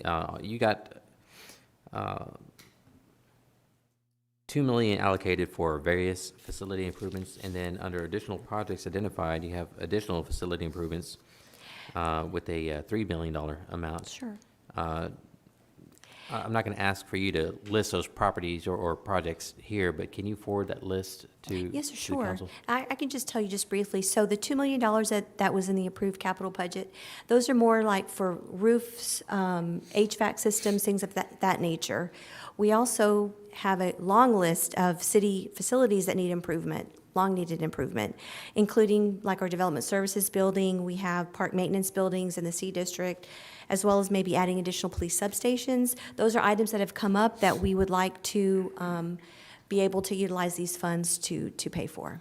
Okay, yeah. If you could just Yes, sir. forward that to us. Sure, yes. I appreciate it. Thank you. Okay, sure. Thank you. Move to approve. Councilman- Oh, is there? Councilman Pusley? Yeah, thank you, Mayor. I understand the reason for doing these. We use COs at the county a lot.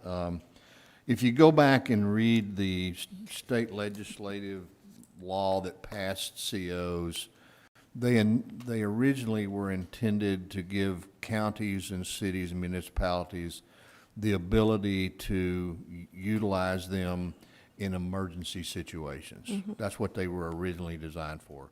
And they have been abused over the past. And so it's something we have to keep. I mean, I know this is not a lot of money, but we have to keep that in mind, that certificates of obligation by legislative design were originally intended to be for emergency situations, to allow municipalities, if something came up like a hurricane or a natural disaster and they needed money to fix something and they didn't have time to do bonds, they could get this done. So it is something we need to pay attention to. So, but, Yes, sir. I'd just like to make one comment on that, if you don't mind. Sure. So typically, the city of Corpus Christi, we haven't really utilized a large amount of certificates of no, obligation. I know you haven't. I've paid attention to that. So of our 23 cents of INS, the property tax rate, only about 2 to 3 cents of that is for COs. certificates. Yes, sir. All of the rest is No, I think y'all have done an approved. excellent job, but I was just kind of furthering with Yes, sir. Councilman Hernandez's point. I Sure. mean,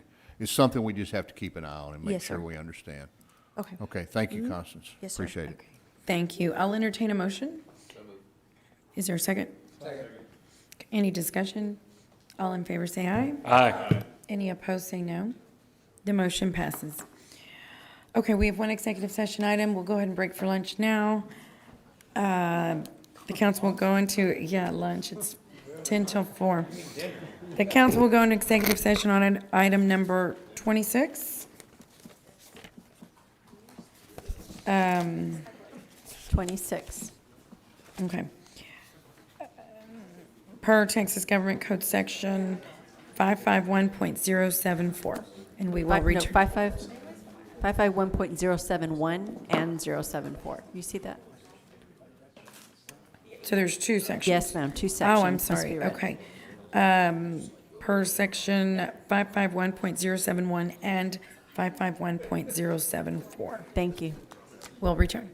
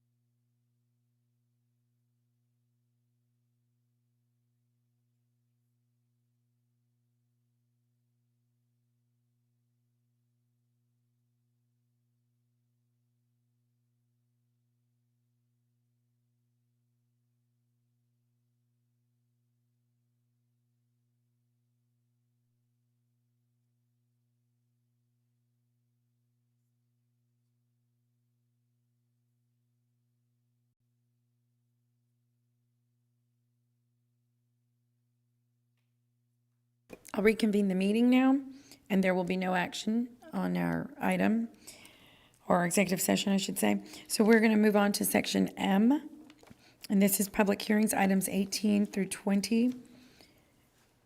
Item number 18 is zoning case number 0421-04, Jackie Homes LLC.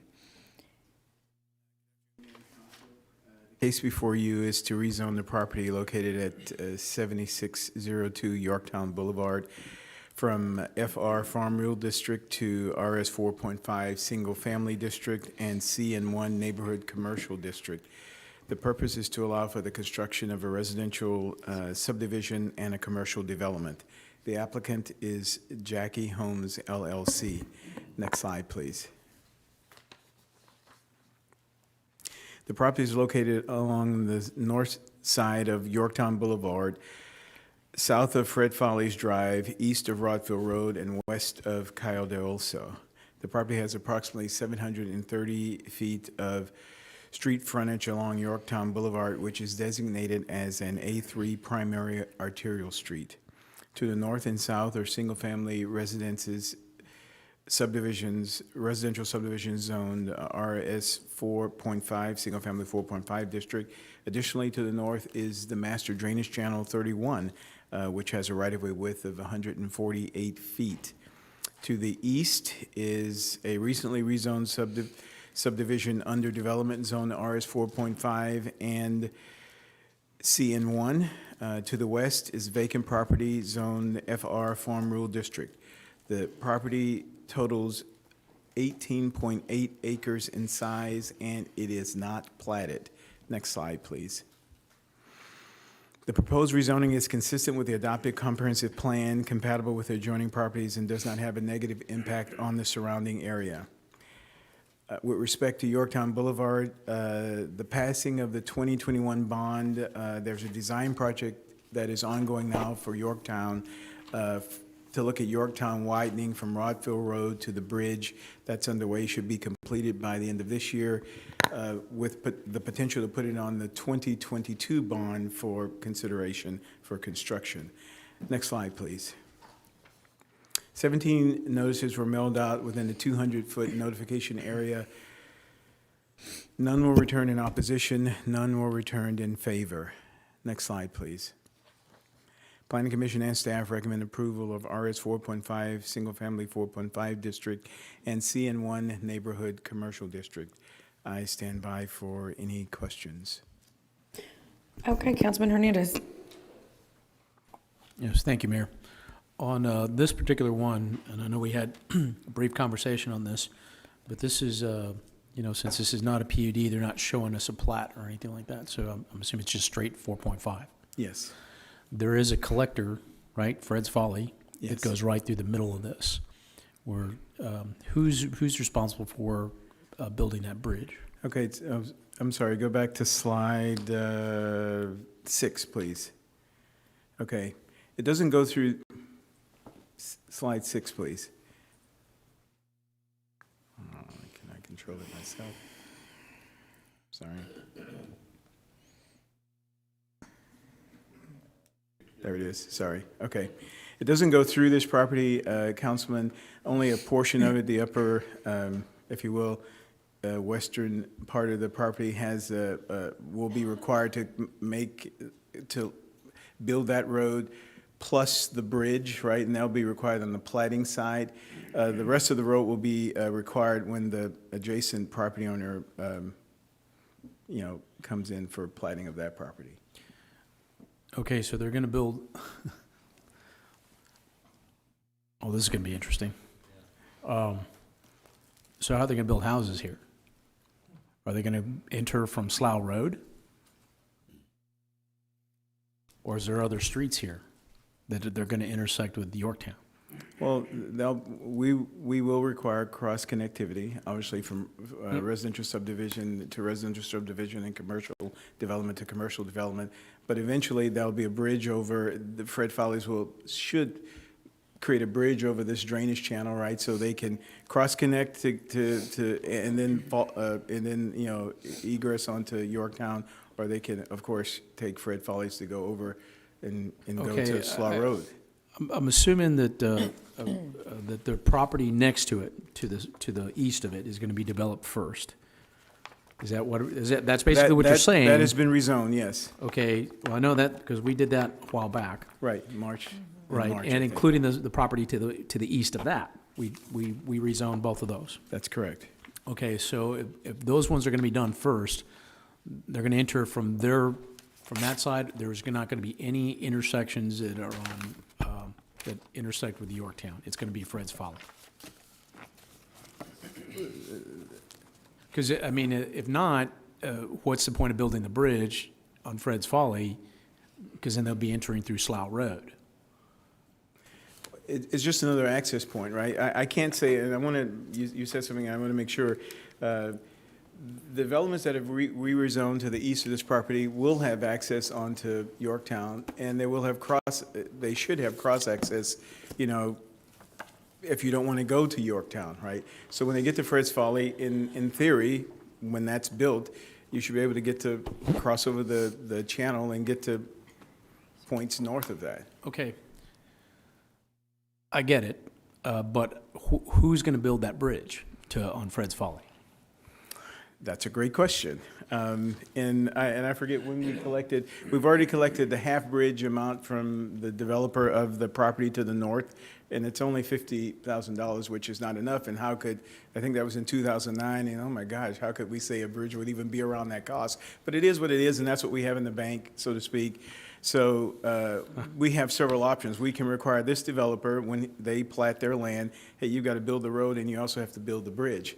Now, we've created the city's participation for this specific purpose, for drainage crossings, and for streets. So if there's any money left in it, and there's $2.4 million in it now, they can access it to say, hey, city, help me, I need to build this bridge, I would like your participation.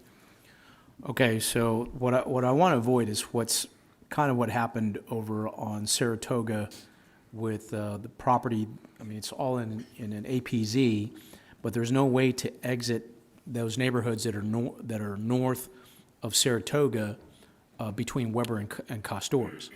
There's planned roads there, but nobody's built them. Right? So, and then we also have that ditch over there that's on the backside of the new Carroll High School that no one's built out yet. Okay, the roads are planned, but nobody's built them. Understood. So what I want to make sure is that whatever we do here, and I don't mind rezoning this and getting it in there, but we've got to have a plan for building that bridge and connecting it to Yorktown. Understood. As a collector. So whatever that is, whatever that plat is, and I'm assuming that doesn't have to come back to us. No, sir. No, right? It doesn't. It's just a But plat. the participation agreement will come back to you, because I guarantee you the person will go, well, I need some help. So that'll come back to council, and Well, just as long as we build the bridge. I don't want the plan there, and then we're on the hook as a city later on to try and figure out how to build that bridge. So Understood. We got to make sure that I'm not really sure about how this is all cut in terms of building Fred's Folly. It is unusual, I will admit, right? But in theory, because that has to be an easy curve, kind of an S curve that gets you in from one Fred's Folly to the south, to the Fred's Folly to the north. All of that will be required to be laid out and worked out during the platting stage. It looks very diagrammatic. Well, that's correct, and it is to this point. Well, either way, we've got to Understood. connect Fred's Folly. That'll give the people in Slough Road another exit instead of just Slough Road and then the street to the south of that. I think we discussed something coming up next week. But, Understood, sir. Yeah, any mobility is important, so we need to make sure that's in there. So whatever you come up with, I know we're not going to see the plats, but we need to see that bridge in there. Understood. Okay, thank you. Okay, any other questions? Well, we've got to open for public, yeah. So I'm going to go ahead and open, it's a public hearing. I can't see. Okay, so is the applicant here today? Doesn't No? look like it. Okay. Any public comment? Okay, I'll go ahead and close public comment and entertain a motion to approve the ordinance right, any discussion? All in favor say aye. Aye. Any opposed say no. The motion passes. Item number 19, zoning case number 0421-05, Vision 20 Investments LLC, which is in District 1. Ordinance rezoning property at or near 14702 Northwest Boulevard from the Farm Rural District to General Commercial District. Thank you. On the property located at 14702 Northwest Boulevard from FR Farm Rural District to CG2 General Commercial District.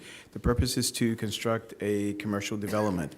The applicant is 20 Vision Investment LLC. Next slide, please. The property is located along the south side of Northwest Boulevard, east of Farm to Market Road 1889, north of Siesta Loop, and west of Hazel Baysmore Parkway. The property is has approximately 560 feet of frontage along Northwest Boulevard, which is designated as an A3 primary arterial street. To the north are vacant property zones CN1, Neighborhood Commercial District, and CG2, General Commercial District. To the south is a vacant property zoned FR Farm Rural District. To the east is a restaurant and retail store zone CG2 General Commercial District, and to the west is a vacant property zone CG2 General Commercial District. The property is 3.868 acres in size, and it is not platted. Next slide, please. The proposed rezoning is consistent with the adopted comprehensive plan, compatible with the adjoining properties, and does not have a negative impact on the surrounding areas. With respect to the Northwest Boulevard, TxDOT, recently the city's planning department brought a corridor plan which was presented and approved in March of this year. TxDOT has planning and development scheduled for the street, a widening from 73 to Wildcat. That design will start in the fall of this year and be put on their 10-year mobility plan. So there is potential for handling the congestion that's and the drainage issues that are on 624, coming in the future. Next slide, please. 7 notices were mailed out within a 200-foot notification area. 0 were returned in opposition. 1 was returned in favor. Next slide, please. Plan Commission and staff recommend approval of CG2 General Commercial District, and I stand by for any questions. Councilman Lerma. Thank you, Mayor. Right, Mayor, we're looking at, I think we talked about this earlier in the week, this Yes, past sir. week, and my concerns was utilities. Can you tell us how we're going to get sewage or drainage there? I know the water's coming from the Robstown or Ross or wherever that's coming from there, but are we getting, are they going to be able to connect to a sewage drainage line? Or how's that going to work for that property? There is, give me 1 second, sir, and let me just go to this slide. Okay, here's, this is what's in the area now. There's a water line along 624 to the north, if you will.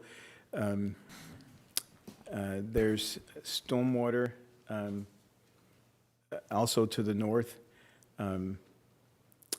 As far as the wastewater, we haven't worked that out yet. And as I said before, this is just setting the land use. The platting stage is where the rubber meets the road in terms of functionality of the development per se. So when we are looking at the platting stage, we look at the roads, the water, the wastewater, the stormwater, those things. But the city's going to provide that though, right? If it's water or wastewater, the applicant can apply for trust funds and get funding to do that. As you know, the trust funds are a little depleted, so the applicant would we would bring that forward. He would be in queue. They would have to pay up front and get reimbursed on the back end. Yes, sir. Thank you. Councilman Hernandez. Thank you, Mayor. Just out of curiosity, it looks like a puzzle piece. It's a cul-de-sac, so, I mean, I'm assuming it's a cul-de-sac. We've gotten no preliminary. It's commercial, right? Right, So it's a, but In the we've middle got of a no farm? preliminary plat for this, so it's just I assume it's a cul-de-sac eventually, because there's residential will be to the south. This is a commercial property to the north. okay, so I'm assuming. I've got no you're real- assuming that the farm rural is going to be changed to RS 4.5, RS6, something like that? Or probably a multifamily, probably. Okay, so I just was trying to figure, it looked odd. I don't, It does look odd. Yeah. I mean, is this normal? I mean, I don't think I've ever seen anything like this. We've brought several like this, yes, sir. It's just atypical, but yes, it's. Okay. All right, thank you. Councilman Pusley. Yeah, thank you, Mayor. There was some sort of large, either sanitary sewer or stormwater project done on this property about 2 years ago, and they just finished it, and I don't know what, I know they had manholes out there, and they were all laid out.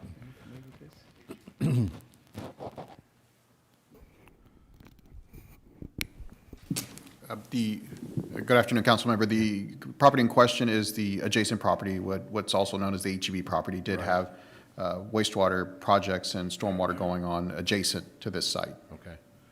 Yeah, because they just built a new DeVita dialysis center there. On the south end, yes, on the sir. south end. So I'm curious on this FR 1995 property, how are they going to access that? At this point, they would need to extend wastewater from the adjacent site where it would connect. So all of that work being done at the corner of 1889, that is the main point of access for wastewater to draw So they to would this just bring property. it back across there? Yes, sir. Okay, what about access off of Northwest Boulevard for traffic? How are they going to access this property to the south? Is it the same property owner, or do you know? That is so the odd shape, the puzzle piece is because of a reason of a cul-de-sac. So that will eventually be a main road to access between two commercial lots and a rumored multifamily development at some point in the future. But all that's been submitted thus far is the commercial portion. Commercial portion. Okay. Okay, that's all I had. Thank you. Okay, any other questions? So we're going to open to public hearing. Do we have any public comment? Okay, being none, I will close the public hearing. Move to and approve. Entertain a motion. Second. Any further discussion? All in favor say aye. Aye. Any opposed say no. The motion carries.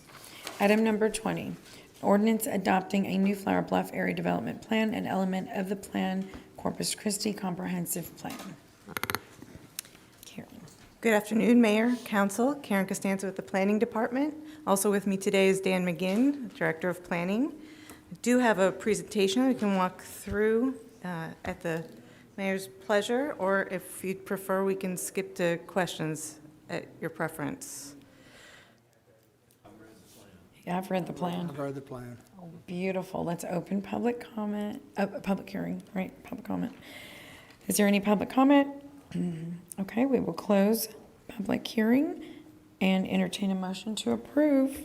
Mayor, can I just add one thing, Mayor? Yes. Based on some of the council member comments, one of the graphics of Waldron Road in the actual plan, the consultant knows that we want trees to be part of the rendition in the Oh, right. final.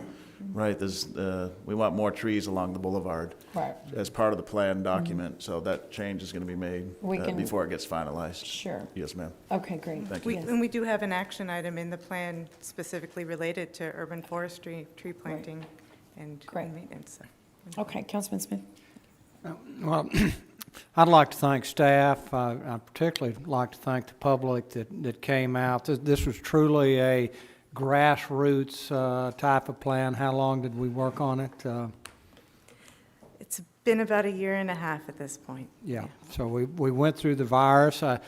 I know a lot of council participated with that, so Flower Bluff gives a big thanks that it's just more than Flower Bluff or District 4 on there. So Karen, your team, the team that led it, it was just a truly good process. And I think we have a plan moving forward. It's invigorated the community.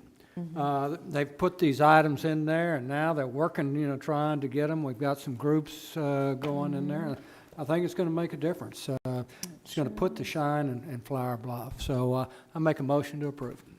Wonderful. Second. Okay, any further discussion? It's not gonna take 10 years, though, is it? No, it is not. No, you sure? No. You guarantee that? I guarantee. Okay. Trees are really cheap. I just want to make sure we do the same thing from North Beach. Thank you. Okay, any discussion? All, did I close public comment?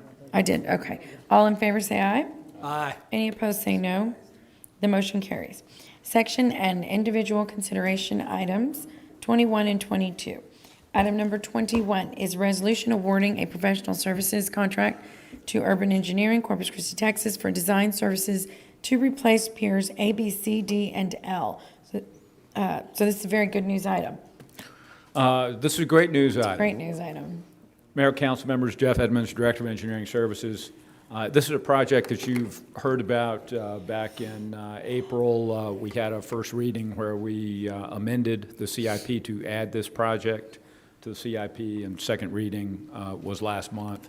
At the same time that was going on, we had published an RFQ and selected Urban Engineering and have been negotiating a contract with them, and that's what's before you now. It's the engineering contract to design these pier replacements, and it's about over a $14 million project. It's wonderful. This is very, very exciting. Let me see, do we have any questions? Anybody have any questions?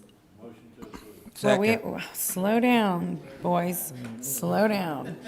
All right, I'm gonna open the public comment. Do we have any public comment? No, you're good. There is no public comment. We're gonna close that, and I'm going to second that motion since you beat me to it. So we have a motion by Councilman Pusley, a second by me. And do we have any other discussion? I have a third then. A third, wonderful. Any discussion? All right, all in favor say aye. Aye. Any opposed say no. The motion carries. Item number 22, resolution awarding a construction contract to Cayo LLC Fort Worth, Texas for the boat basin dredging near the Corpus Christi Marina between McGee Beach and our pier and breakwater repairs at McGee Beach. Jeff Edmonds, Director of Engineering Services. I do have a brief presentation if you'd like me to go through it. I've gone through it. It looks good. I'd like the mayor to open it for public hearing. You're done? I get the Yeah, we're impression good. that, No, this is wonderful. So, do we have any, Councilman Smith? I do have a question. Put your Yes, light sir. on. Hold on. Put your light on, sir. We've got a system here. Well, Smith is on. No. No. I know. Smith, Okay. get on. Thank you. Jeff, so the Port of Corpus Christi is charging us $7 for placement of spoil material. somebody talked to them and they cut in half the price they were charging. Well, I think, is that correct, City Manager? So this is in lieu of paying the $150,000 to help remove the Harbor Bridge lights. Instead of doing that, they're going to give us an in-kind contribution by reducing this by about 150. Yeah, it wasn't kind of. Okay, so we're going to pay $150 in cash on the Harbor Bridge, and are they going to give us $7 a yard if we remove some of that material for filling North Beach? If we have to pay to store it there, will they pay us to take it out when we raise North Beach? I don't have an not. answer to Probably that not. question, but Okay. I could ask. Out of their the kindness of their hearts. Yeah, that's Could it. be, Thank you. but long shot, Greg. Okay, Councilman Barretta. Thank you, Mayor. Along those lines, sorry about that. once again, public agencies, we give them 50% off and, on permit fees, you know, the development services. So this is just another example of us being a team player and another organization not. But anyway, so when is the dredging going to take place? I mean, I see here it's going to start in June, July, and is that going to have any, is that going to be interfere with any of our tourists? I mean, you know, that utilize North Beach or utilize that area or the marina? Well, we're going to manage that. This is like any construction contractor. We have to manage their activities. If there's events or things that we have to black out for, we'll handle that. But the dredging part of this is somewhat limited. So the two areas that they're focusing on are areas where shoaling was impinging on navigation. marina, It's yeah. just a small subset of what Jonathan ultimately needs to get dredged over there. But these Yeah, were the points of maximum complaint a couple of years ago when this project was added to the CIP. The other work, I don't, so if you're familiar, there's a concrete cap on the breakwater that folks walk out on. We're not calling it a walkway. And it's been in bad shape for a long time. It's a hazard. Yeah, This it's a is going to replace that. It's going to be 2 feet wider. It's going to be 1 foot taller. It's going to improve the wave sheltering. They're also going to address voids and settlement in that breakwater. And again, this isn't all of the breakwater repairs that ultimately need to be done, but this is addressing the point of maximum complaint. Okay, okay. And then I just want to make sure there's not going to be any dredging on McGee Beach or anything of that nature. No, it's not going to affect the It's going to beach. be on the marina, yeah, yeah. It'll be At within inside that first- seawall, you know, so it's gonna be within inside, if you look at the graphic, it'll be inside the seawall there that's up right now, Jeff? Correct. Yeah. Here, hold on. Yeah, see so if we've none, got- none on McGee Beach, Councilman, just to confirm. Yeah, so Okay, okay, so Yeah. it's on the inside Where of the that black breakwater. hatch mark is, yes, sir. Okay, okay. Yeah. part of the confusion might be, it was described as one project in the CIP, the boat basin dredging, beach nourishment, and they did that one time in the past. They dredged out of the marina, they put on the beach, they had a bad outcome. And so we explored that, we did some testing on the sediment that's in the marina area, and it was not recommended to put that on the beach, so. Perfect, I'm good, thank you. Well, then I move for approval. Second. Wait, I think Councilman Pesley has we've got one more. My apologies. Yeah. I thought he talked already. Mayor already yelled at me once. I didn't yell at you. Just, we have to have order. Jeff, your presentation here you have on the screen, is that just the same one pager that we have in our attachment, or did you have something? That is that is the same thing. It's Same just thing. illustrating where the dredging is going to take place and where the So it's that dredged little material dark is going. crosshatch area down just below the L head. There was some dredging there, and I don't know if I can draw here anymore, but yeah, the crosshatch area, and then there was also that little circle a little there bit behind the- north of there. Behind the Correct. breakwater. Correct. Those are Okay. two And then you are areas. going to fix the cap on top of the breakwater. Correct. Okay. And then all the material that's dredged is going over there towards the top of the page in the ring cone dredge And material Rincon placement Dredge, area. yeah, okay. Okay, that's all I had. Thank you very much. Okay, Mr. Hernandez. Yeah, thank you, Mayor. You know, I appreciate you adding the changes to the CIP page for the new McGee breakwater. No, I'll take it back.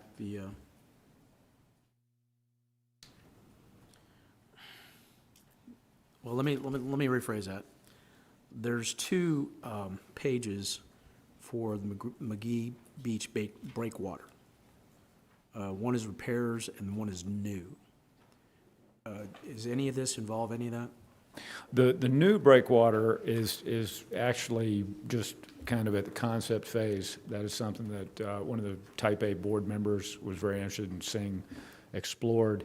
It was actually studied some back in 2009 timeframe. It was one of the projects that was looked at in the HDR report that was done around that timeframe, and that was for a new breakwater offshore off of McGee Beach. Okay, so none of that. That one is not related to this. It would potentially attach to the breakwater if you were to do that project. Some sketches I've seen showed it actually connecting to this breakwater, but at this point, that project is really just conceptual. So the 2 pages that are relevant to this are it's in the title, McGee Beach Nourishment / Boat Basin Dredging. So unfortunately, that's the title, but we're not doing McGee Beach nourishment with this. We're just doing the boat basin dredging, and the materials going to the port's dredge material placement area. And then the Phase 1 breakwater repairs is what describes the work that's being done on the breakwater. Okay, thank you. Okay, I think did we have a motion? Yes. We did, right? Do we have And a a second? second. Okay. Any discussion? All in favor say aye. Aye. Any opposed say no. The motion carries. We'll move on to section O, first reading ordinances, items 23 and 24. Item number 23 is ordinance awarding a construction contract to J. Carroll Weaver, Sinton, Texas, for the reconstruction of Brawner Parkway from Castoris Road to Carroll Lane located in Council District 2, with new asphalt pavement and utility improvements in the amount of $3 million plus. Yes, sir. Good afternoon, Mayor, council members. Jeff Edmonds, Director of Engineering Services. This item is to award a construction contract to J. Carroll Weaver for the Bond 2018 Brawner Parkway project. And Okay. I stand ready Move for to any approve. questions. Well, do we have any public? I have to do the public comment. Public comment? Anybody over here? All 6 of you? Okay, no. I will close that. We have a motion. We have a second. Any discussion? All in favor say aye. Aye. Any opposed say no. The motion carries. Item number 24, an ordinance amending Chapter 2 of the City Code of Ordinances pertaining to the Airport Board by adding a non-voting ex officio member to the Airport Board. I move for approval. Second. Okay, we've got a comment. Mr. Smith. Thank you. I think this is an important addition to the airport board, but I'd like for us to consider also adding the EDC to it as an ex officio. So we have 2 components on the airport. One is the commercial traveler, and the other is the tourism. I think this is a great plus for the board, but I'd also like us to consider adding EDC. So a member from. Yes, a member from the EDC as an ex officio, just as we have the CVB. Okay, does that need to come back as another item? Probably, right? I think we Because can it's- amend it. I was gonna say, can't we amend it? Unless you need to contact the EDC. I actually think we ought to probably contact the EDC and find out if they're requesting that. Well, I think it's more Yeah, of I an mean- agreement. Yeah, can we amend it here, or do we have to come back? I think you can amend it here. Let's look at it and make sure we're amending it in the right direction. So, What does that mean? You can legally amend it here if you want, is the answer. We can. Yeah, you can. Okay, let me get. I spoke with Mayor. Oh, you're out of line again. I know. It's been one of those days. It's- Mr. Hunter, would my you like saber's to rattling. give your, go ahead. Councilman Pusley, go ahead. I just want clarification on. But, yeah. Microphone. You do. You actually do after his. He's got bigger britches. Okay, somebody's. Beauty before stupidity. Oh, stop. I guess we're speaking specifically about putting Ian on there, right? And we spoke with Ian, and he thought it was a great idea. So if we're worried about that. Okay. Councilman Hunter? I was gonna ask the exact same question. Okay. Yeah. No, I think we support that. So if we can amend it, can we do that? yeah, I would think the phrase that you would want would be the airport board shall also include the chief executive officers of Visit Corpus Christi and the Corpus Christi Economic Development Corporation as non-voting ex officio members appointed for 3-year terms. But should we specify that it's his position? I would like to specify that. Well, that's what chief executive Oh, did you officers. say, oh, I didn't hear you Yes, say we that. said. I'm sorry. I just thought- pluralized it. I make a motion to amend. I make a motion to amend. Okay. Too late. I think he seconded. We want to clarify that. Okay, is there, We would like it to be in perpetuity, so not 3 years. It would be forever. forever? Yes. In Yes, let's just add by in nature of the perpetuity. Okay. position. Yeah, Okay, great. instead of with a term. Yeah. Yeah. Thank you. Sorry. I withdraw my motion to amend and would like to make a motion to amend to add the CEO for a duration and forever. Okay, that's I for always both have positions. trouble with pronunciation on it. Yeah, and that's both positions for the VCC and the EDC. It's just as long as they're Okay, ex right. officio members, it's Right. as long as they're Okay. members, I that's their second. term. I Okay, think great. you, Any To the discussion? amendment. I think you would achieve that just by deleting the phrase appointed for a 3-year term. Correct. Okay, great. Well, that's what I did. Okay, no discussion? Okay, all in favor, say aye. Aye. Mr. Hunter, hold on, do you have a? Okay. Any opposed, say no. Then we need to just pass it as amended. I The ordinance I as make a amended. motion He to pass as amended. Second. Wait, we didn't vote the first time. Yeah, you did. Okay, say aye. Yes, ma'am. Okay, I'm losing, I'm sorry, it's been a long day. And it's Jude's birthday I know, we're today, almost so done I there. get to go see him early because we're gonna be done. Okay. Okay, so did we vote? Certainly. Vote on it as amended. As amended, all in favor, say aye. Aye. Any opposed, say no. The motion passes. Item number 25, staff's recommended project list for the $67.55 million in the federal economic stimulus package from the American Rescue Plan Act of 2021. Hi, Heather. Hi, good, we're into evening now. Good evening. Oh, God, no, it's afternoon. It's fine. Afternoon. Heather Hurlbert, Director of Finance. And so today I had briefed the council back in May on some preliminary projects, and so we now have gotten the guidance, have digested it, and now we are coming back to you with our recommended project list. So next slide, please. One more slide, please. So just to remind everybody, so in March 11th, the president signed into law a $1.9 trillion act, which includes $350 billion, too many billions and trillions, for state and local government to mitigate the fiscal effects stemming from the public health emergency. The city expects to receive $67.6 million in 2 tranches. We've actually already received $33.8 million, and we'll receive the other half in May 2022. In my prior presentation in May, the original amount that we had was $68.77 million. That was a preliminary amount, and we were aware that there could be adjustments to that as they recalculated the formula. And so it was adjusted to the $67.6 million. Next slide, please. So the act actually laid out very broad allowable uses, which included the replacement of local government lost revenue, COVID-19 expenses, assistance to small businesses, household, nonprofits, aid to impacted industries such as tourism, travel, and hospitality, water, sewer, and broadband infrastructure, and support for essential workers. So next slide, please. One more slide, please. Okay. So this is the summary of the project list that we brought to you in May. We had a total of 31 projects totaling of $197.3 million. This was just a working list that had been compiled with the executive staff and looking at areas all over the city that needed some assistance or had projects that we thought might be eligible. Next slide, please. So the guidance did come out from the Department of Treasury, and we had gone through, looked at that. It gave a lot more detail on what was going to be eligible to be used under the Act.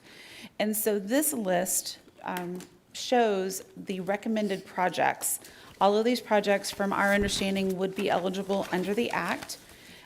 They are primarily within the infrastructure, either water, wastewater, sewage, infrastructure, stormwater, and then we have one that would be the downtown outdoor dining development, which would be under the assistance to business, And then the construction of fire station number 3 would not be eligible under infrastructure, but we would be able to use money that we received through our revenue replacement to do that project. So we'll go into a little bit more project on the next couple of slides, a little bit more detail on these projects. Next slide, please. So the first one is the citywide water line improvement projects. And so this is looking at, we had a 3-year plan that was planning to replace 11.7 miles of priority water line at an estimated cost of $18.7 million. So the water department will go through and identify additional water line replacements projects to reach the $30 million worth of recommended funding. This replacement primarily focuses on the cast iron pipes that have a history of 4 or more breaks within the last 5 years. And a lot of these water lines are in older socioeconomic neighborhoods and will help the service and reliability there. These improvements are part of the business plan that will activate the 2 recently completed water towers that have not been put into service yet. Next slide, please. So then the city wastewater lift station upgrade projects. So the money, the ARPA, as we call it, money, will be used primarily instead of revenue bonds to do the existing citywide lift station repairs CIP project. So there were 19 lift stations that are scheduled to be repaired during the 2024 time period at an estimated cost of about $22 million. So the total funding that would be allocated, or recommended to be allocated, is $18.4 million, and those will fund approximately between 13 and 16 lift station repairs, depending on how material costing goes and the size and complexity of those lift stations. And the design work is already currently in process, and the projects will be bid in fiscal year 22. So to date, 18 of the 103 lift stations citywide have been repaired and upgraded, and this would facilitate another 19 that would be facilitated over the next several years that'll be upgraded and repaired. Then the next project is a citywide drainage improvement. So we've talked a lot about drainage today across the city. And so the drainage stormwater group identified several key areas that are problematic areas across the city. A decision has not been made on which areas this money would be allocated to, but these areas will be prioritized and looking at the severity of the drainage. And these are just a list of potential areas where the money could be used. Next slide, please. And then some smaller projects would be the North Beach drainage improvements. Again, talking about drainage. Again, not a lot of detail on this, and so something would need to be formulated on how this money can be best used to help with those drainage problems.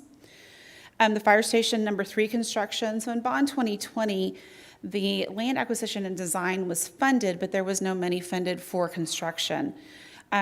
The total estimated cost is estimated at $7.5 million, and we would be able to allocate a little over $4 million of the ARPA funds to this construction.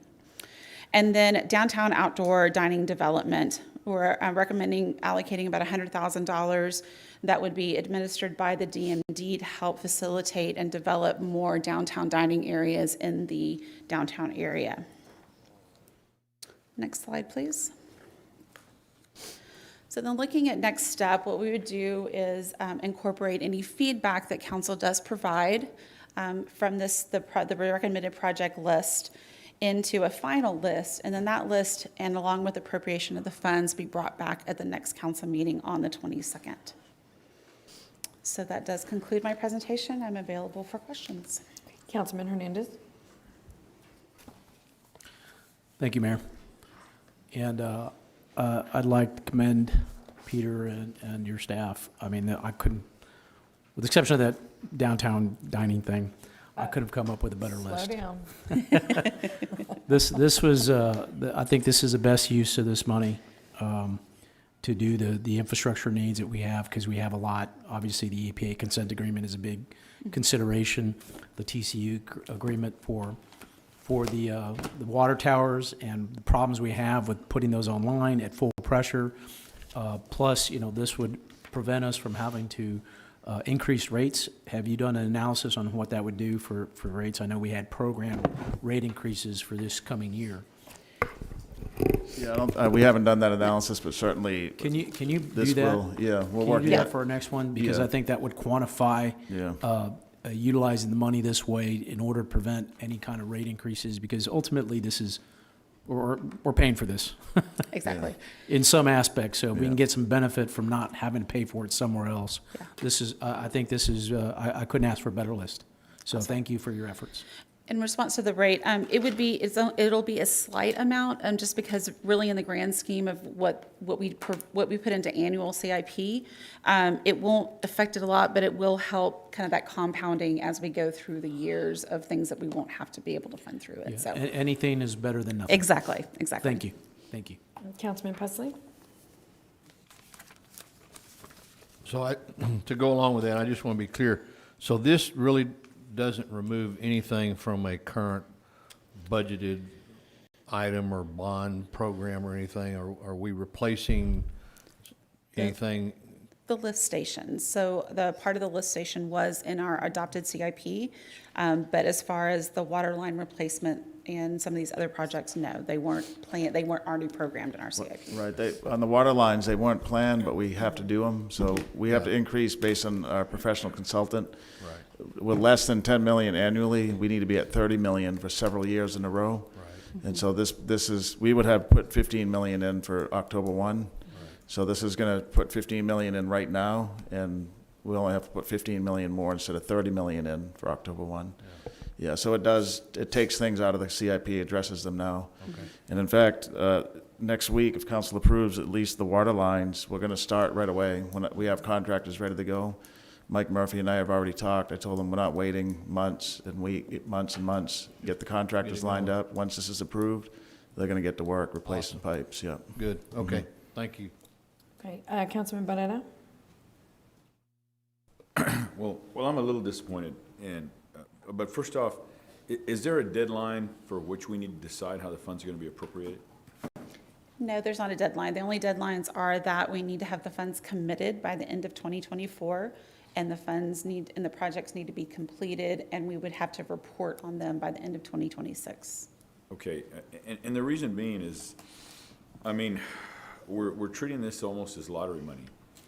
You know, it fell out of the sky, and we're utilizing it for what we see fit within the guidelines, which are very broad. You know, since this is COVID related, I think that there should be some aspect as to where it's used for public health. And you know, I know Councilman Martinez had echoed this as with regard of lost revenue for nonprofits. I know the city manager wasn't too keen on that idea, and you know, and I understand where he's coming from, but you know, once again, and you know, I was a big proponent. The first two things I said was the fire station and the police academy.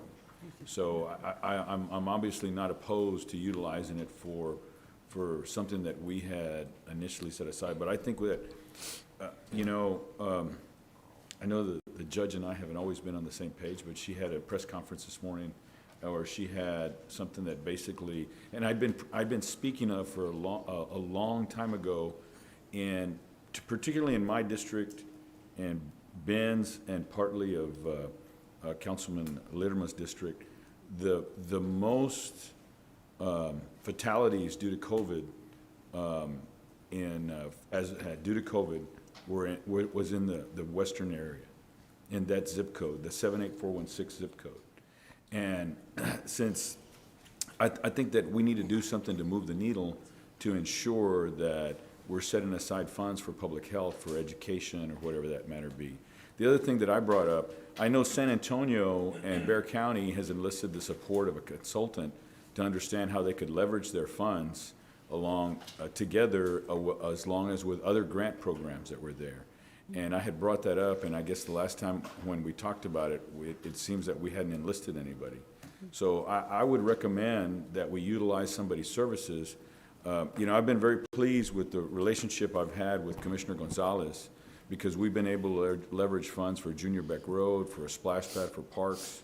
And I think we'd be selling ourselves short just by indicating that, okay, this is how we're going to utilize this money as, like I said, lottery money, where we could be taking advantage of any grants that are available where we could utilize matching funds to be able to extend our dollars that far.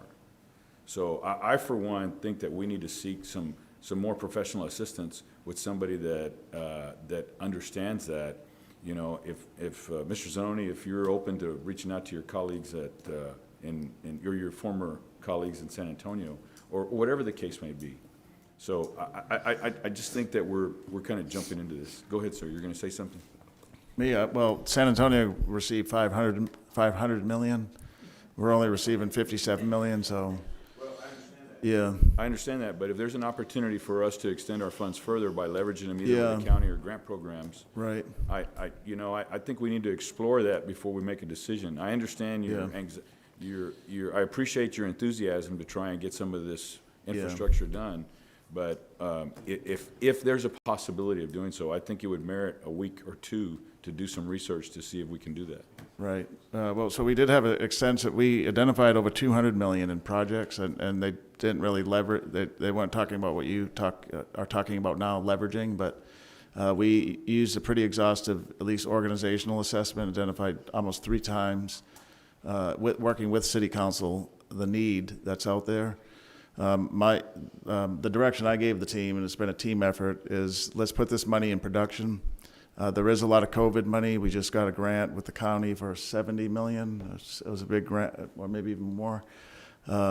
City County got a grant. There's a lot of health, and there's a lot of down payment assistance. There's still a lot of COVID money out there. So I think we're good on the COVID. What this does is put money in production right away, takes care of our aging infrastructure, and will alleviate it'll bring down the rate increase that we're going to plan for October for the water customers. So everybody across the community, including in your districts and those districts that were most impacted, will see benefit right away. I mean, I agree. I've been preaching about Tanglewood for since I got on the council.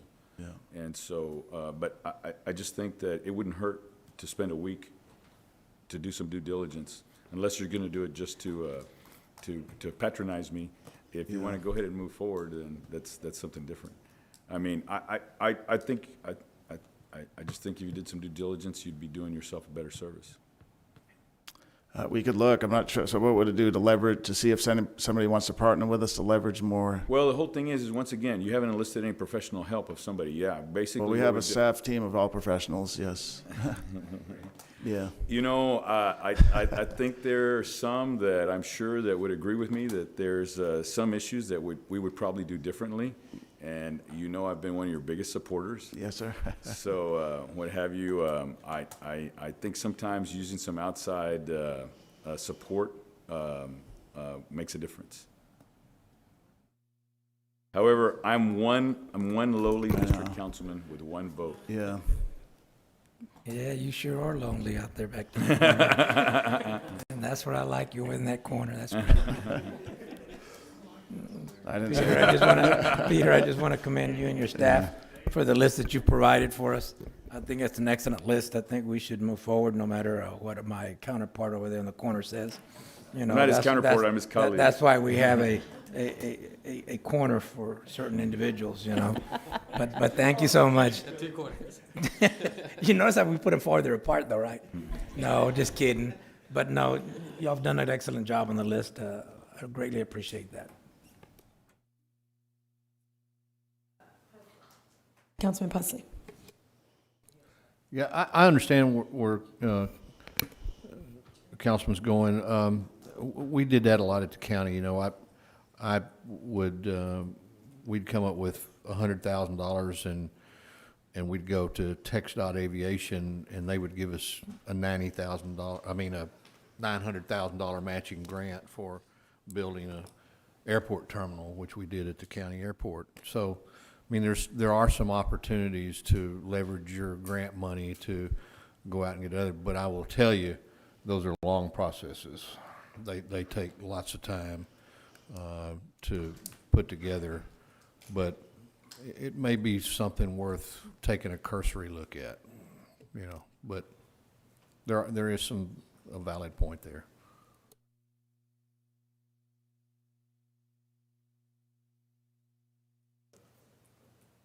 to go along with it. I like your plan, and I like getting started on the water. I mean, at some point, we're gonna start getting a lot of, I'm surprised we already haven't gotten any more bad press than we have about those water towers sitting there not being utilized. And we're, you know, TCEQ is breathing down our neck about those issues, so Let them know, Mike. we gotta move. Is this an actionable item? No, right, it's just a briefing? Oh, it's a briefing, okay. Okay. Yeah. Heather, thank you very much. You're welcome. I think that's it. Other than that, it is Jude Victor's 16th, oh, Michael, 16th birthday. He's not driving, just so the public knows. Happy birthday, June. And you still need to talk to your mom and dad about driving. Happy birthday, Jude. Happy birthday. Happy birthday. Happy birthday, Michael, thank you. And I just want to say, Sing it. Mayor, I just want to say to you, Mayor, that, you know, Mayor Pro Tem had us out here by 2 o'clock last time. I know that. Shocking. Say it. Greg's gonna sing. It was Happy 3:05. birthday to you. Happy He's listening. He birthday was to earlier. you. Happy birthday, dear Jude. I'm gonna play this. Happy That's so birthday sweet. to you. Aw. Oh, yeah, Roland. Thank you. All right. I adjourn the meeting. Out of it.